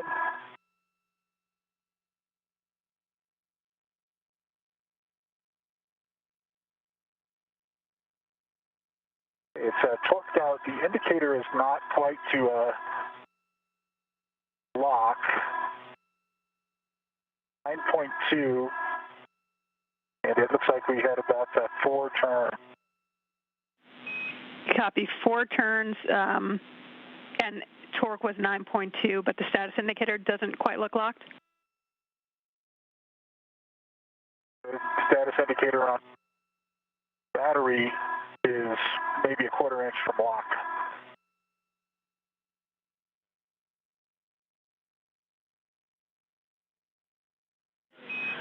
Okay, we're good with that. You can hand that PGT back to Chris to stow on a swing arm and release that ret. Copy.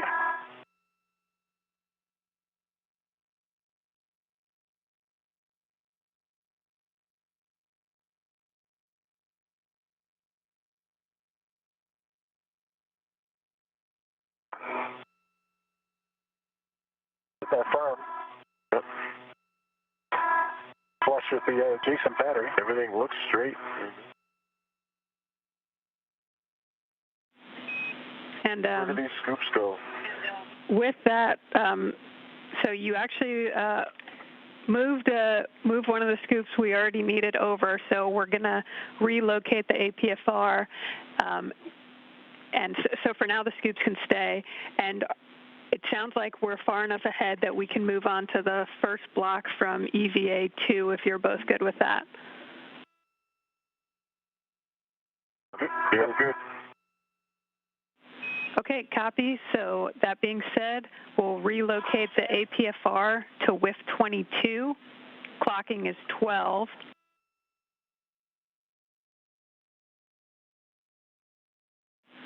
Chris? WIF 22, clocking is 12. Yep, A-firm. And Chris, you've already moved the scoop we needed, so if you want to give us a glove, hap, and gauntlet check, we can take that. Okay, gauntlets up and in place. Gloves, pristine, same black smudge. Cap, dry, baseline. Copy, good check.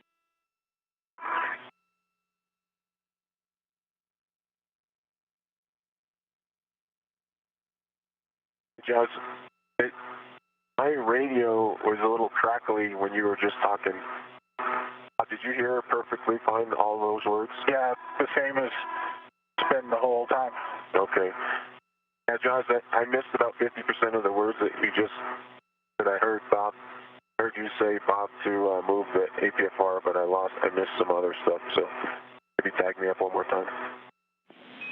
Yeah, okay, Chris. So Bob's relocating the APFR, and then we're going to move into moving battery 4 to EP slot Bravo. Copy that. So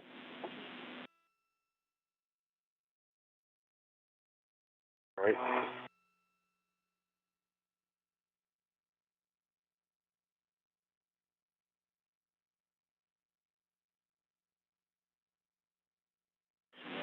Chris, before you do anything else, can we get you to take some pictures of that slot interference with the bracket, the one in slot 3 that you just installed? Certainly.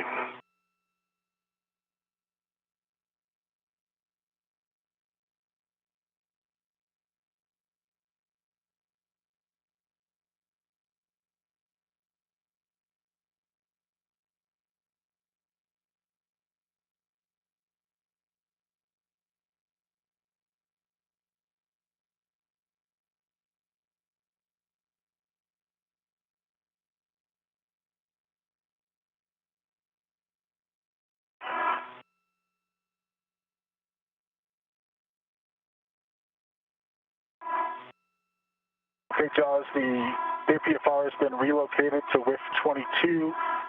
Yeah, clocking is 12. Black on black.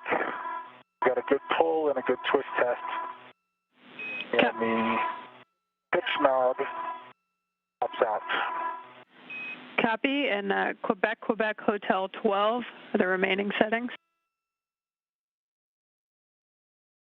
Copy. Quebec, set, and hotel.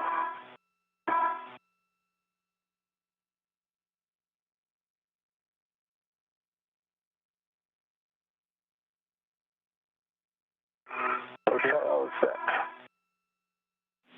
Copy. Hotel 12 set. With that, Bob will take a glove, hap, and gauntlet check. My hap is the baseline. Change. The gauntlets are both up. My right glove is pristine except for a small head on my index finger on the inside. Just a small thread, or maybe it's a piece of that's just a piece of like overflow RTD. And the left glove is pristine. Okay, copy that, Bob, and we could see that in the WVS. Okay, with that, Bob, we'll have you check that the gap spanner is clear of slot 4, and then you can ingress the APFR. And Chris, once you're done with the photos, you can get in a good position to assist with battery 4 and have the ratchet wrench handy, unless you want to go ahead and start braking torque. Okay, copy. I'm going to ditch the camera and before you ditch it, take a picture of a dragon out there. It's a good, good location, good time. I don't know if we're going to make it through another day-night cycle. Yeah, you can go for it now if you'd like. Oh, yeah, that's good.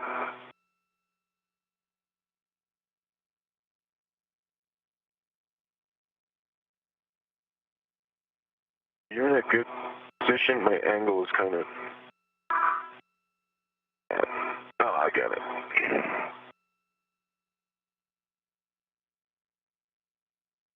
I bumped your yaw.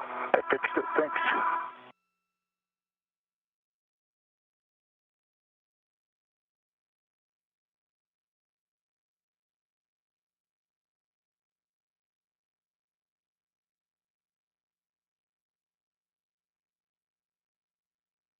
Endeavor's a pretty ship on the front end of the space station right now. Yeah, it is.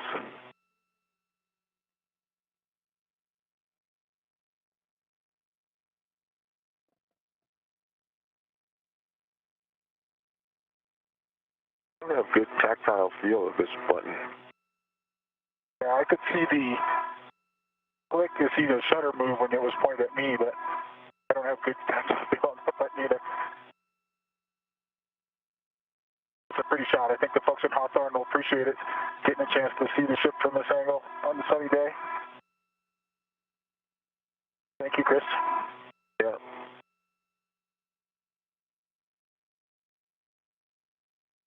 With that, Jaws, do I have a go to ingress the APFR? Affirm, Bob, as long as you check that gap spanner is clear, you can ingress, tuck the ingress aid, and check your tethers are clear.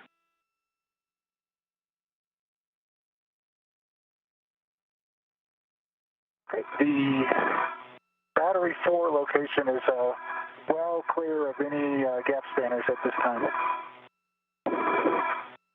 After I'm ingress, I'll move the ingress aid. Copy. On your way, Bob? Nope.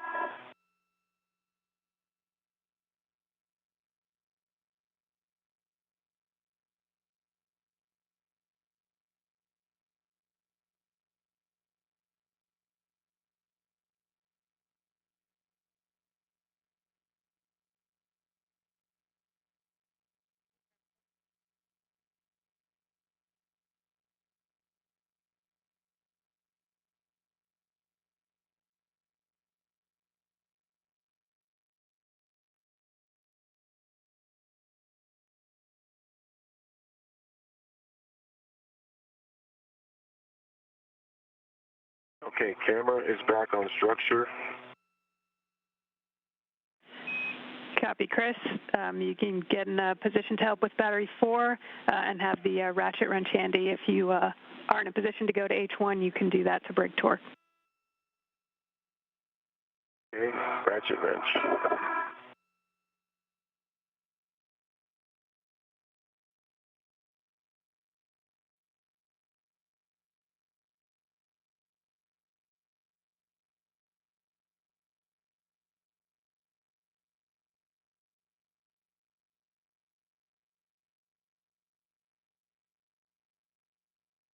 I've ingressed the APFR. ingress aid is stowed. Copy, Bob. Tether's clear? Tethers are clear. Okay. And I think we should tether. We'll take the serial number and then a ret to the H1 scoop. Serial number is 0092, and I'll ret to the H1 scoop. Copy. I am retted to the H1 scoop. Copy. I think I see Chris braking torque on H1. No, not quite yet. Okay, so this is the, Yeah, that didn't touch it. okay. Okay, so we've got the H1 for battery 4, and that was the expected serial number 0092. Check. Affirm it was. And you are go to brake torque after confirming socket tape line flush. Okay, socket tape line is flush.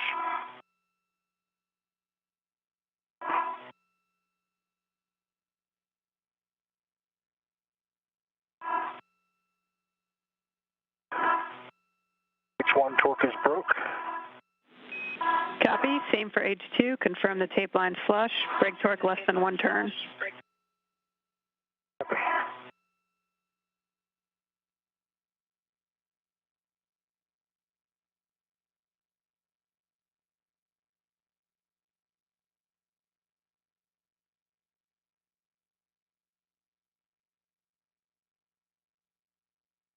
Okay, tape line is flush on H2.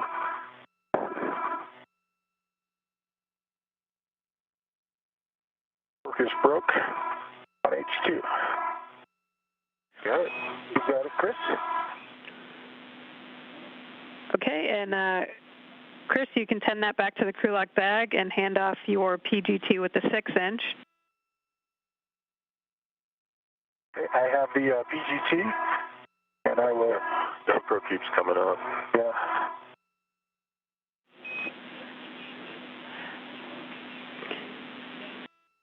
Okay, the Velcro's back on. We'll go Alpha 7, counter 2. Affirm. On H1. Good words. You're looking for approximately 8 turns. And Chris, you can relocate that PGT with a hex driver in the meantime to battery 3 H1 scoop using that adjustable equipment tether. Battery 3 H1 scoop. Affirm. Turn in on H1. Indicators moving.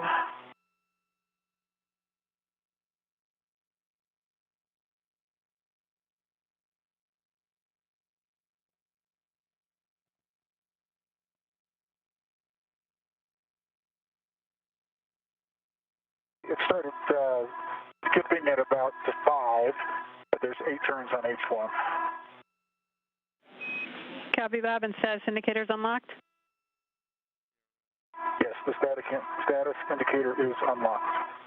Copy, and for an update, you are 4 hours into the EVA.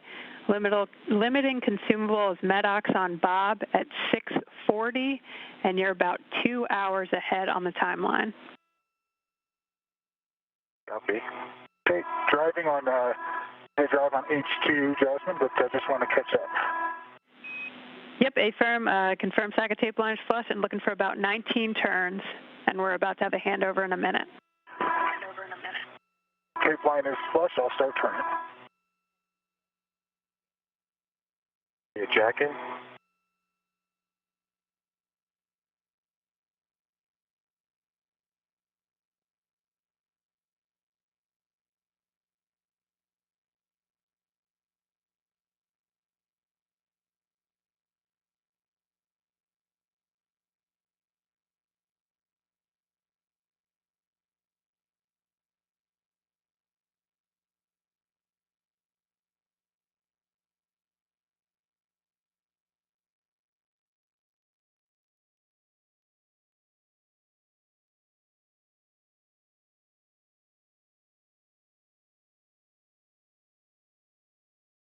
There's 18 turns.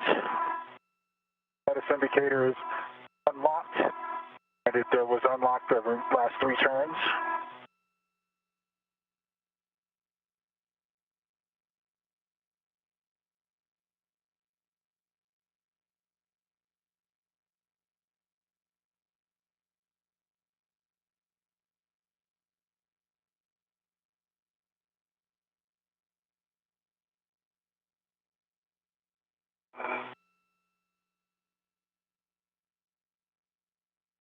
Okay, so pull that sucker out.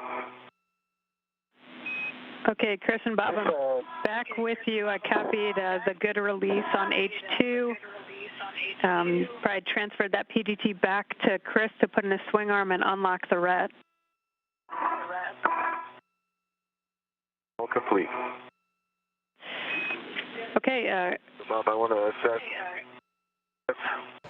And now 4 hours into today's spacewalk, running ahead of their timeline today, Cassidy and Bankin are now starting to tackle the first task planned for next Wednesday's second spacewalk to replace batteries for the S6 Truss's 1B channel. Having completed all of the planned tasks for this first spacewalk involving the removal of 3 aging nickel-hydrogen batteries from the Truss's integrated electronics assembly and installing 2 new lithium-ion batteries in the truss, the spacewalkers are now moving a 4th nickel-hydrogen battery planned for next Wednesday's spacewalk, and will also move an adapter plate into the truss to await the installation of another new lithium-ion battery next Wednesday.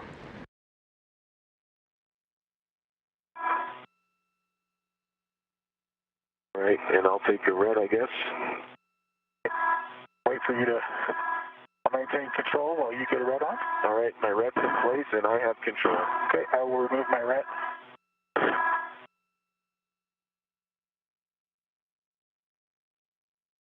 My red's removed. Copy that. You have control. I have control. Battery.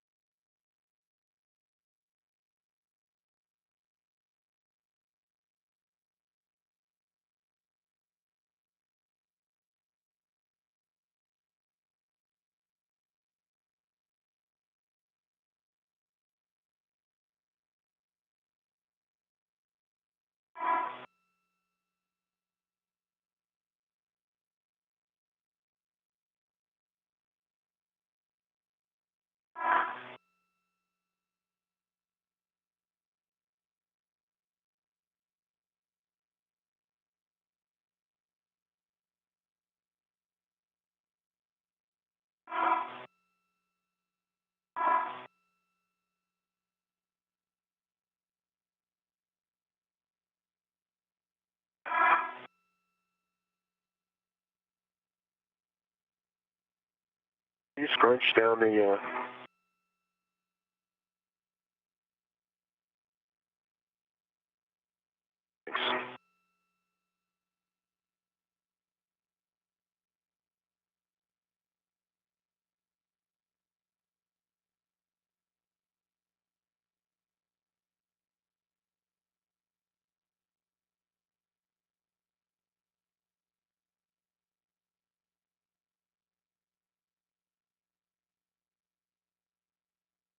You think are we going to be able to get it over the top of the APFR there?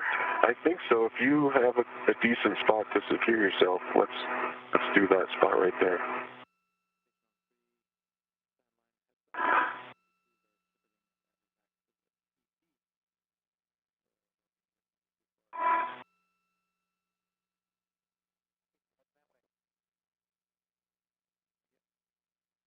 You ready? I am ready. Okay. I'm in your way. Okay, I have the battery. You have the battery. I have the red.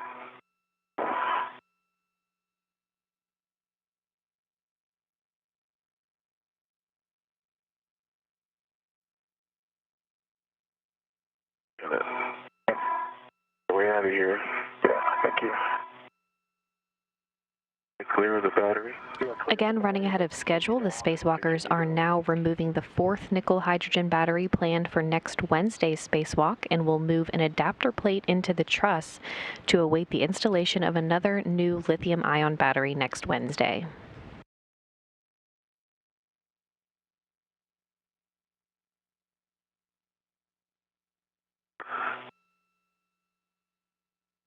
I have control. I have control of the battery.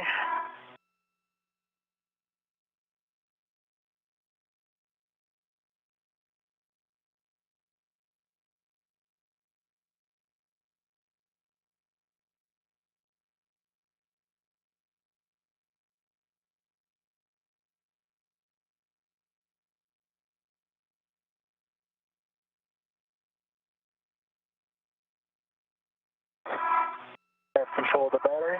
You have control of the battery.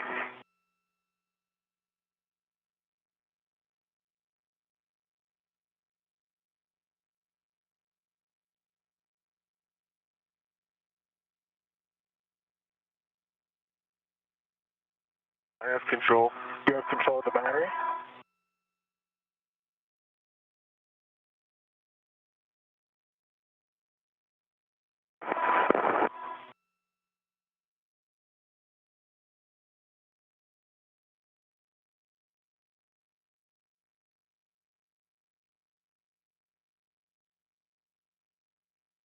I have control of the battery. You have control of the battery.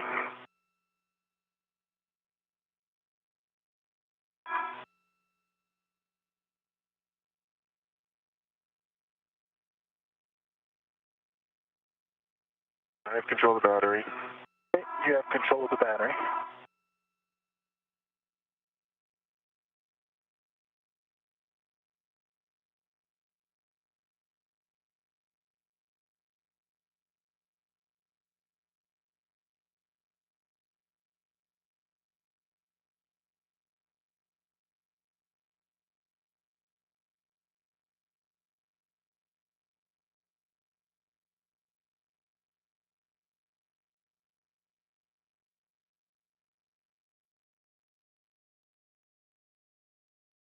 I have control of the battery.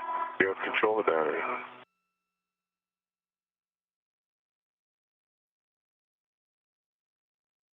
Okay, passing the GoPro.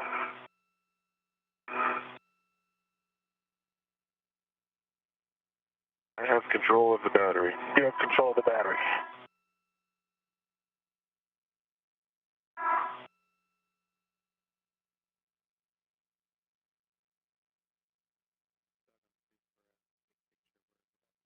I have control of the battery. You have control of the battery.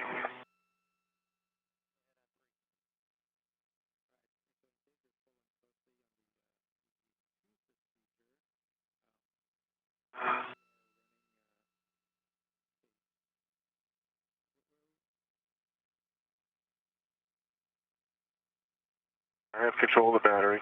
You have control of the battery.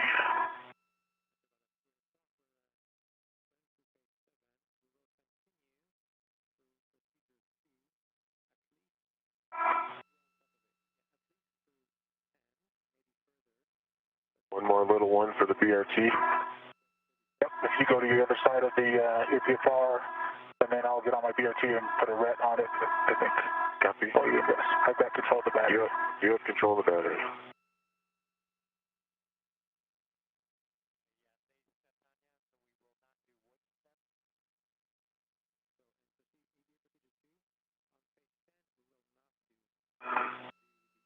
I have control of the battery. Yep, you've got control of the battery. And Chris, you'll want your BRT ret going to the battery tether point. BRT ret to the battery tether point. Okay. But you don't need to do that until you ingress the APFR. I'm not sure which order you wanted to do it in. Yeah, it's more convenient to go to a scoop during the handoff, and then I'll switch it. Copy. I see your BRT. Okay, I'm going to get a ret on there. Copy that.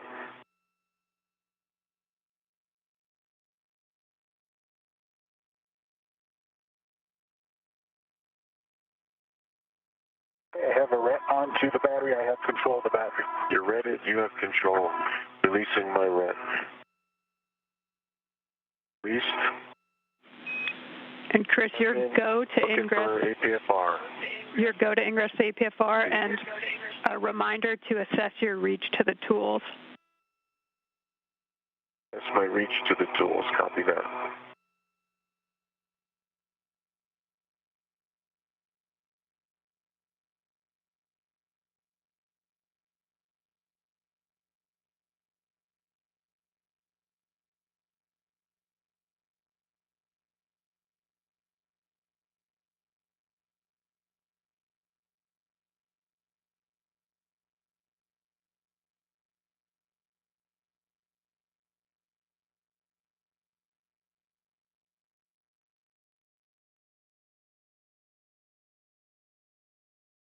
Feel in.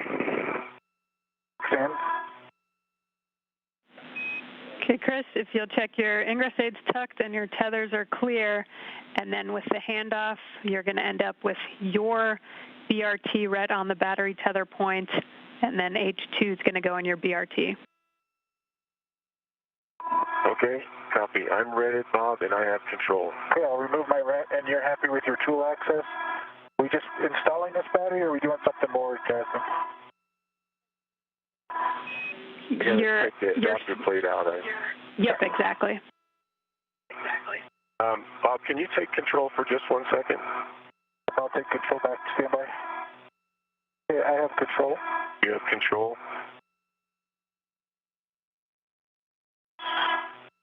So we're in a different get ahead than was in our procedure. We're doing another adapter plate. Yeah, A-firm, you're going to do the full swap. So, Bob, you'll end up with the adapter plate on your BRT, taking it back over to the IAA and installing it in slot 4 while Chris installs the battery that's going on his BRT into slot Bravo. Copy.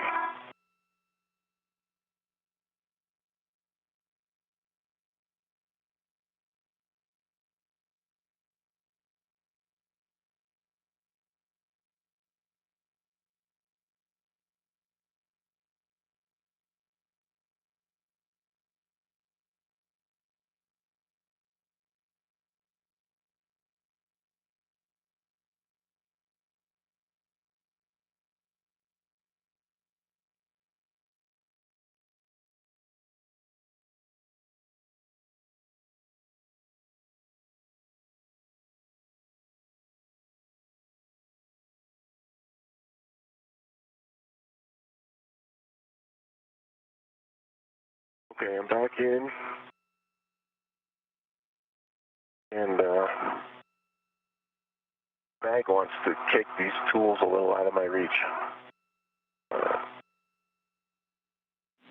Copy. Do you need to move that bag, Chris? Or if you want, Bob can translate onto the EP to help hand off tools as well. I think I got it. Okay. I have control. Okay, and it looked like where that ret might be. Yeah, that ret got a little. I've got control if you want to fix it, or just let me know. All right, it's fixed, and I have control. You've got control of the battery. Okay, Chris, you want to put the H2 scoop in your BRT.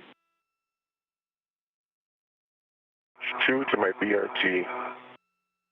BRT ret to the middle. A-firm.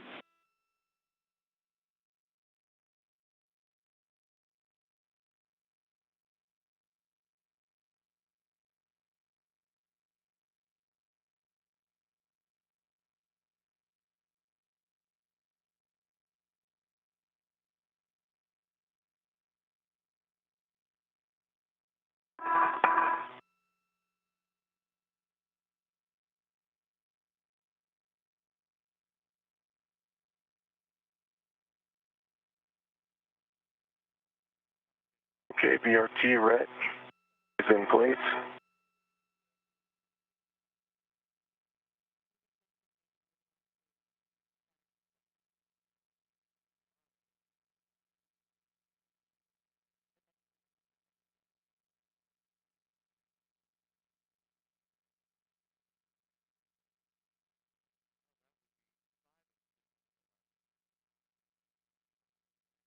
PGT on H2. Copy, Chris. You can move that battery out of the way, and we'll work on removing the adapter plate.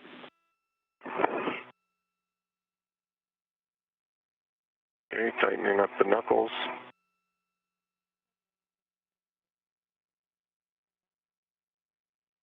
Okay. Okay, Chris, You're gonna ret to the adapter plate heater mat tether point. That's the one towards your head.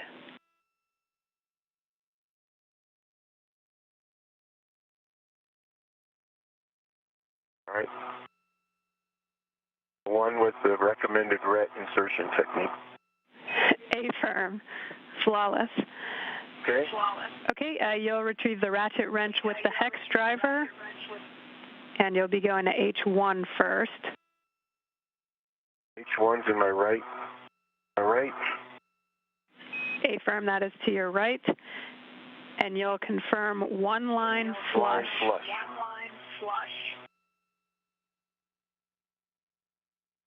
One line is flush.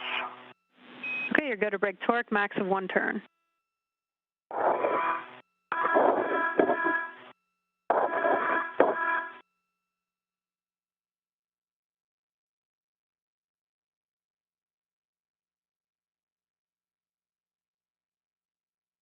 H1 torque is broken. Quarter turn. Copy, it'll be the same for H2, one line flush. One line flush. Okay, brake torque, less than 1 turn. Broken, on an eighth of a turn. Okay, you can send that ratchet wrench back to the ORU bag and grab the PGT with the hex driver. PGT with hex. And for Alpha 7, counter 2.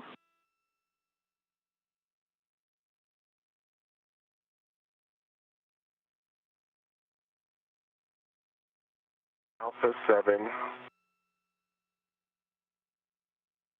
Counterclockwise 2. Okay, you'll be going to H1, confirm one line flush. One line flush. Okay, looking to release approximately 8 turns. Approximately 8 turns.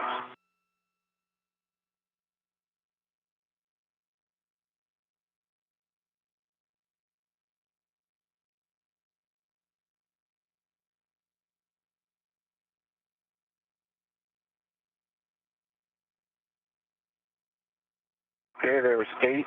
It was released at 6. Copy, same settings. Alpha 7, counter 2 for H2, looking for one line flush. Alpha 7, counter 2. Looking for one line flush. That's one line flush. Here we go. Looking for 19 turns.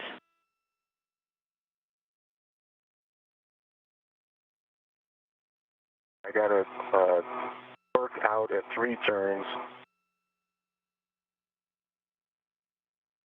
Moving again, it's continuing. Copy.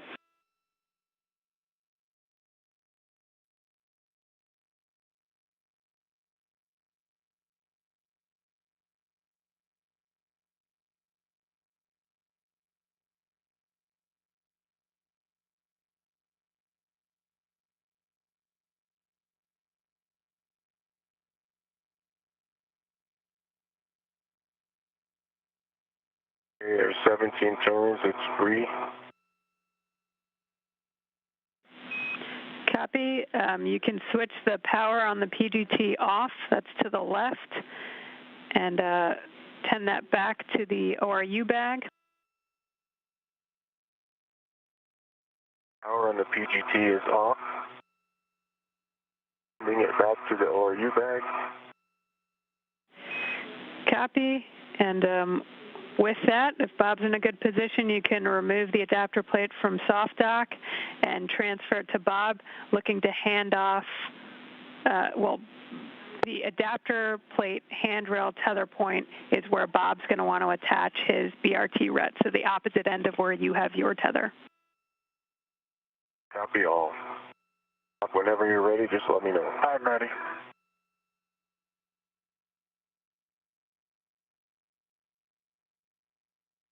so much less mass than a battery.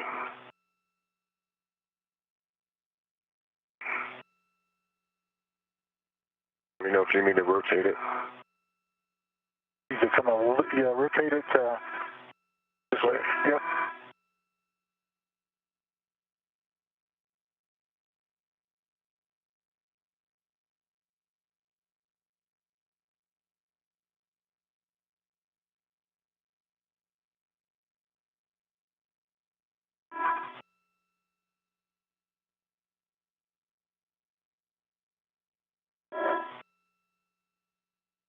Okay, I've got the adapter plate. I am tethered to it, and it is on my BRT. All right, I'm going to remove my tether.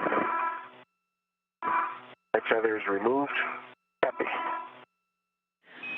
Okay, Bob, as you said, you can stow that on your BRT and start heading back to the IEA. Copy. Chris, for you, you can check your ingress aid is tucked and then retrieve the battery that's in your BRT. You want H2 in your left hand. Copy H2 in my left hand.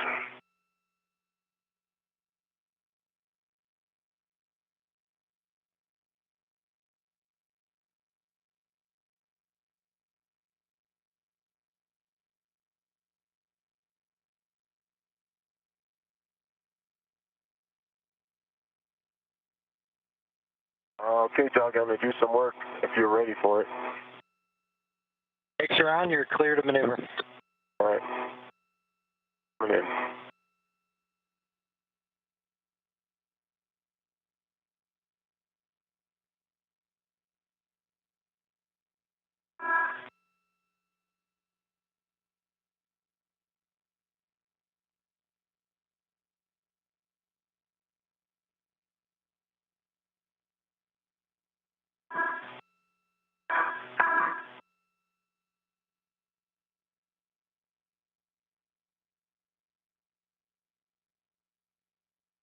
Husband, I believe I'm soft docked.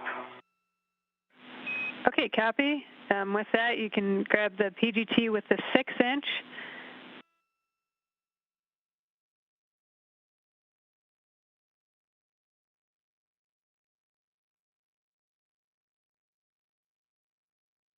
How's that translation, Bob? That's going a little bit slow. I just want to not move the adapter plate into anything, so. Copy.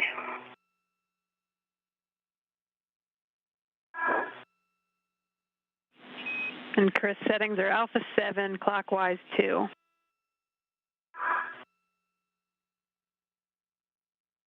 Alpha 7, clockwise 2. That's set. You'll be going to H2. GT is inserted. Copy. Okay. Confirm. H2. Tape line flush, looking for 16 to 17 turns. 16, 17 turns. Immediate torque out.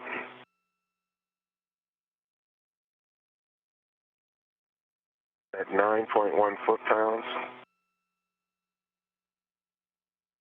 Now it's moving. Okay. Copy. 4 for 19.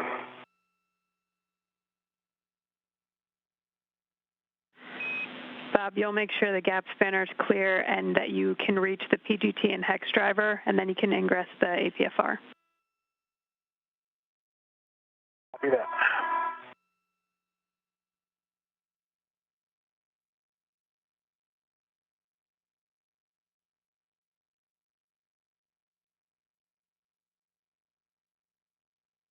Between 0.6 turns, 9.2 foot-pounds.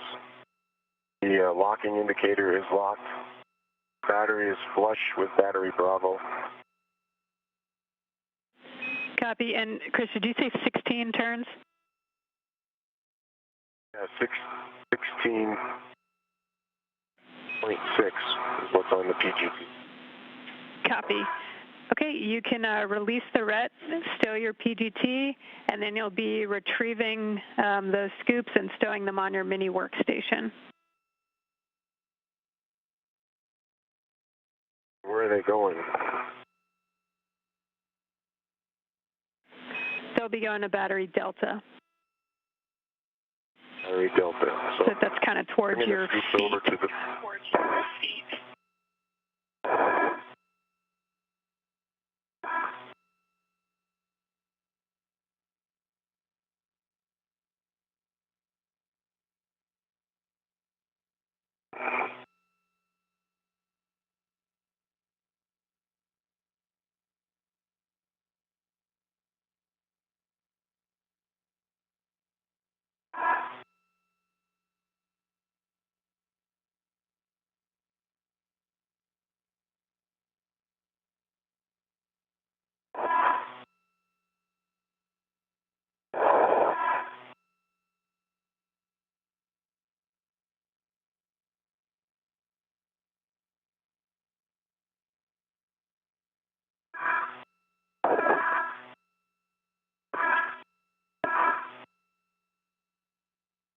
Okay, I have both scoops on my mini workstation.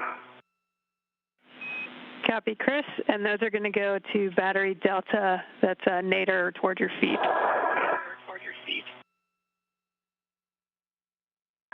Okay, so you want me to egress the APFR, translate onto the pallet, and install those? A-firm. Do that. Missing.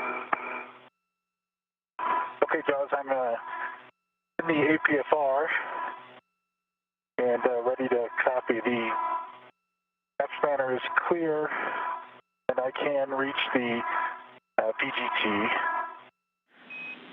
Copy, Bob. Make sure your ingress aid's tucked, tethers are clear, and then we'll take an inspection on the IAA bolts and blind mate connectors.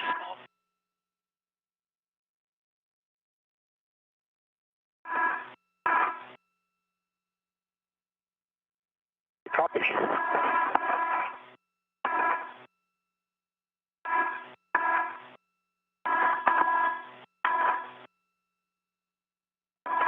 The ingress aid is stowed. The blind mate connectors on the IEA electrical connectors are clear, no FOD. Looks like a good EMI band. Copy, Bob. Good inspection. All the way around. And they're clear as well. Copy. And now we'll take an inspection on the adapter plate, bolt interfaces, and blind mate connectors. The adapter plate that's in your BRT. Copy.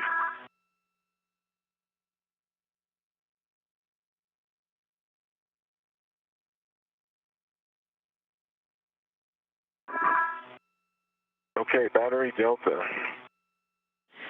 Okay, Chris, let me know if you want H1 or H2 first. Pick H1. Copy. H1 is at the 10 o'clock. It's kind of down and to the left. 10 o'clock.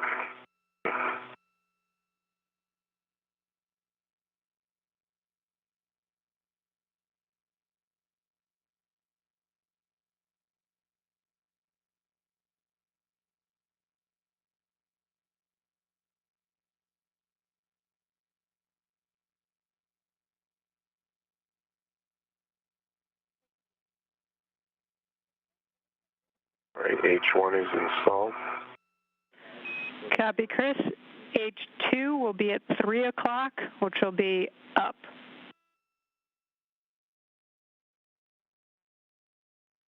Hey, Josh, just to double check, you want me to inspect the EMI band, the battery interfaces, plates? Just the EMI band on the adapter plate itself. My band on the adapter plate is in good shape. Copy that. And Bob, just to confirm, that's on the bottom side of the adapter plate. The part that interfaces with the IEA.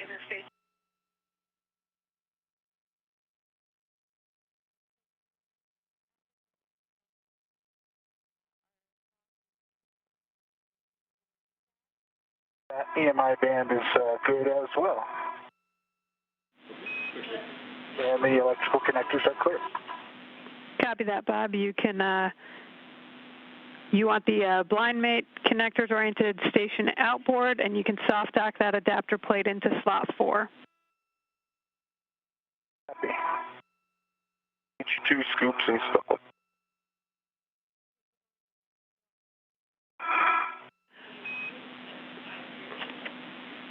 Copy, Chris, and stand by when we're going to have you do some extra actions there on the EP. Copy.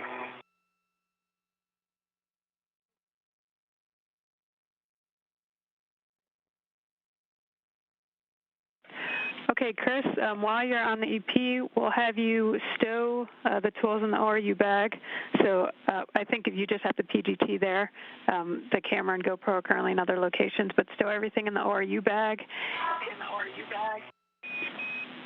And we're going to have you stand by.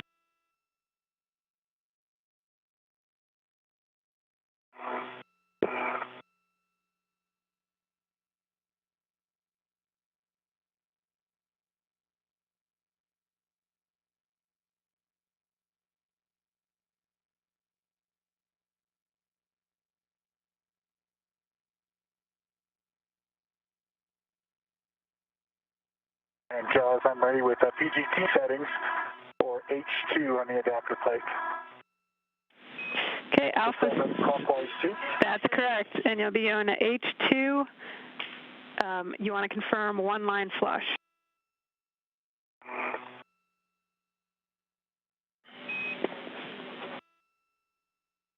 Okay, that's one line flush on H2. Copy, you're driving 16 to 17 turns. 16 to 17 turns.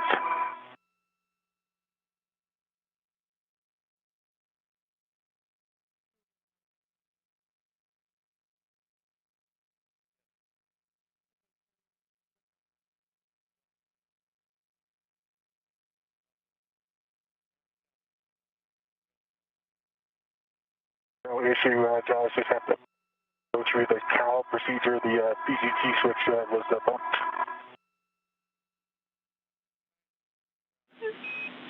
Say again, Bob, I think you said you're recalling.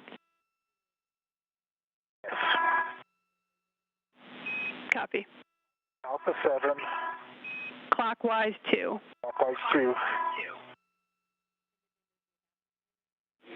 And H2, looking for Line flush. one line flush, A-firm 16 to 17 turns. Thank you. 16 to 17 turns, here it comes.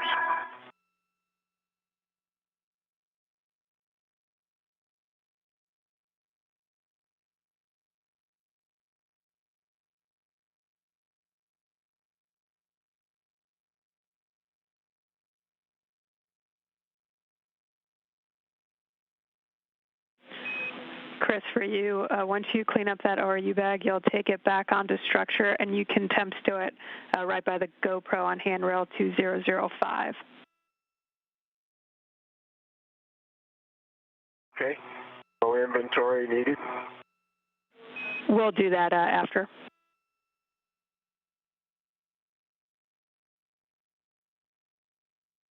Green light, 17 turns, 9.1 for the torque. H2.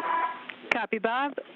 Same settings, Alpha 7, clockwise 2 for H1, and you'll confirm 2 lines visible, 1 flush.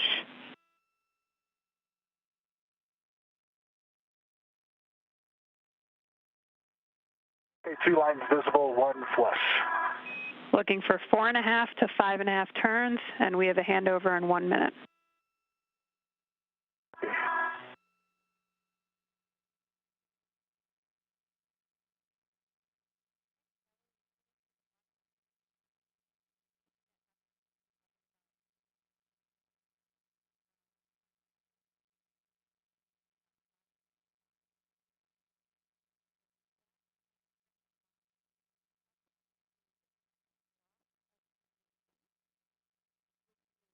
Five turns, 9.2, green light. Copy, 9.2, I think you said 5 turns and green light. You can stow that PGT with the hex driver on DCSU, on the DCSU H2 scoop, and then you can release your RET.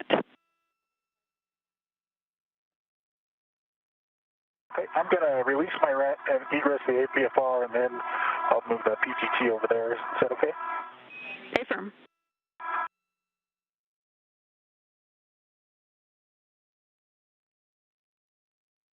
The spacewalkers have now removed the 4th nickel hydrogen battery, which was planned for next Wednesday's spacewalk. They also moved an adapter plate into the truss to await the installation of another lithium-ion battery next Wednesday.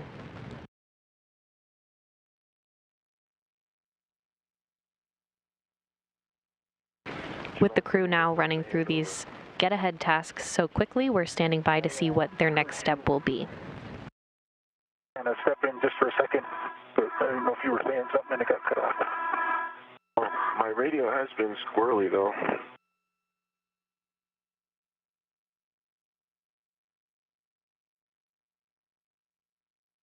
What do you think we're doing next? Okay, Kristen. Cleaning up, because we can't.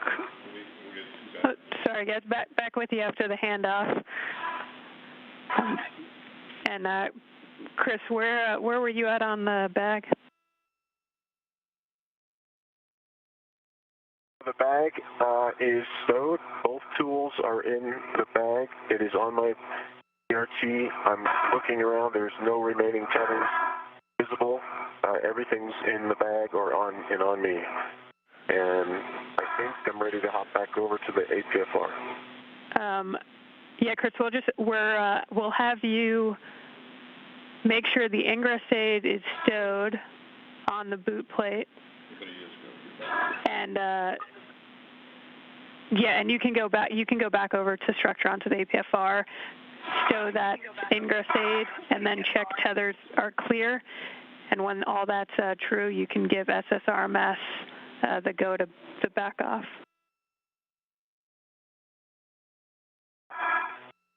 Okay, copy all. Work.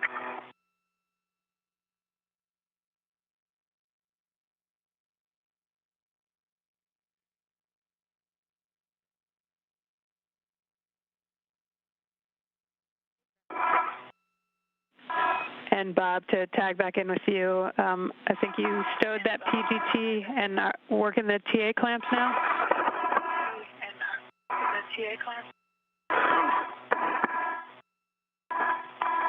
Yeah, I'll be working the TA clamps. I'm just managing a little bit of a tether snarl with the ingress aid. Copy that, Bob.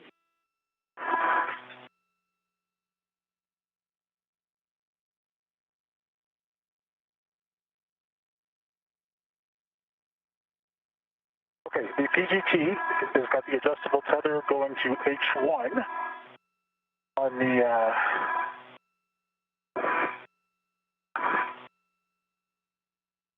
CSU. To H2 on the DCSU. Correct? Okay.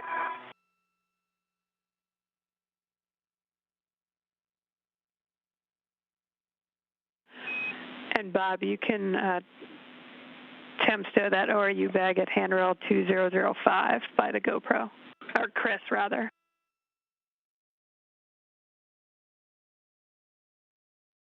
Okay, that's in work.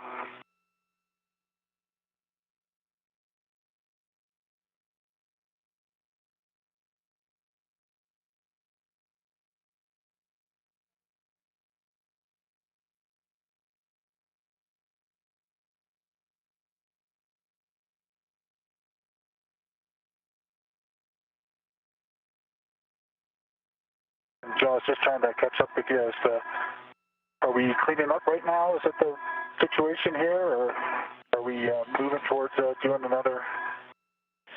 Yeah, I was just about to call and ask you both.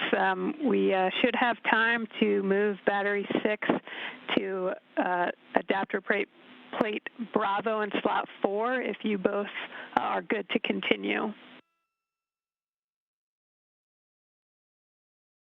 What's our PET?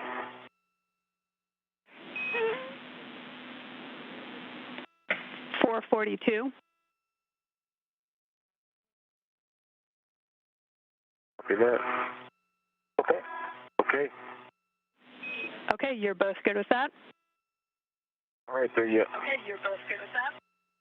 Yes. You. I am Bob. Are you? I am good, yeah. The ORU bag is temp stowed on 2005. And I understand I'm making my way over to the IEA. Yeah, once you've I don't know if you already got the ingress aid stowed on the boot plate and tether's all clear for the EP translation. Tether's all clear for the EP translation. It is. I didn't verbalize it though. Thanks for the reminder. So the ingress aid is folded flat against the boot plate. There are no tethers. Everything's clear. And Doug, you have a go to maneuver. Copy, Chris. Go for maneuver to the back off position.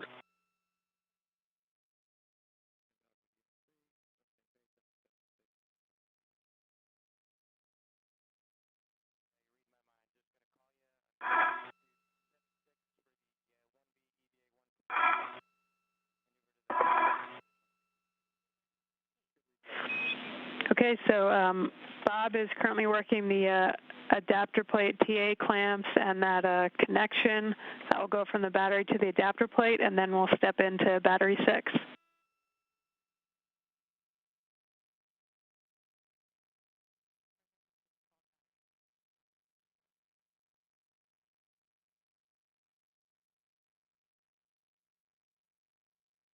And where are the scoops coming for battery 6? Coming from? I'll move them. Checking.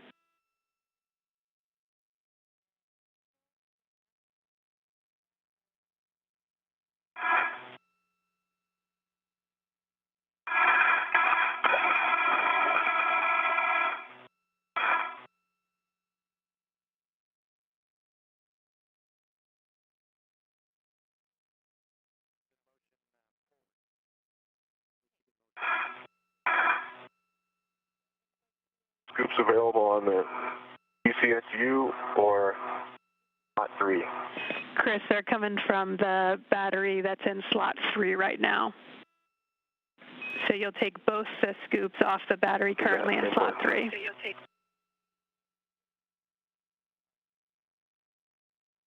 Okay.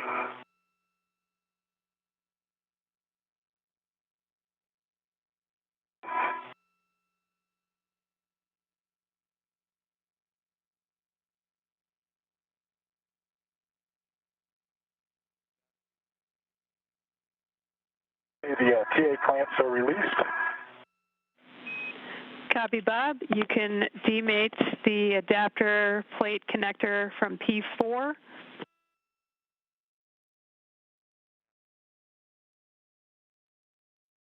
Copy.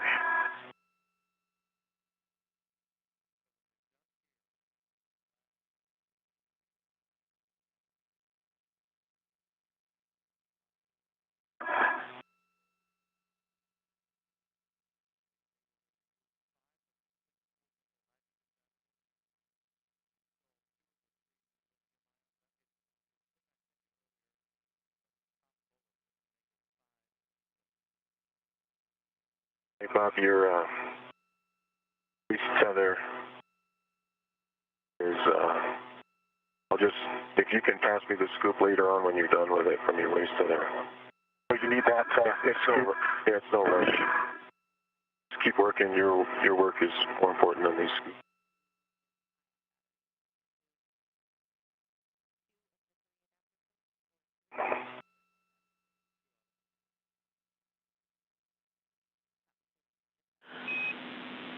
Okay, Bob, I see you've got that demated. That's going to go to the adjacent lithium-ion battery. Just make sure the gap spanner stays clear of it inboard, and get a good inspection on it, and let me know if you want the instructions for the twist in the cable.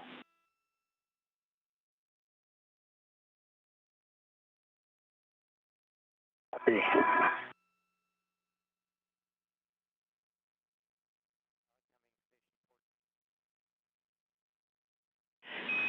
And Bob, I should mention you need to remove that connector cap first, so you can ret to and remove that.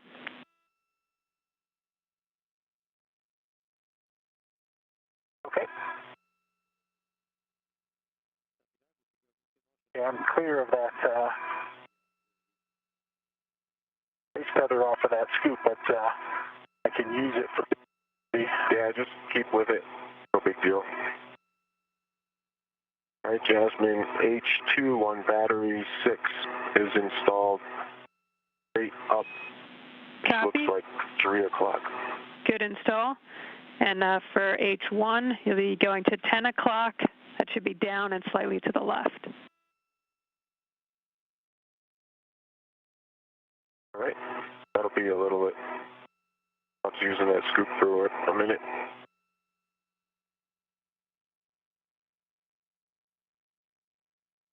J4 looks clear,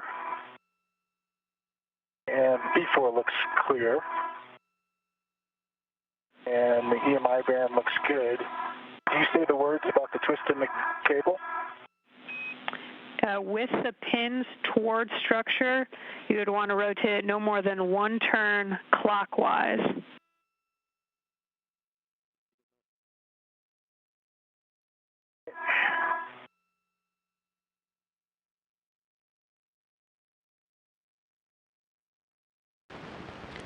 Now approaching 5 hours into today's spacewalk, running ahead of their timeline today, Cassidy and Benkin were able to tackle the first task planned for next Wednesday's second spacewalk to replace batteries for the S6 Truss's 1B channel. Having completed all of the planned tasks for this first spacewalk involving the removal of 3 aging nickel-hydrogen batteries from the Truss's integrated electronics assembly and installing 2 new lithium-ion batteries in the truss. The spacewalkers had time to remove a 4th nickel-hydrogen battery planned for next Wednesday's spacewalk and moved an adapter plate into the truss to await the installation of another new lithium-ion battery next Wednesday. Now they're moving on to the second task originally scheduled for next Wednesday. I think that where that attachment point goes, I just use the battery that we attached it to push it along the side so it sticks up a little bit, but it won't interfere with the battery 6 to go on that adapter plate. A4 is mated. The second task will involve removing the 5th of 6 nickel-hydrogen batteries, and we'll put it on an adapter plate. Connector cap you removed can go on the adapter plate where you removed the cable. Okay.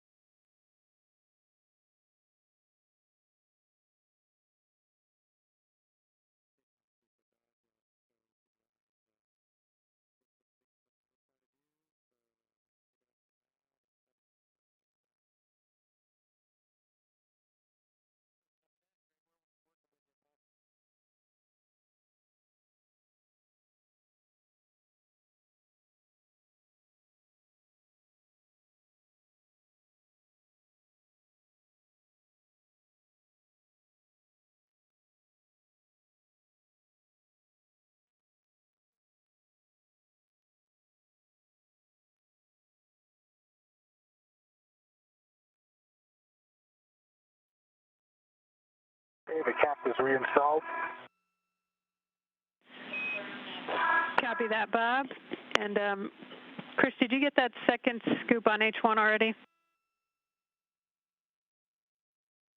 I picked it up. I'm working my way there right now. Copy that, Chris.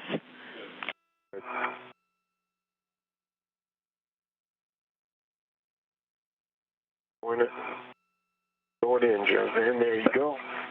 H1, 10 o'clock, slightly down and to the left. A-firm.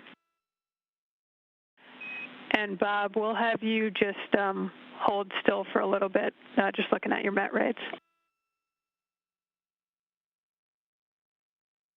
Copy.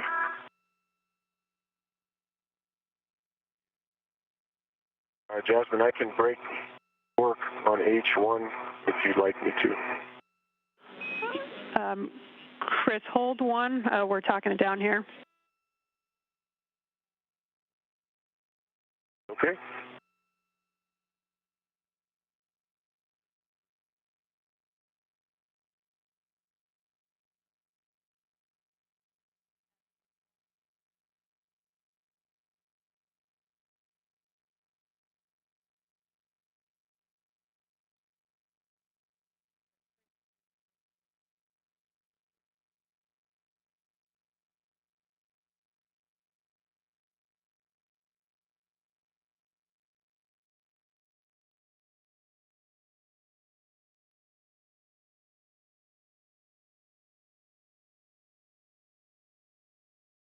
And then our cheat sheet out, it looks like one APFR comes over, one more.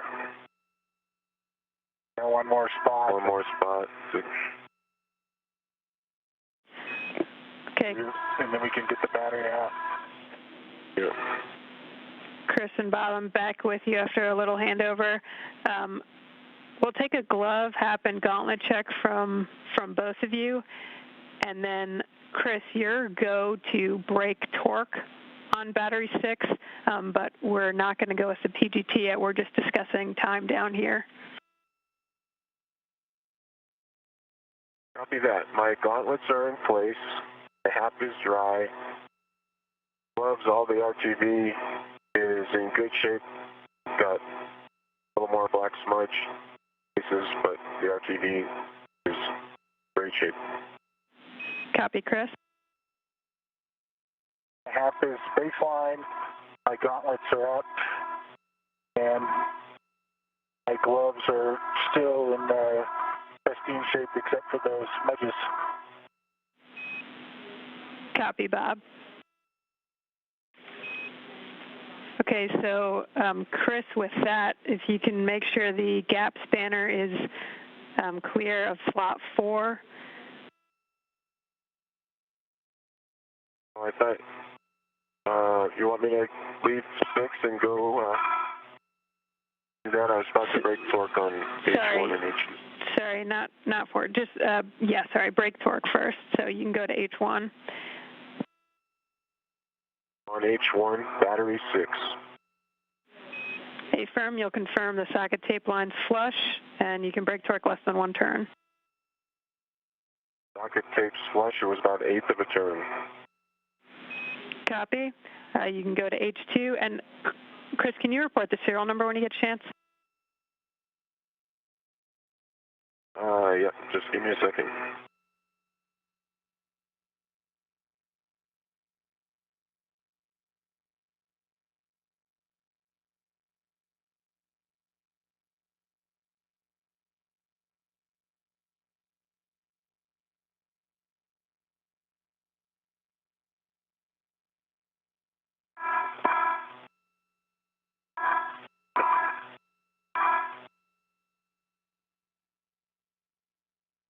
Battery 6, serial number 009090. Copy, that's a good serial number.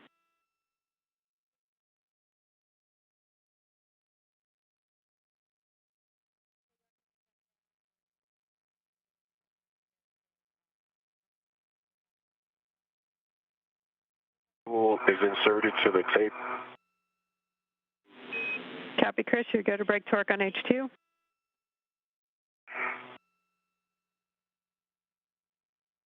Strong one.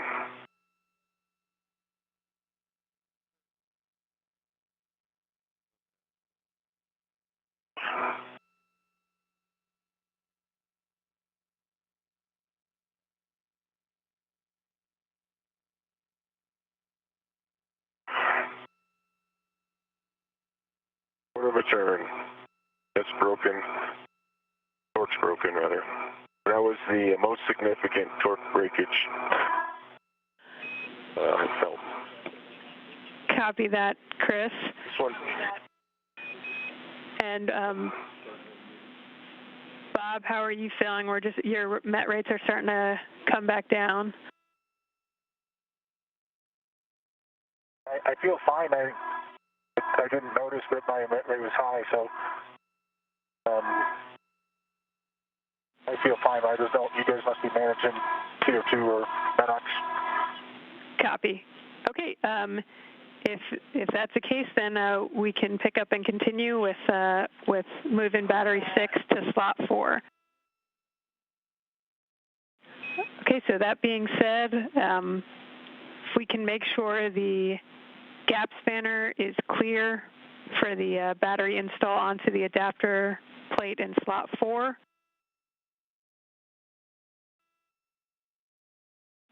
And then, Bob, you can ingress the APFR.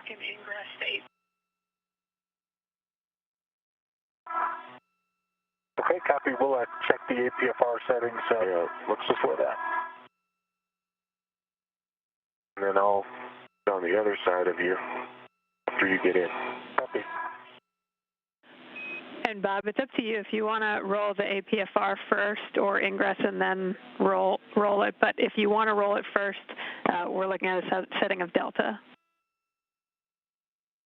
Copy. I'll roll it first, just because I think the wrong things are in front of it for ingress. Yeah, but I didn't hear a 5-hour PET update. Did I miss it? We're about to give you one, Chris.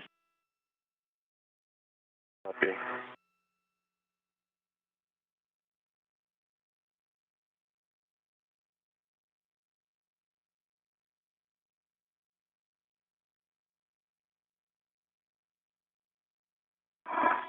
The torque's broken, Bob. It's just straight to the PG. Thank you.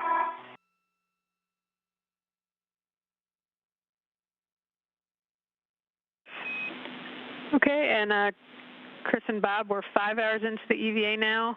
Living and consumables, MEDOX on Bob at 640, and we think we can finish this up, clean up, and be in the airlock by around 6:15. Okay, copy all.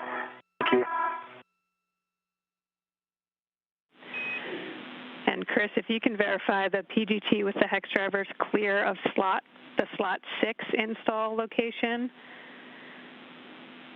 and that the adapter plate connector cable is clear of slot 4. Let that be forward work for me, because a little far away. I'll make sure that's the case, though. Okay.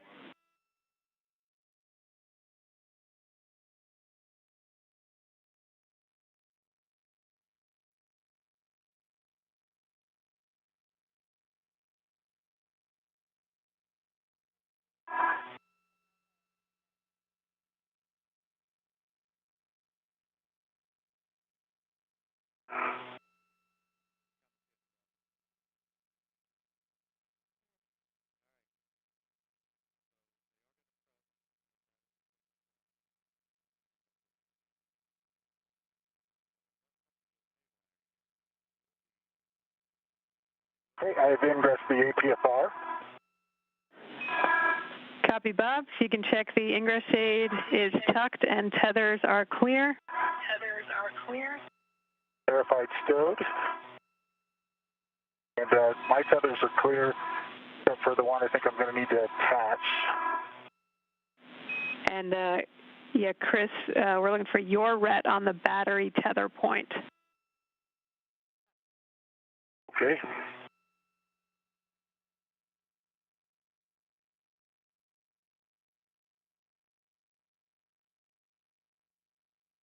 This ret is on the battery tether point. Copy. Chris, you can hand your PGT with a 6-inch to Bob. Bob's settings are alpha 7, counter 2. Okay, alpha 7, counter 2. Copy. You'll be going to H1. H1.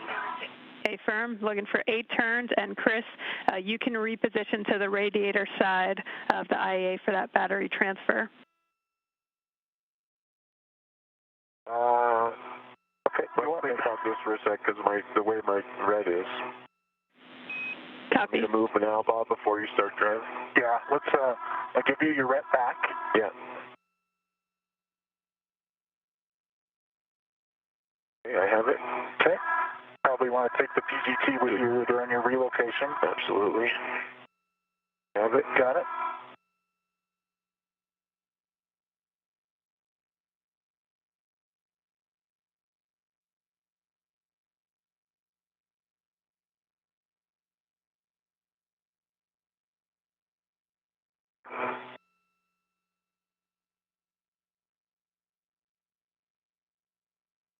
You built your little nest and now you got to relocate it.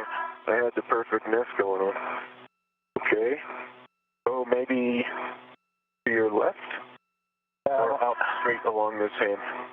I think you need to go straight along that handrail, otherwise our tethers are going to get kind of a mess. Yeah. You move it over. The crew is now moving to the second get-ahead task, originally scheduled for the spacewalk next Wednesday. The crew will remove the fifth of 6 nickel hydrogen batteries and will put it on an adapter plate. So this will be moving battery number 6 to slot number 4. Got it? I got it. Oh, my feet are over your head. Copy. Keep coming back down.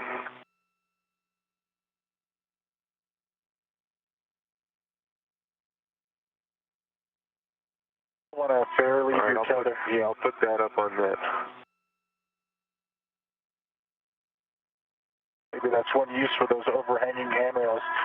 You can find a convenient one.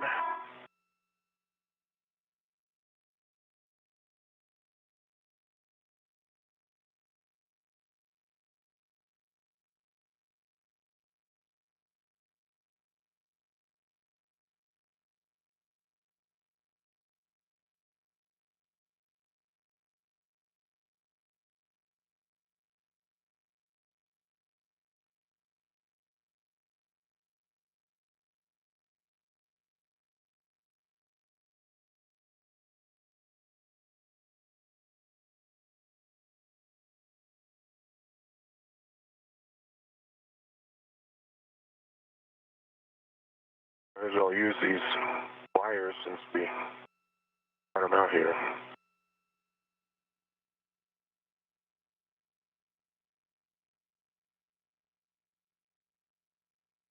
Okay. They're lead. Thank you. I'll need your ret. Get re-nested here.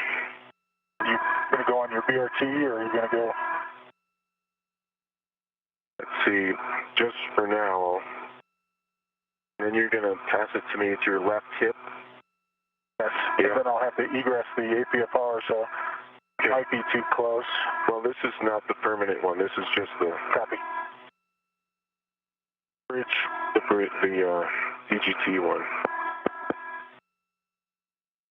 Okay, your ret is to the battery tether point. Okay, PGT coming out.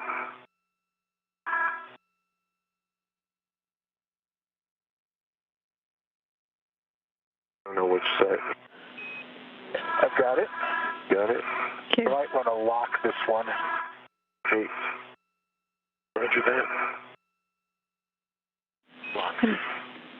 Bob, you're looking for Alpha 7 counter 2. Yes, he's definitely coming in broken. Understand Alpha 7 counter 2 A-firm. H1. A-firm, you'll confirm the socket tape line's flush, looking for about 8 turns. This tape line is flush. You copy me loud and clear, Chris? I do, yep, absolutely. Okay, she's just coming in broken. Yeah. It might be this spot on the structure. Yeah. Because it's where I keep having issues. Okay. Here we go on H1. Indicators moving.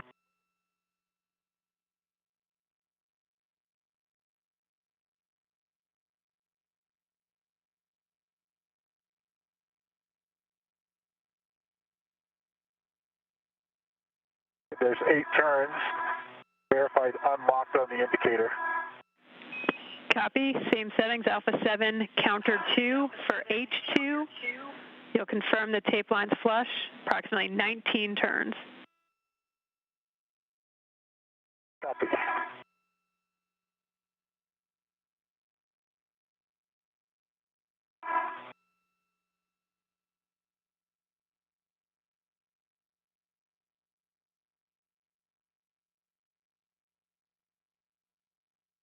Yeah, I can't see the indicator. Can you see indicator, Chris? Give me a sec. Oh, no, I got it. This was, look the same color. Okay, thanks for your light. There we go. I like the valves in Dragon.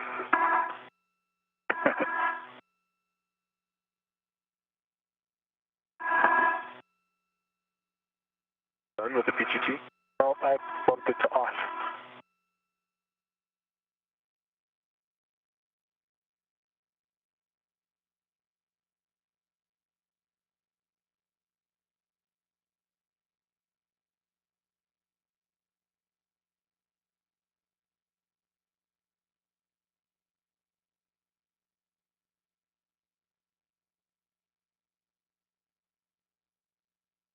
There we go.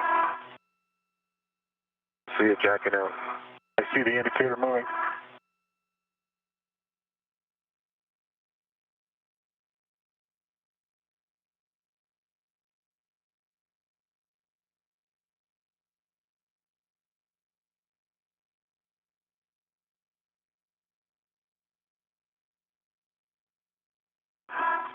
Looks kind of low in your work envelope. Yeah, it's kind of like that tape is also getting, yeah, there's a slight angle to the wobble.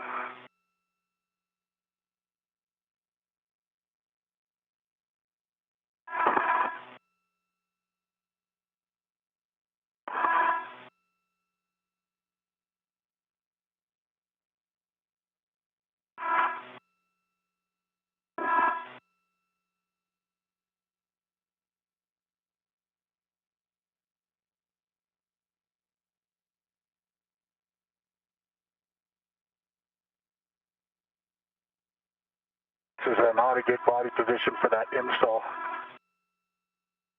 Oh, yeah.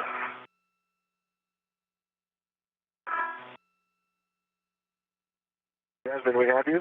Radio check? Yeah, affirm. And would an additional roll on the APFR help? No, I think we've got the bolt released. The gauge 2 is just really low in the work envelope. In this APFR setting, it probably was expected. Yeah. So there's a different APFR config, but I think roll's not going to be enough. Copy. And you said status indicators unlocked, and how many turns?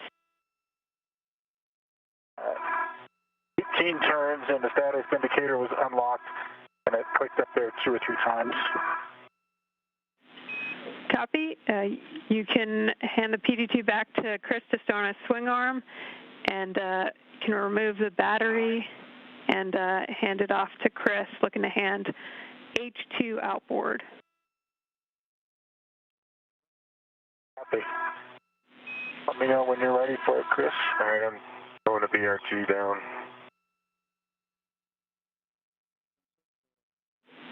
And Chris will be holding it for the APFR roll.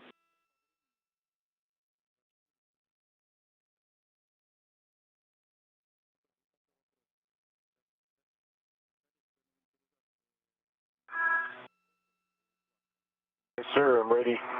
And a good config. Here it comes. Just watch my safety tether, it popped off. Yeah, the edge.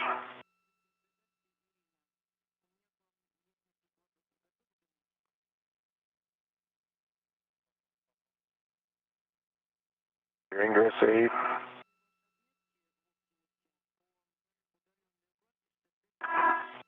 Thank you. Yep.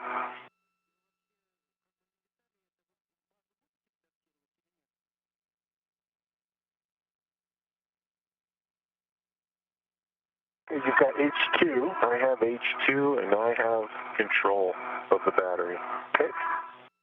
Got control of the battery. And I've got to roll across where you are here, so I'll do my best here. We're going to the adapter plate location. A-firm in slot 4. And Bob, just make sure you also check your ingress aids tucked before that roll. Copy. You can use me to translate if you need. I'm secure.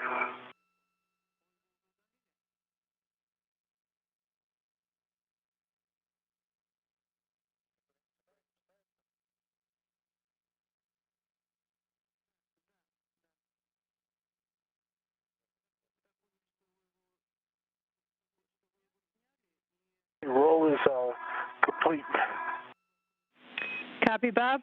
Before taking the battery back, if you can just make sure the gap spanner and ingress aid are clear for the install to slot 4.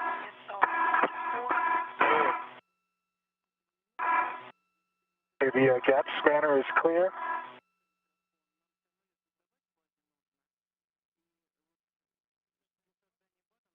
That's the thing about the ingress aid. If you tuck it well enough, it's hard to see. Verified that the ingress aid is tucked as well. Copy, and as you take the battery back, you're going to want to end up with H2 in your left hand.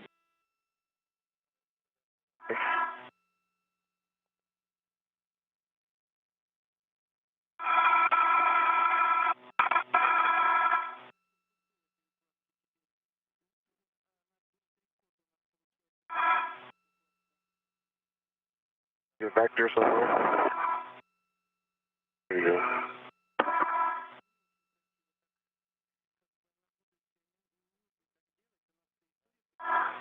Okay. And back.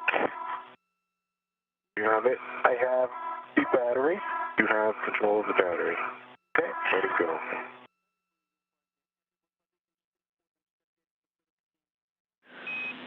Okay, Bob, once your alignment's good, you go to soft dock that battery onto H2.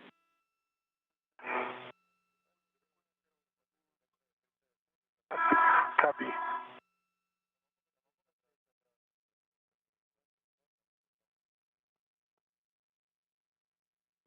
Again, the crew has removed the 5th of 6 nickel hydrogen batteries.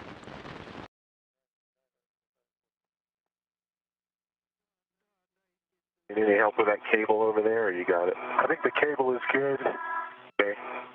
GT's clear here. A little bit misaligned. There you go. The crew will now fix the battery on an adapter plate. Again, this will be moving battery number 6 to slot number 4. Okay.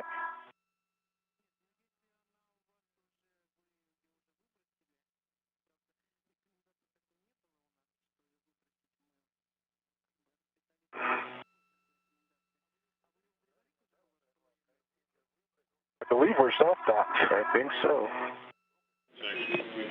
Okay, copy. With that, Chris, you can hand off your PGT with the 6-inch. Bob, settings are alpha 7, clockwise 2. Okay. Clockwise 2.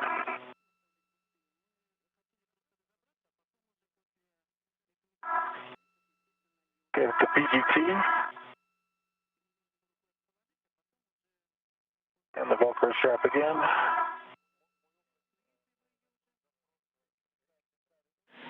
And you'll be going to H2, confirm the socket tape line flush, looking for 16 to 17 turns.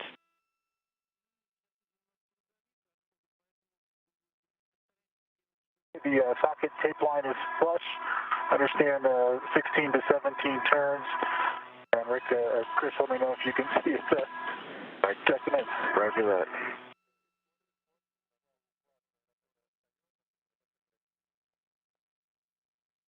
Ready? Ready.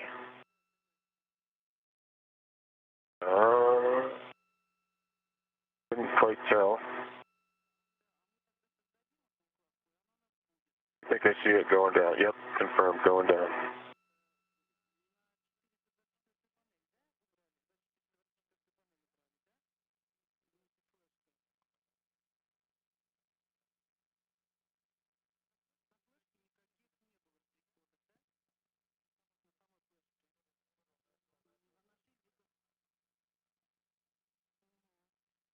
There's 16 1/4 turns green light 9.2.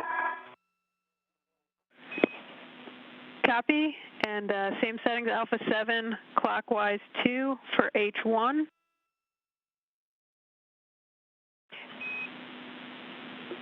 Copy. And Bob, status indicator was locked on H2, correct? Status indicator shows locked on H2. Copy, thanks.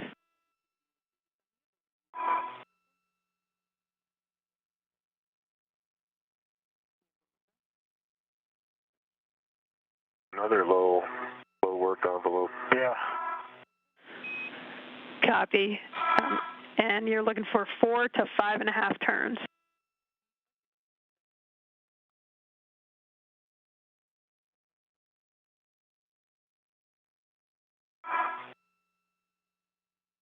Well, there's a little bit better body position because it's not right in front of your mini workstation. Oh, yeah. Green light, 9.4 on the torque, and 4 1/4 turns. The indicator shows locked. Okay, copy. Good install. You can transfer the PGT back to Chris to stow on his swing arm, and you can release the ret. Copy. Thanks. Okay, Chris has the PGT, and the ret is released. Copy, and big picture with that. We're done with the install, and we're going to move into cleanup. Okay, copy.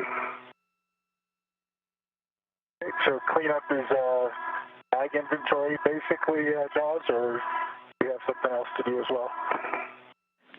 We're going to have Chris move some scoops from the battery in slot 4 to the battery in slot 5, and then he'll retrieve the camera and head back to the ORU bag to stow the ORU, or stow the camera and GoPro, and then inventory everything.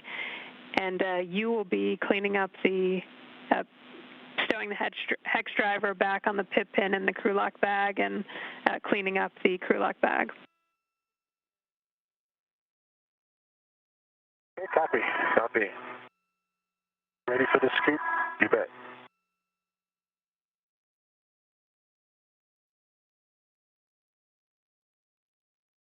And as you just heard, the crew has finished their tasks for the day. 2 of those tasks were get-ahead tasks originally planned for next Wednesday's second spacewalk to replace batteries for the S6 Truss's 1B channel. In summary today, the crew removed 5 of the 6 aging nickel-hydrogen batteries, installed 2 of the 3 lithium-ion batteries, and moved 2 of the 3 adapter plates into the S6 1B channel. Thank you. All right, good news.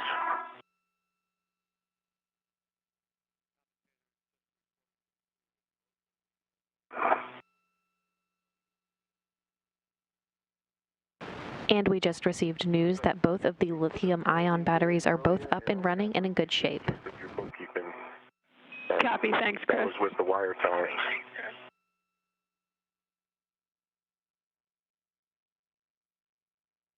Chris, it looks like your safety tether is not retracting right now. Yeah, I noticed that. Let me give a body position, and I'll look at the Urcum.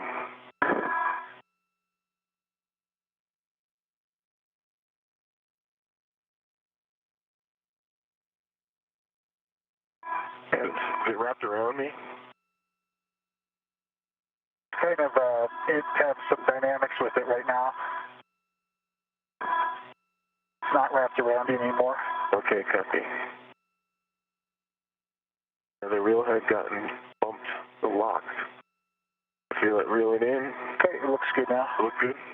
Yeah, thank you for bringing that up. And Jaws, do I head to the crew lock bag?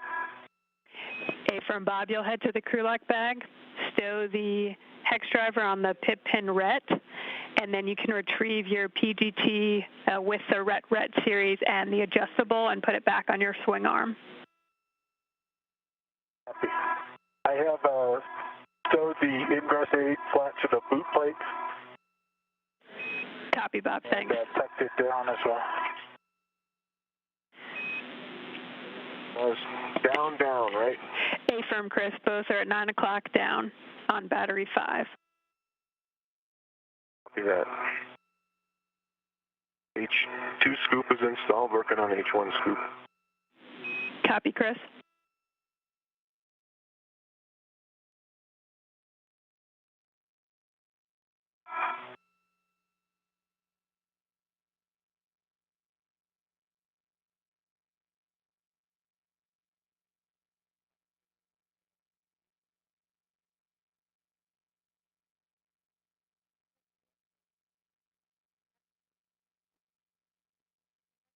H1 scoop installed and locked.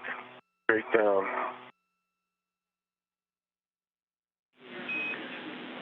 Copy, Chris.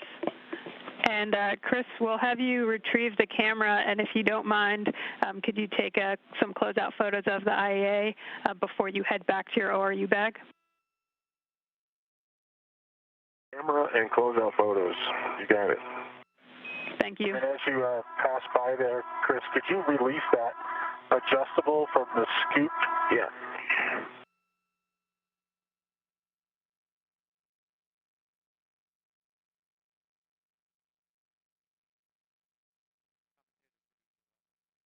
Clear to let it go?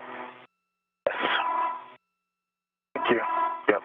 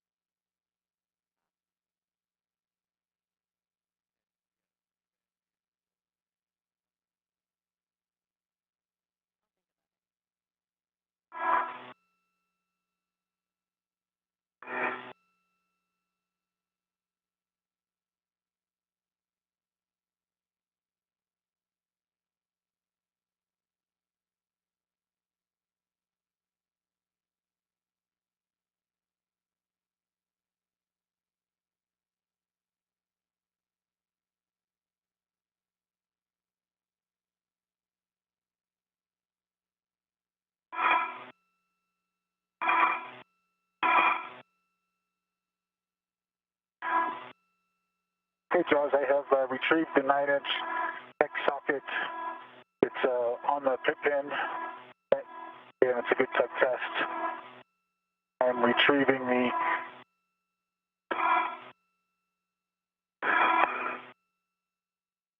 BGT at this time. Copy, Bob. And as you put that on your swing arm, if you could just report the tethers on the PGT to us. Okay.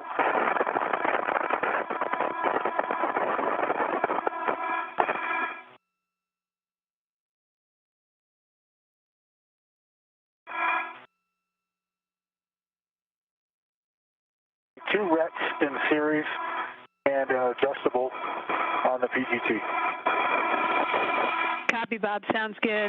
And whenever you're ready, we can take an inventory of the crew lock bag if Chris is good with his forward steps. Yep, I have the camera on my possession. I'm taking closeout photos now. And I think when I'm done with the photos, I head towards my bag. Yep, affirm. You'll head back, stow that camera as well as the GoPro into the ORU bag, and then we'll take your inventory once you're ready as well. Okay, copy all. Okay, I have a ret series connected to the ratchet wrench with a wobble socket and a palm bar in the crew lock bag. Copy.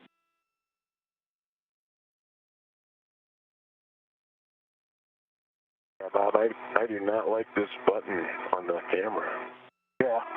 I push probably 3 times more than I actually trigger a picture. I have 3 integral rets to adjustable tethers. Copy. I have a ret to a trash bag, and then another 2 rets that connect to the small trash bag. I've got a gap spanner combo that is on a RET. And a second gap spanner combo that's to the internal RET. Copy. And I have the long duration tie down tether to a ring inside of the crew lock bag. And I have the 9-inch hex to put in on a RET. Anything else you need? That's everything I'll do the inside. outside after I close it up, if that's okay. Okay? Yep, that's everything on the inside, Bob, and then whenever you're ready, we'll get the outside. Okay. Pictures taken, parting the IEA.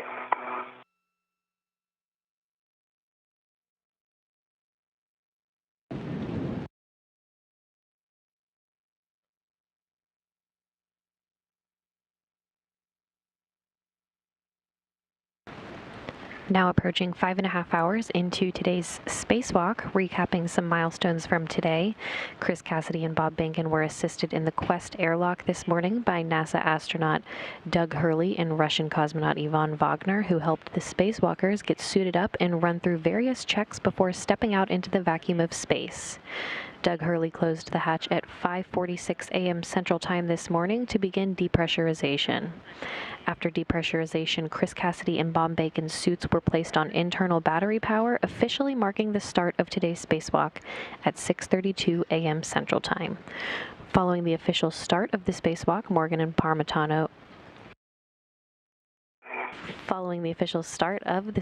Cassidy and Behnken translated to the work site to begin the work to finish power upgrades on the International Space Station. Running ahead of the timeline today, Cassidy and Behnken were also able to tackle the first task planned for next Wednesday's second spacewalk to replace the batteries for the S6 Truss's 1B channel, having completed all of the planned tasks for this first spacewalk involving the removal of 3 aging nickel-hydrogen batteries from the Truss's integrated electronics assembly and installing 2 new lithium-ion batteries in the truss. The spacewalkers had time to remove a 4th nickel-hydrogen battery planned for next Wednesday's spacewalk and moved an adapter plate into the truss to await the installation of another new lithium-ion battery next Wednesday. The main thing is the doors need to be against structure, and it needs to be snug enough that it won't be able to spin outward. And the second get-ahead task, originally scheduled for the spacewalk next Wednesday, the crew removed the 5th of 6 nickel-hydrogen batteries and put it on an adapter plate, moving battery number 6 to slot number 4.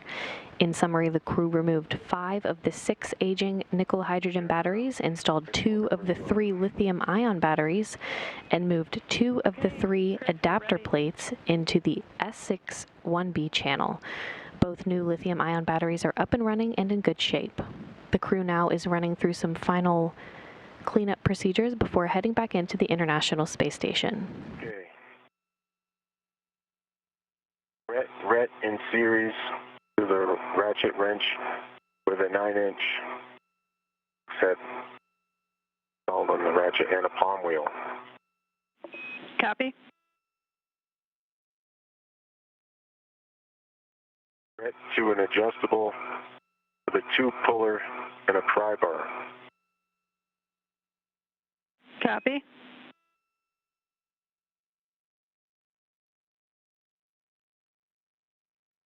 Ret with my trash bag.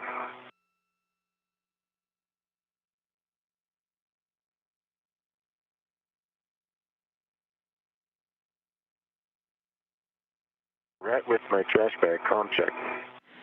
Okay, copy. Ret to your trash bag. An extra adjustable. Copy.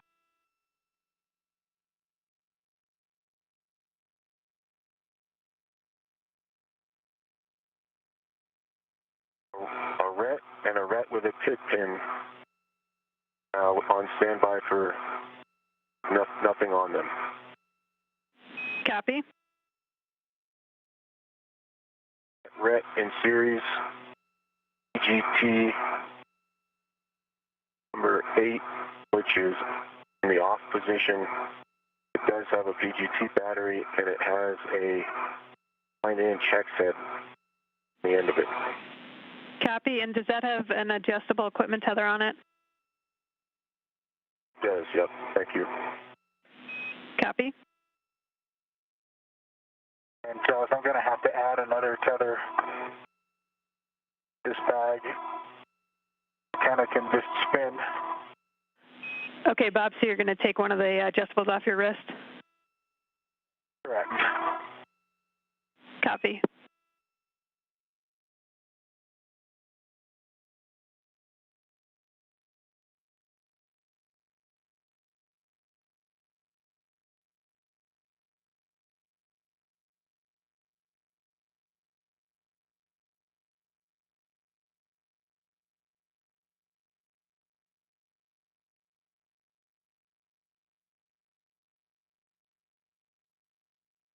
A camera with a RET and an L bracket Copy. in the bag.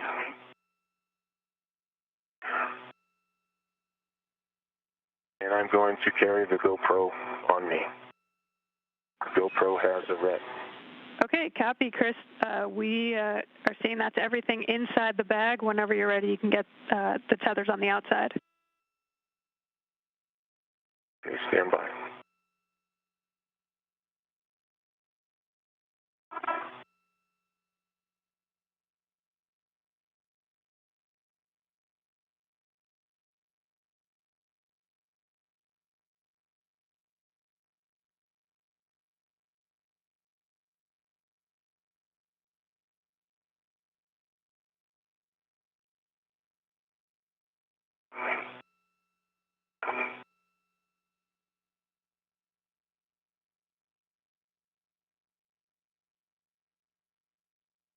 ET, Jasmine? 534. 34, copy.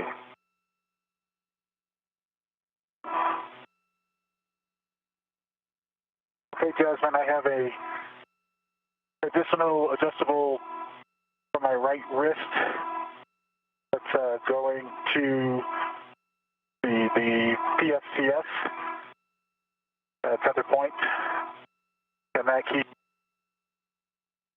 pointed towards the battery underneath the crew lock bag. Okay, copy that, Bob.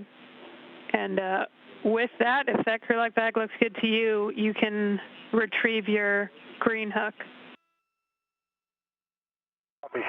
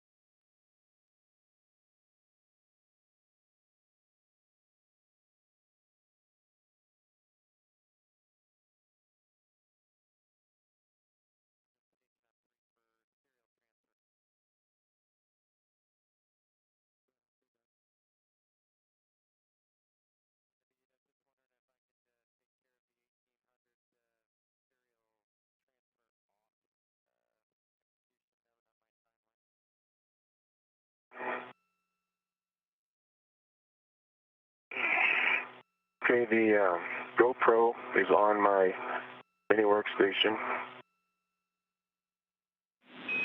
Copy that, Chris. So my next action is to bundle, get the BRG on the ORU bag. Yeah, and Chris, we just need, what tethers are on the outside of the ORU bag? Oh yeah, thanks for the reminder. There's one normal adjustable and one large small adjustable. Okay, that's a good check, and yep, you can put that on your BRT now.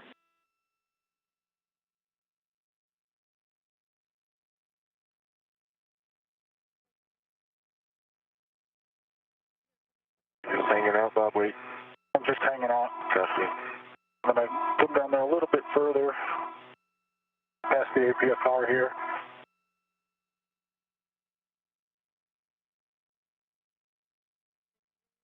I think we've done enough for one day. Agreed. You've done a lot more than we're expecting. And I am tethered in my BRT, releasing the external.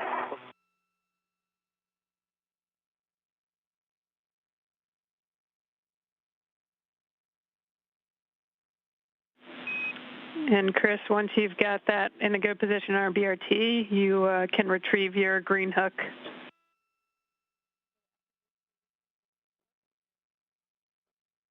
Okay, copy. And Bob, you already got your green hook, is that correct? I did get my green hook. Copy, thanks. It's closed onto my red reel.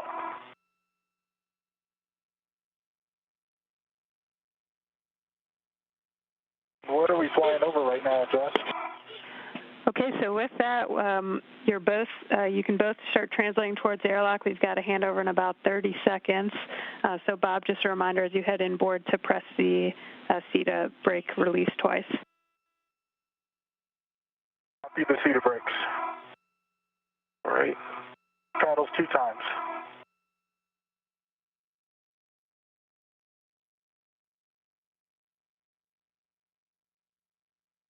Hey, safety tether treating you okay there?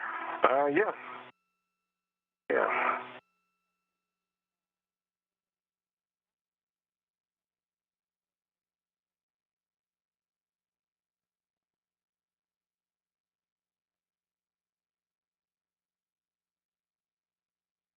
And we're in a short handover period between satellites right now, but should be regaining that communication with the crew here shortly. Again, the crew is just finishing up some cleanup procedures before they head back into the International Space Station. Translation pass without a battery or a adapter plate. Yeah, no kidding. And Bob and Chris, Green hook is up. oh, just saying I was back with you. Go ahead, Chris. Green hook is picked up. And Copy. now I think it's go time. Yep, Chris, you can lead back in. Bob, can you check the load alleviating straps on your safety tethers? We're not sure which one, but someone thought they saw something. It's number 29. We just don't know which color that is.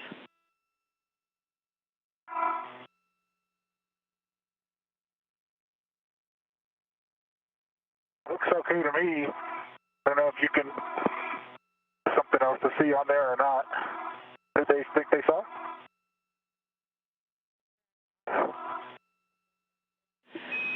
And Bob, as long as you confirm you see no red showing on number 29, safety tethers load alleviating strap, we're good.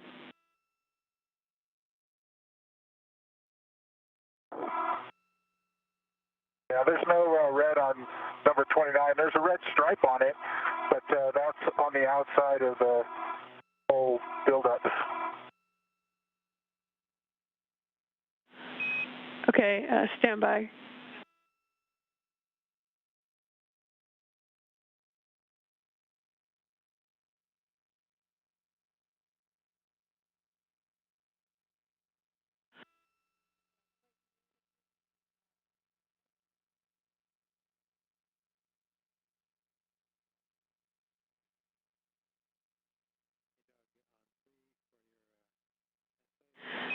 Okay, Bob, it is on the one that's coming back in, so we'll take a closer look at it afterwards inside. Copy.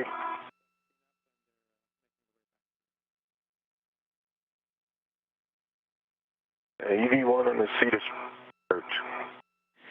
Okay, Chris, you'll be putting in a rich man fair lead at handrail 3409.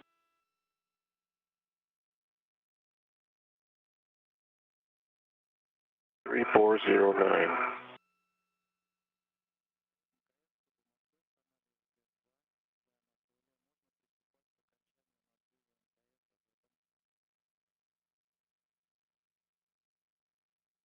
That's in the anchor hooks. Sorry, Chris. I thought I see you're now. You called the CETA cart, not the CETA spur. That's at the top of the CETA spur. Copy that. And Bob, reminder for you to hit the brake releases on the inboard brake release of each of the CETA carts. Copy that.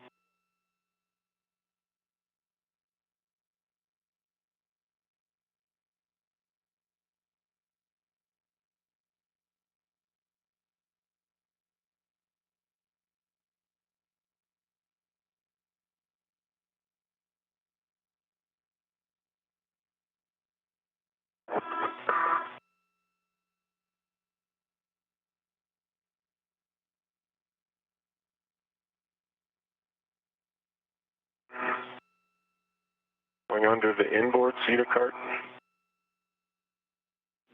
Copy, Chris.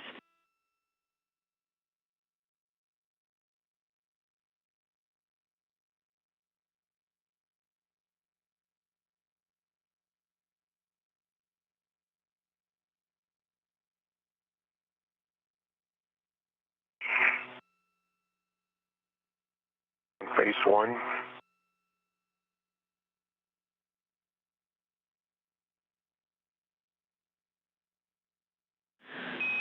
Copy, Chris. And as you get to S0, again, that handrail is 3409.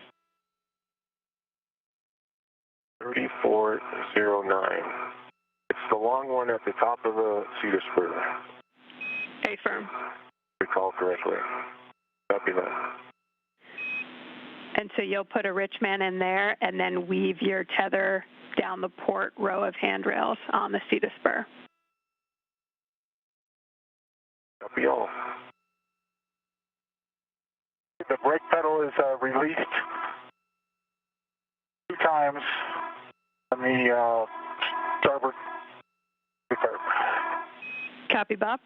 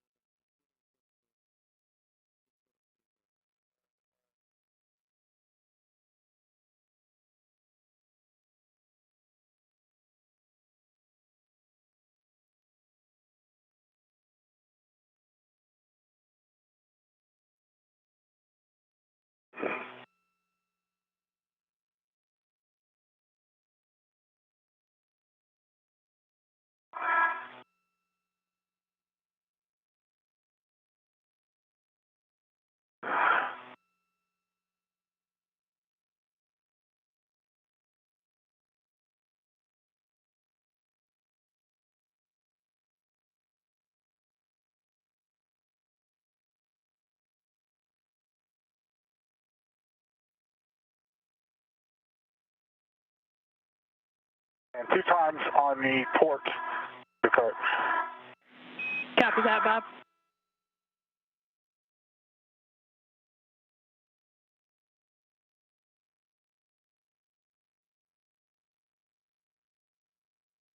There's been a unhook on 3413. I'm too high, right? I need to go down. Affirm, Chris, yeah, it's the top handrail of the CETA spur, 3409. Sorry about that.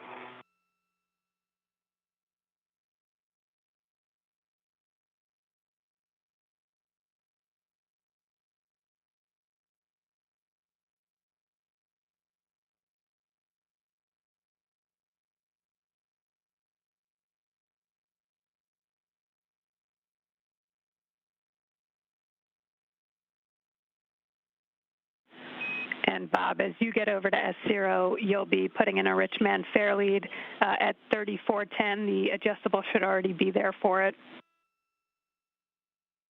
Thank you, Josh.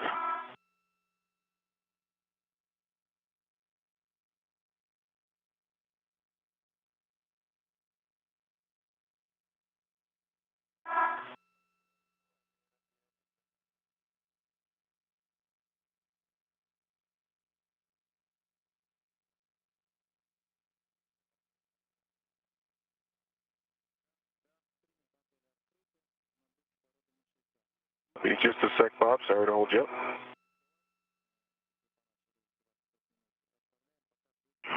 No worries, Chris. My comm is a little bit quiet. It created during the translation coming here. Okay. Copy that, Bob. I do hear you, so.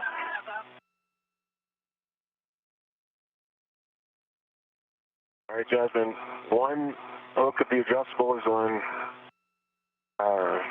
3409. It wraps around the cable and back onto the D-ring of the adjustable. Okay, copy. That sounds good, Chris.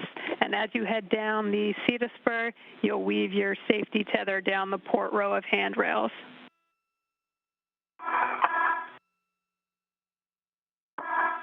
Copy that.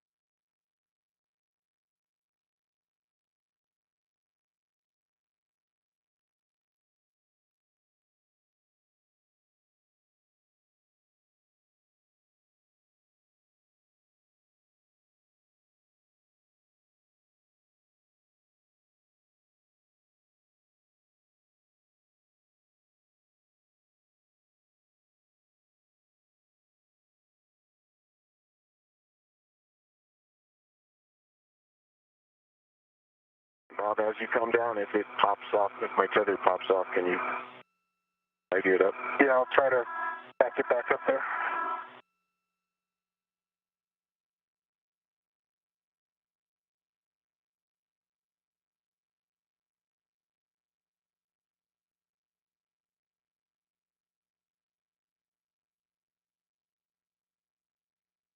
Making the transition to the airlock toolboxes. Copy, Chris. And your go to open the hatch thermal cover.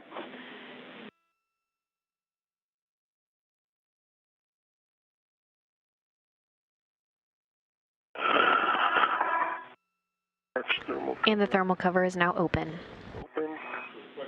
Copy. You can stow your ORU bag in the airlock and attach your waist tether to the airlock D-ring extender.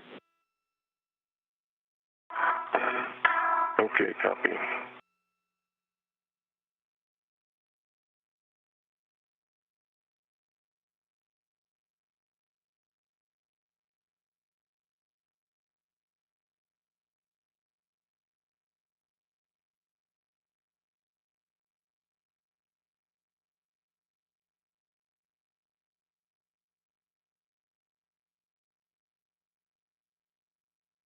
ORU bag is tethered inside the airlock. Copy.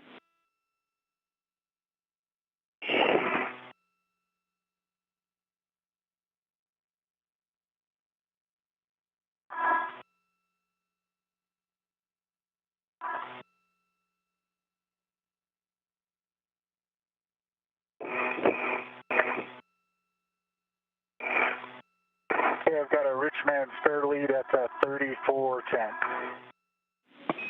Copy that, Bob. You can head down towards the airlock, and you will not be putting in any more fair leads.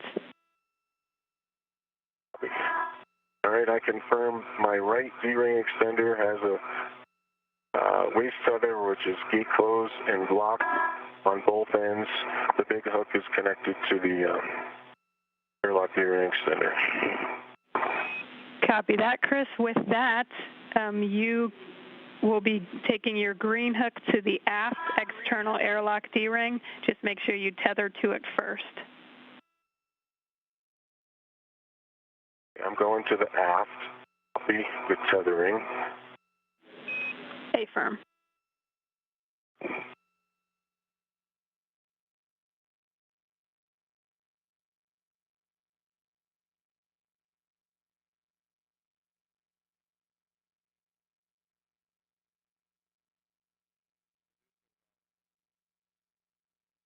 Tether to my green hook.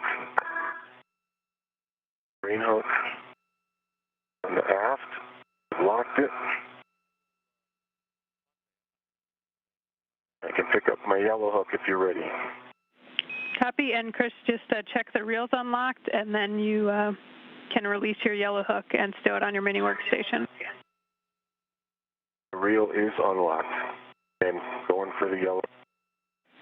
Copy.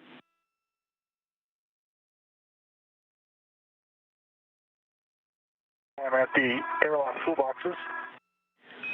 Copy, Bob. You'll also be attaching your waist tether to the airlock D-ring extender.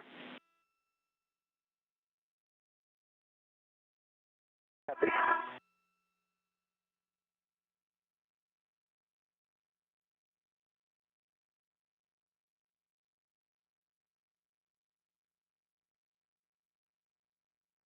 Coming underneath Chris to put my waist tether in. Copy that.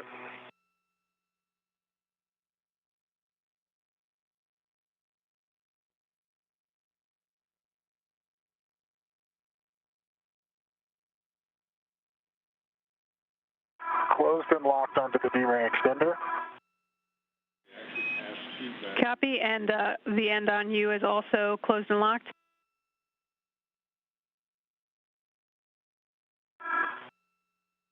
Verified closed and locked to my D-ring extender as well. Copy, good config, Bob. With that, you can tether to your green hook, and then you'll be attaching it to the forward external airlock D-ring.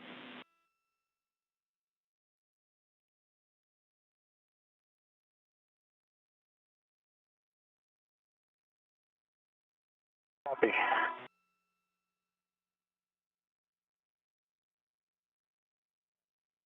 I think I don't need to tether to it. I can just take the green hook over. I guess I could just string out. I'll tether to it. Thank you for reminding me. I've made that mistake before.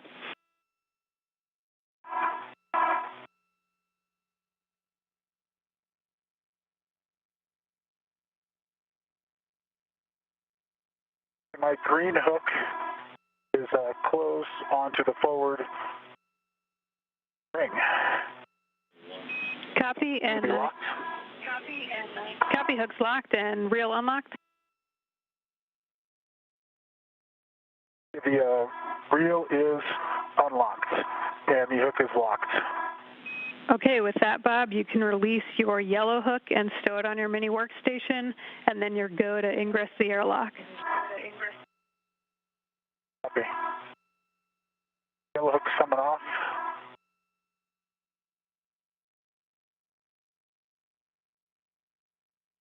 On my mini workstation. Tether is really taut. Chris, this one, not much slack left in it. Not much left. Copy, and that is expected.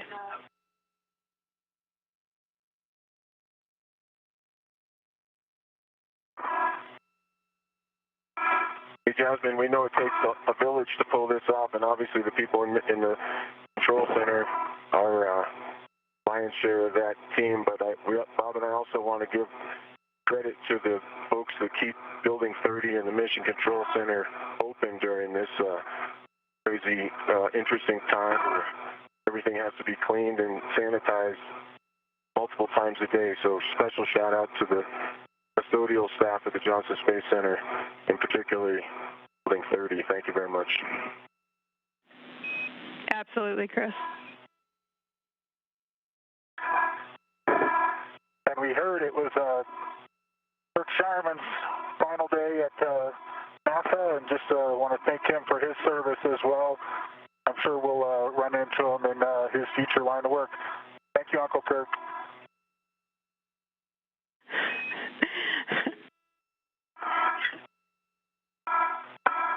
Ready for me, Bob?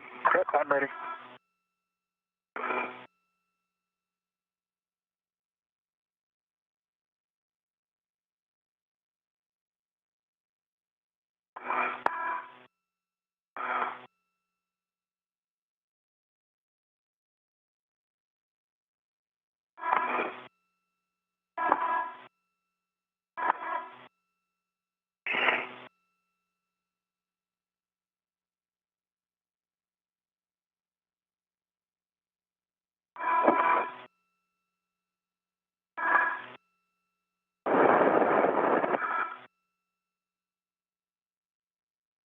Okay.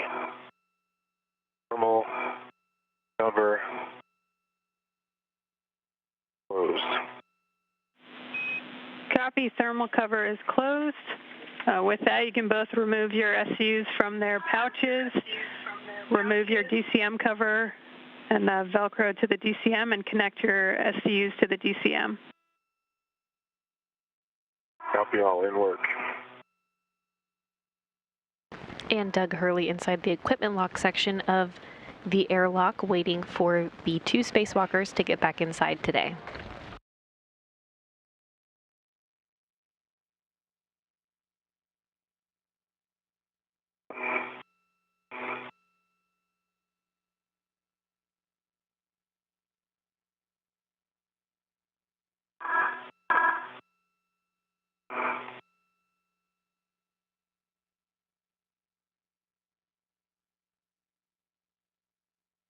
SCU closed and locked for EV2. Copy, Bob.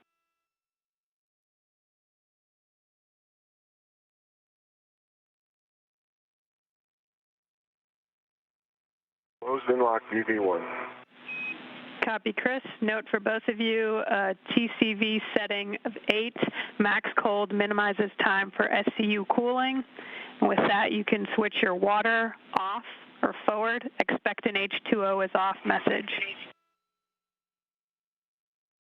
EV1, water off with a message. EV2, water is off. The message. Copy. We'll hold for 2 minutes. Caution, do not close hatch until EMU water is off for 2 minutes. Copy.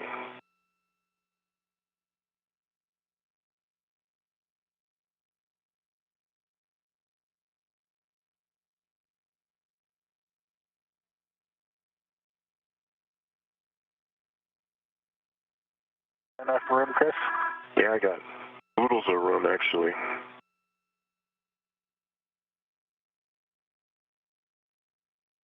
How about you? Yeah, funny.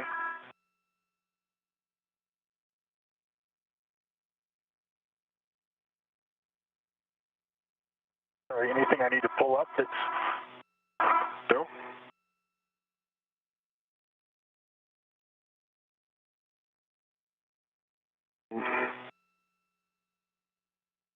Can you reach your right safer handle about half an inch up? Okay.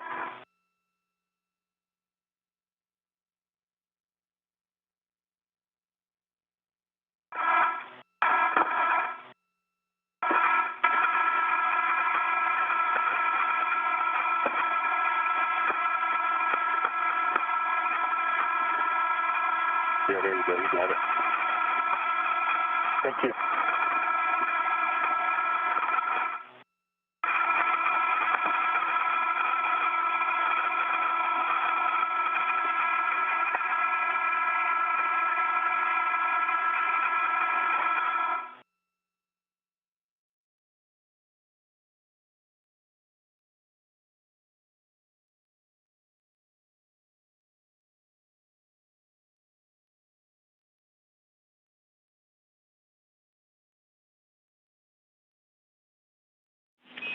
Okay, it's been 2 minutes. Chris, you can verify the outer hatch is clear of hardware and the handle is positioned per the hatch decal.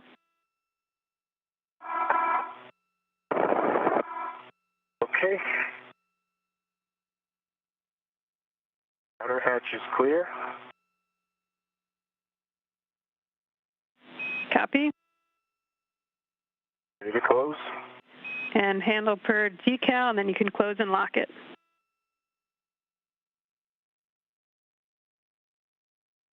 Copy that.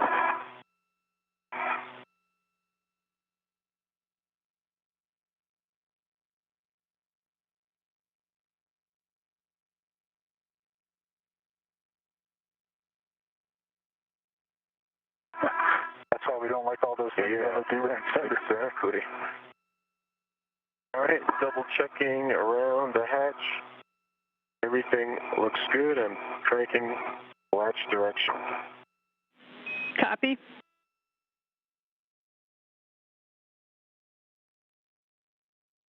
And locking the tab. Tab's locked. The hatch is locked. Copy. Hatch is closed and locked. Both of you can, or sorry, Bob, on the UIA, check the oxygen EMU 1 and 2 valves. 2 of them are open.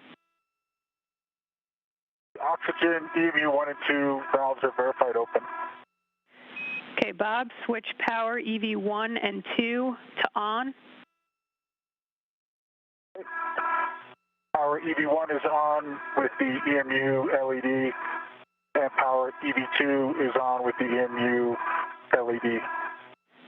Copy. Check power EV1 and 2 volts. 18.6 and 18.6. Copy. Good voltage. Both of you on your DCM, switch power to SCU. Expect a warning tone. EV1. Power SCU. EV2. Power is SCU. Copy, and with that, we're complete with the pre-repress.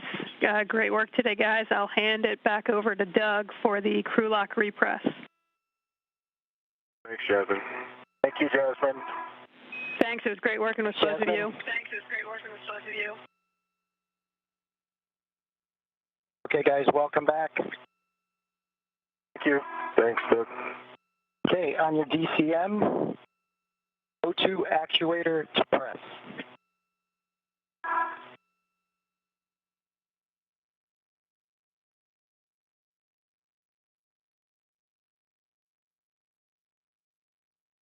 Okay, for EV2, O2 position is pressed.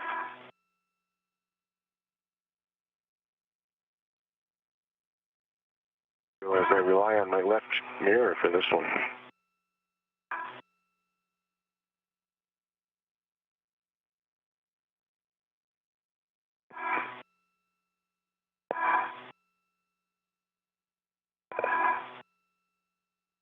EV1 in press. Copy in press, and could you check the EV hatch MPEV closed? EV hatch MPEV is confirmed closed. Copy closed. Okay, next I'm going to start to throttle the IV hatch equalization valve.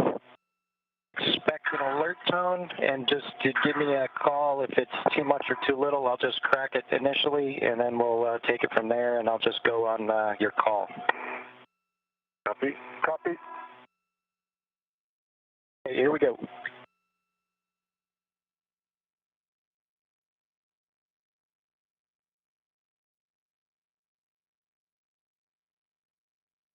Okay, that's halfway between off and norm.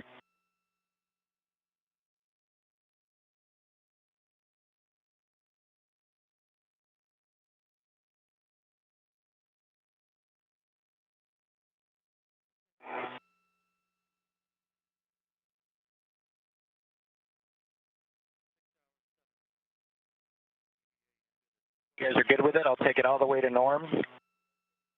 I'm good. I'm good. Yeah, the comm is really weak for me. I don't know if you can hear me. I've got you loud and clear. Got you loud and clear, Bob. How me? And repressurization is officially underway, marking the official end time for today's spacewalk at 12:39 p.m. Central Time, bringing the spacewalk total time to 6 hours and 7 minutes. Yeah, you're coming across loud and clear. Repress rate is good for me. Good for me as well. You're in norm.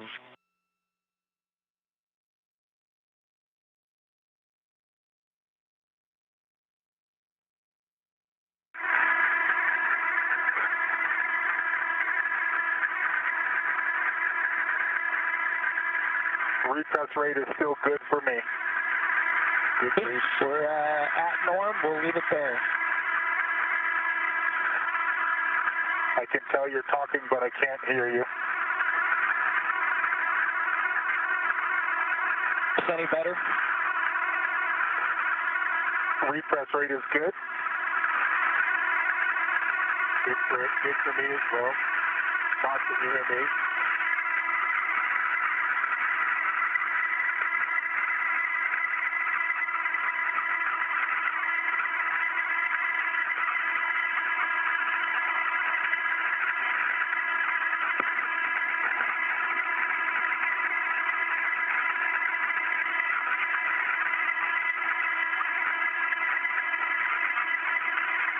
Repress rate is still good for me.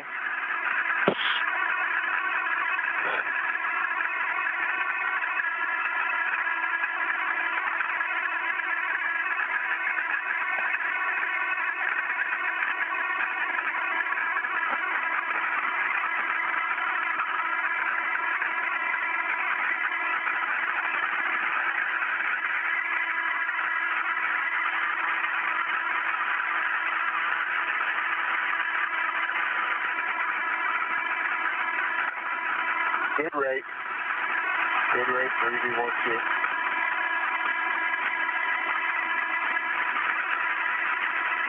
Good rate.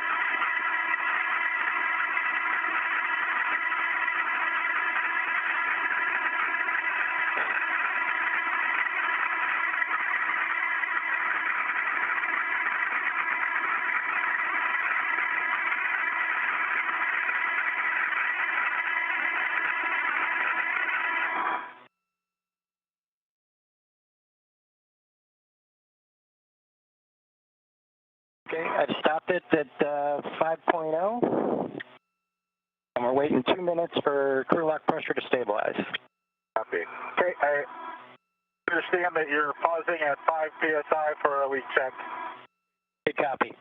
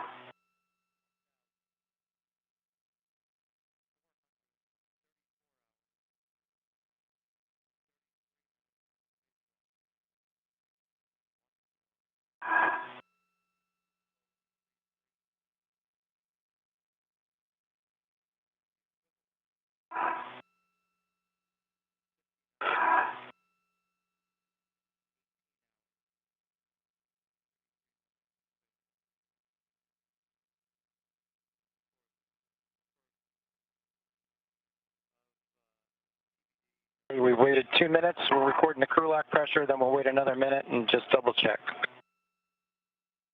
Copy.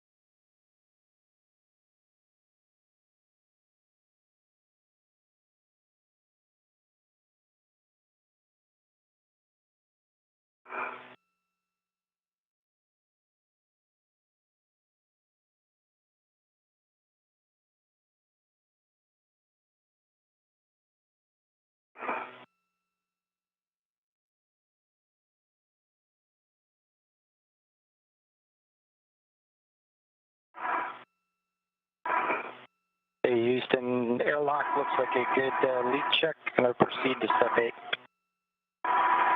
And we concur, good leak check.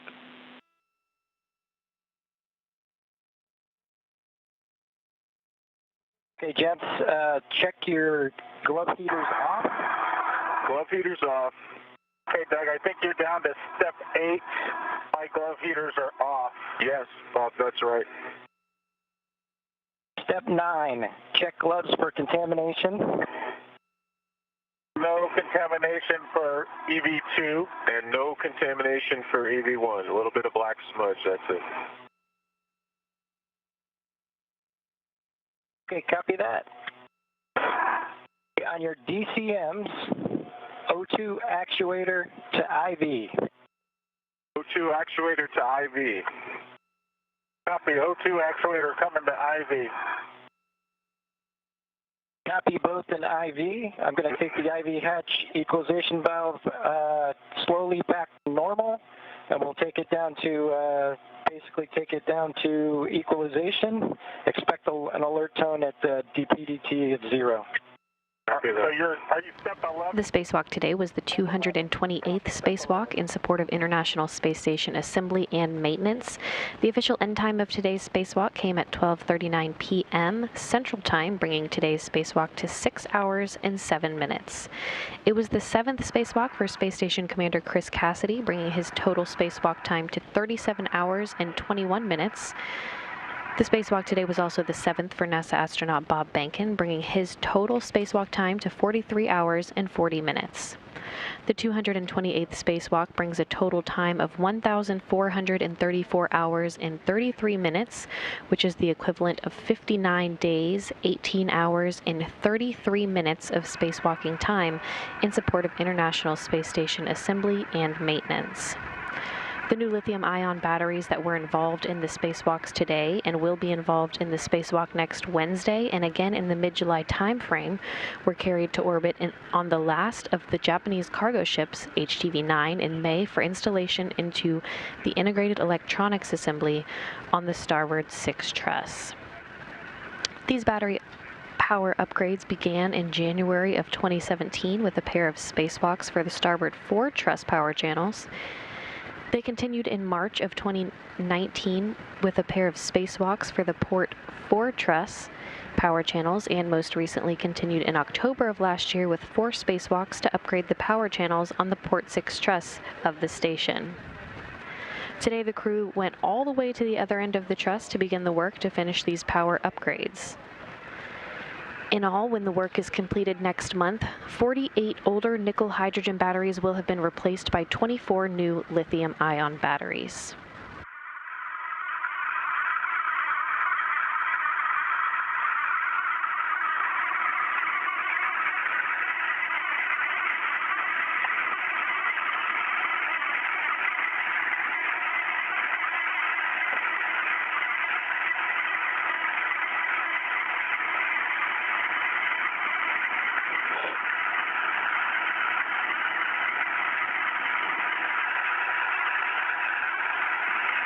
Airlock on 1 for Delta to the post EVA post-ops procedure.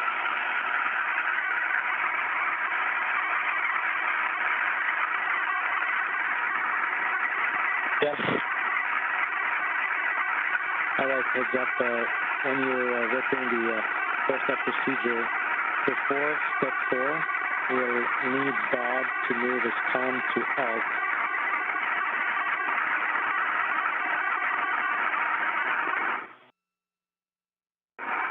Okay, copy that. You want me to go to alt now, Doug? Negative. Before we get to step 4 in the post-EVA, so hold on for now. Copy. Your comm is coming back now.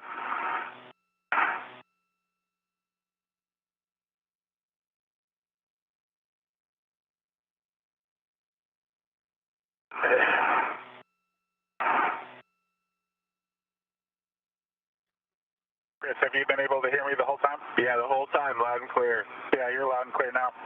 Oh, okay. I got you loud and clear, Bob. I've got you loud and clear as well.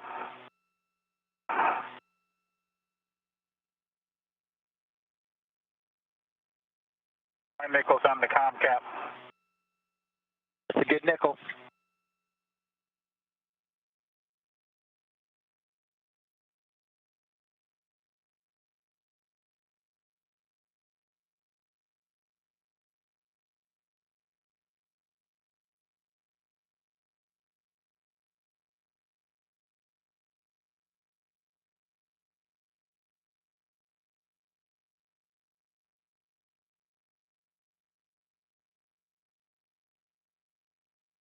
All right, we should be getting close.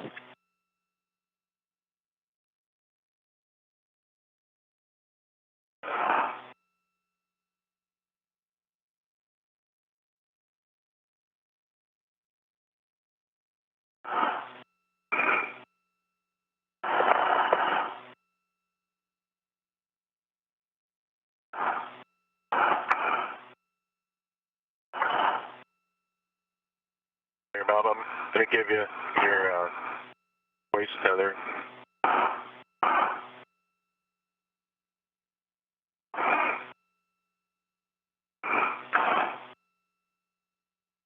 Okay, anybody get the EV alert tone DPDT?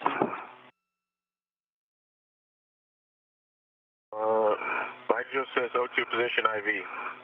Yeah, we get a little tone every time it clicks through, like I clicked on the airlock feed or something, but not nothing that was happens so often you hardly notice it. Yeah, exactly.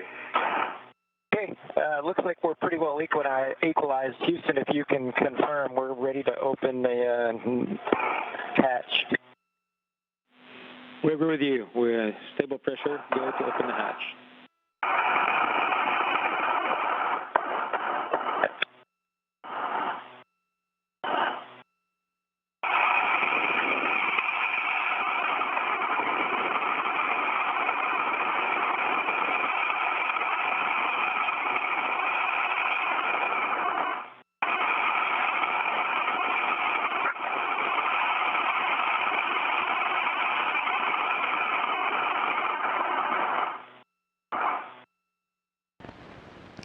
And you can see now Yvonne Wagner on the right side of your screen is doing the work to begin opening the hatch to greet the two spacewalkers back into the Quest airlock.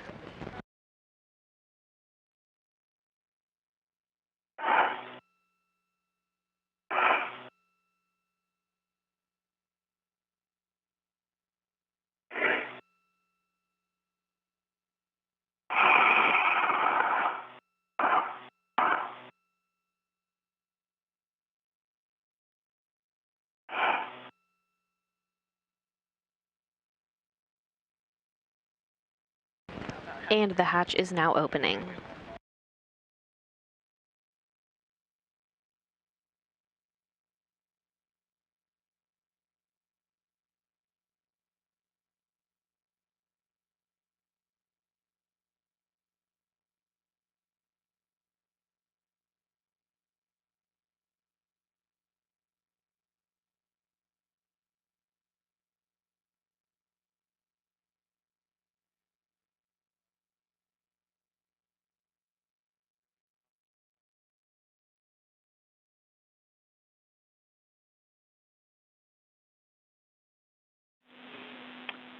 Station on 1 for Bob. This would be a good time to go to alt. Airlock on 1, we're at step 3. Do you want Bob to take his comm off now?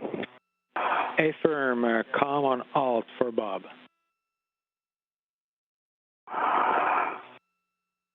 Okay, and I've got them loud and clear, so I can take my comm to alt.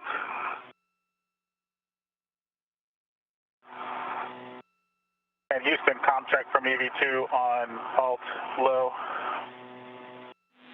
We have you loud and clear. How else?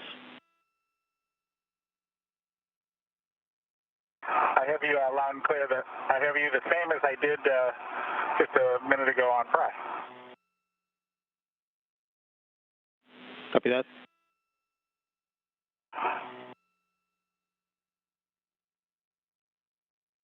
Hey, Houston, if you're good with the step 4, we'll go ahead and proceed to safer doffing.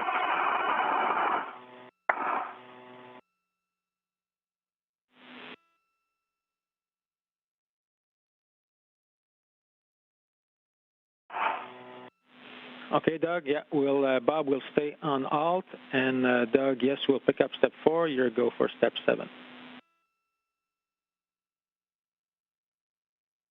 Copy, thumbs up. You'll need to release some of the, one of these, the belt train needs to come on.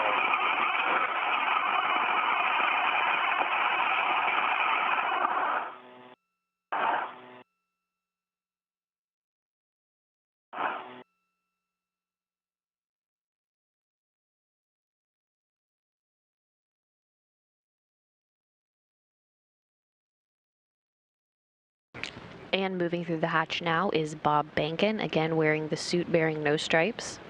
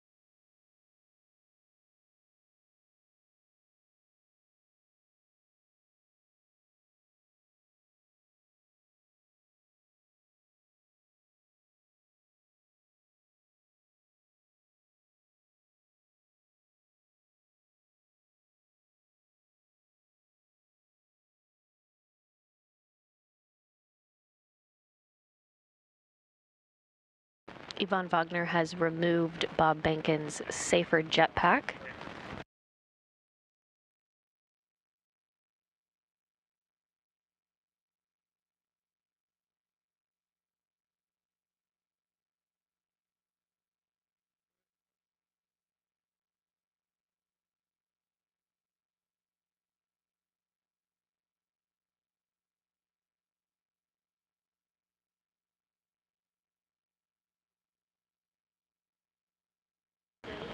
And the crew will now work to move Chris Cassidy through the hatchway.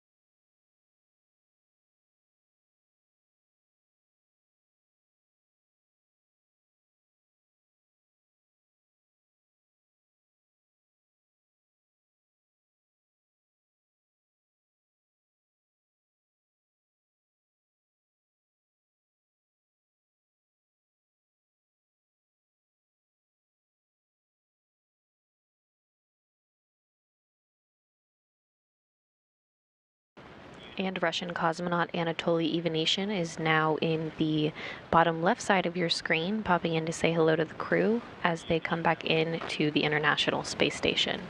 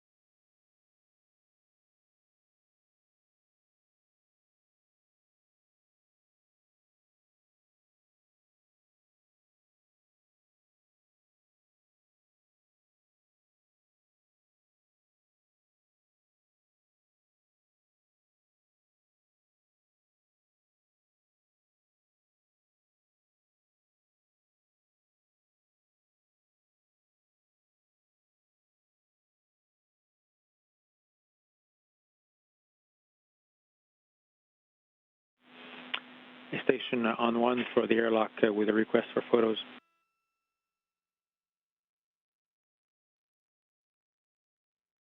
Go ahead. Hey Doug, can you take photos of the load alleviating strap on peanut number 29? We see this red line there.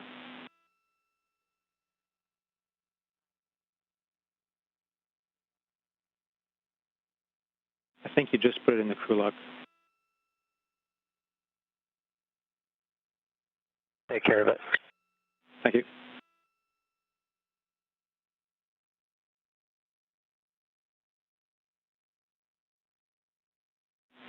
29. Hey, David, did we do that after we get the guys out of the suits? Certainly, yeah, just on your to-do list.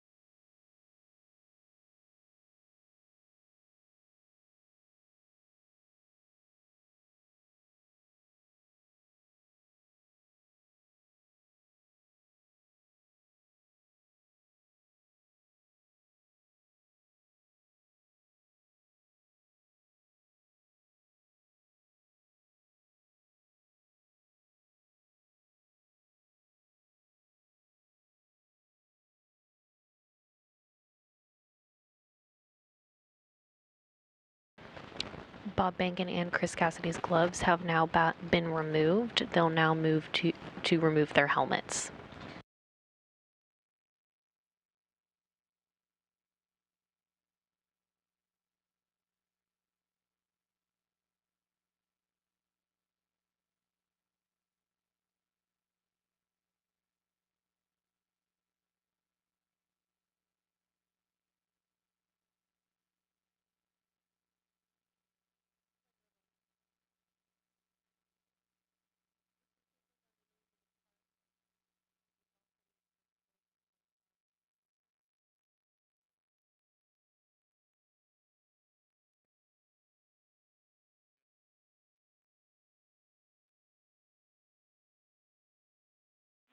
And Doug, on one, can we check Bob's Snoopy cap, see for moisture inside and if the embeds are in place?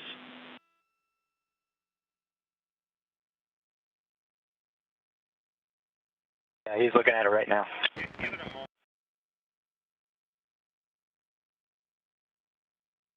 Yeah, it looks like a fair amount of moisture in both ear cups if I'm making an assessment.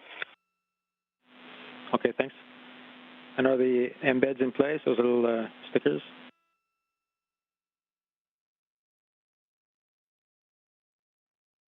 Yeah, the embeds are in place. Okay, thanks.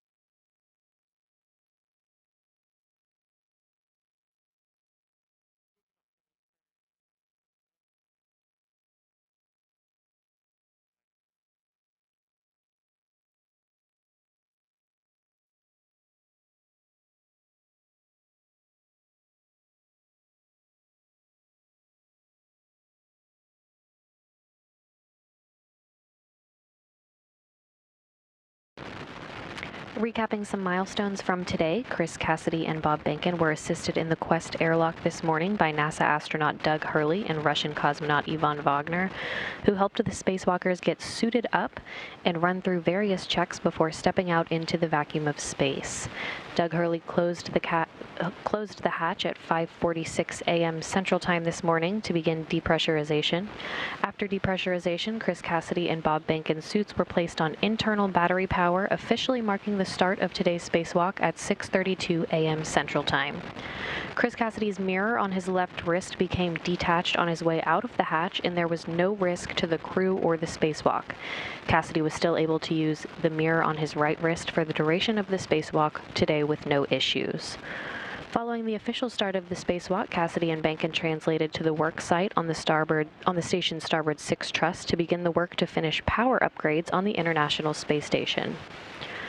Running ahead of their timeline today, Cassidy and Bankin were also able to tackle the first and second task planned for next Wednesday's second spacewalk to replace batteries for the S6 truss's 1B channel.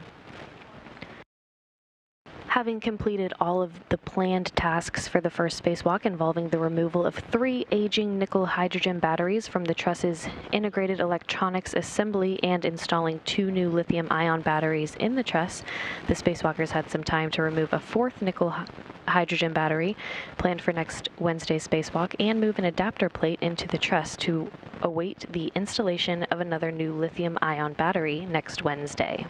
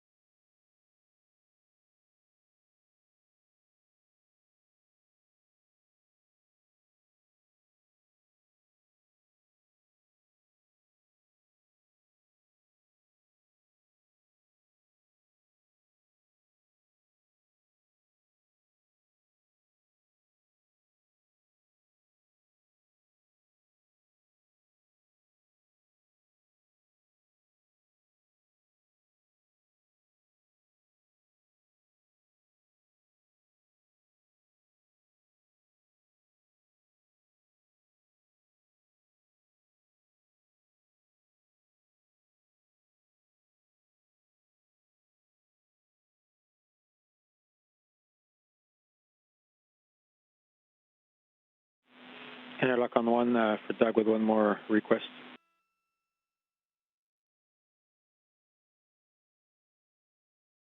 Go ahead. Yeah, so Safer 18, the one that the Bob had, so we heard a report that the right handle was partly out and pushed back in. Can you just check that the door is fully closed and basically the status of the right side of Safer 18? Okay, we'll take a look.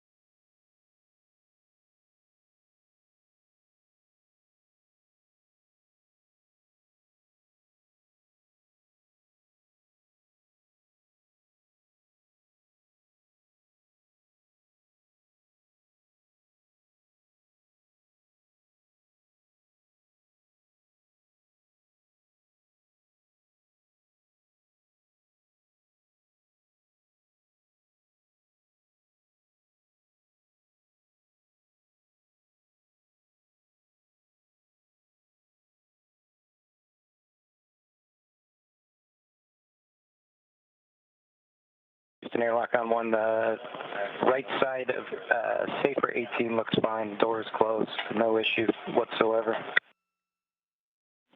Okay, thanks for the status.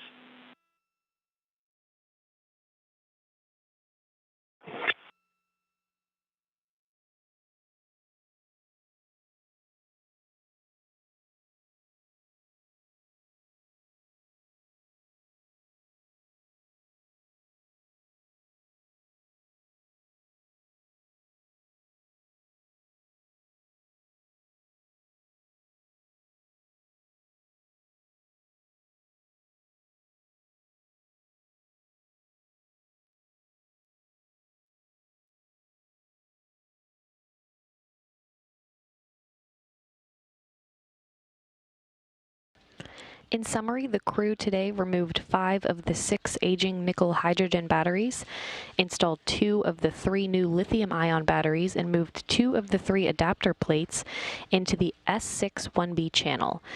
Both new lithium-ion batteries are up and running and in good shape. Our coverage of the 288th spacewalk in support of International Space Station assembly and maintenance will end here, but we'll see you back here on Wednesday, July 1st for the next in a series of these battery replacement spacewalks. Coverage will begin at 5 a.m. Central Time, 6 a.m. Eastern. Once again, Cassidy and Bankin will go out to complete the first of 2 power channels left to be upgraded on the International Space Station. With Chris Cassidy and Bob Bankin safely back inside the station, that'll wrap up our coverage for today. This is Mission Control Houston.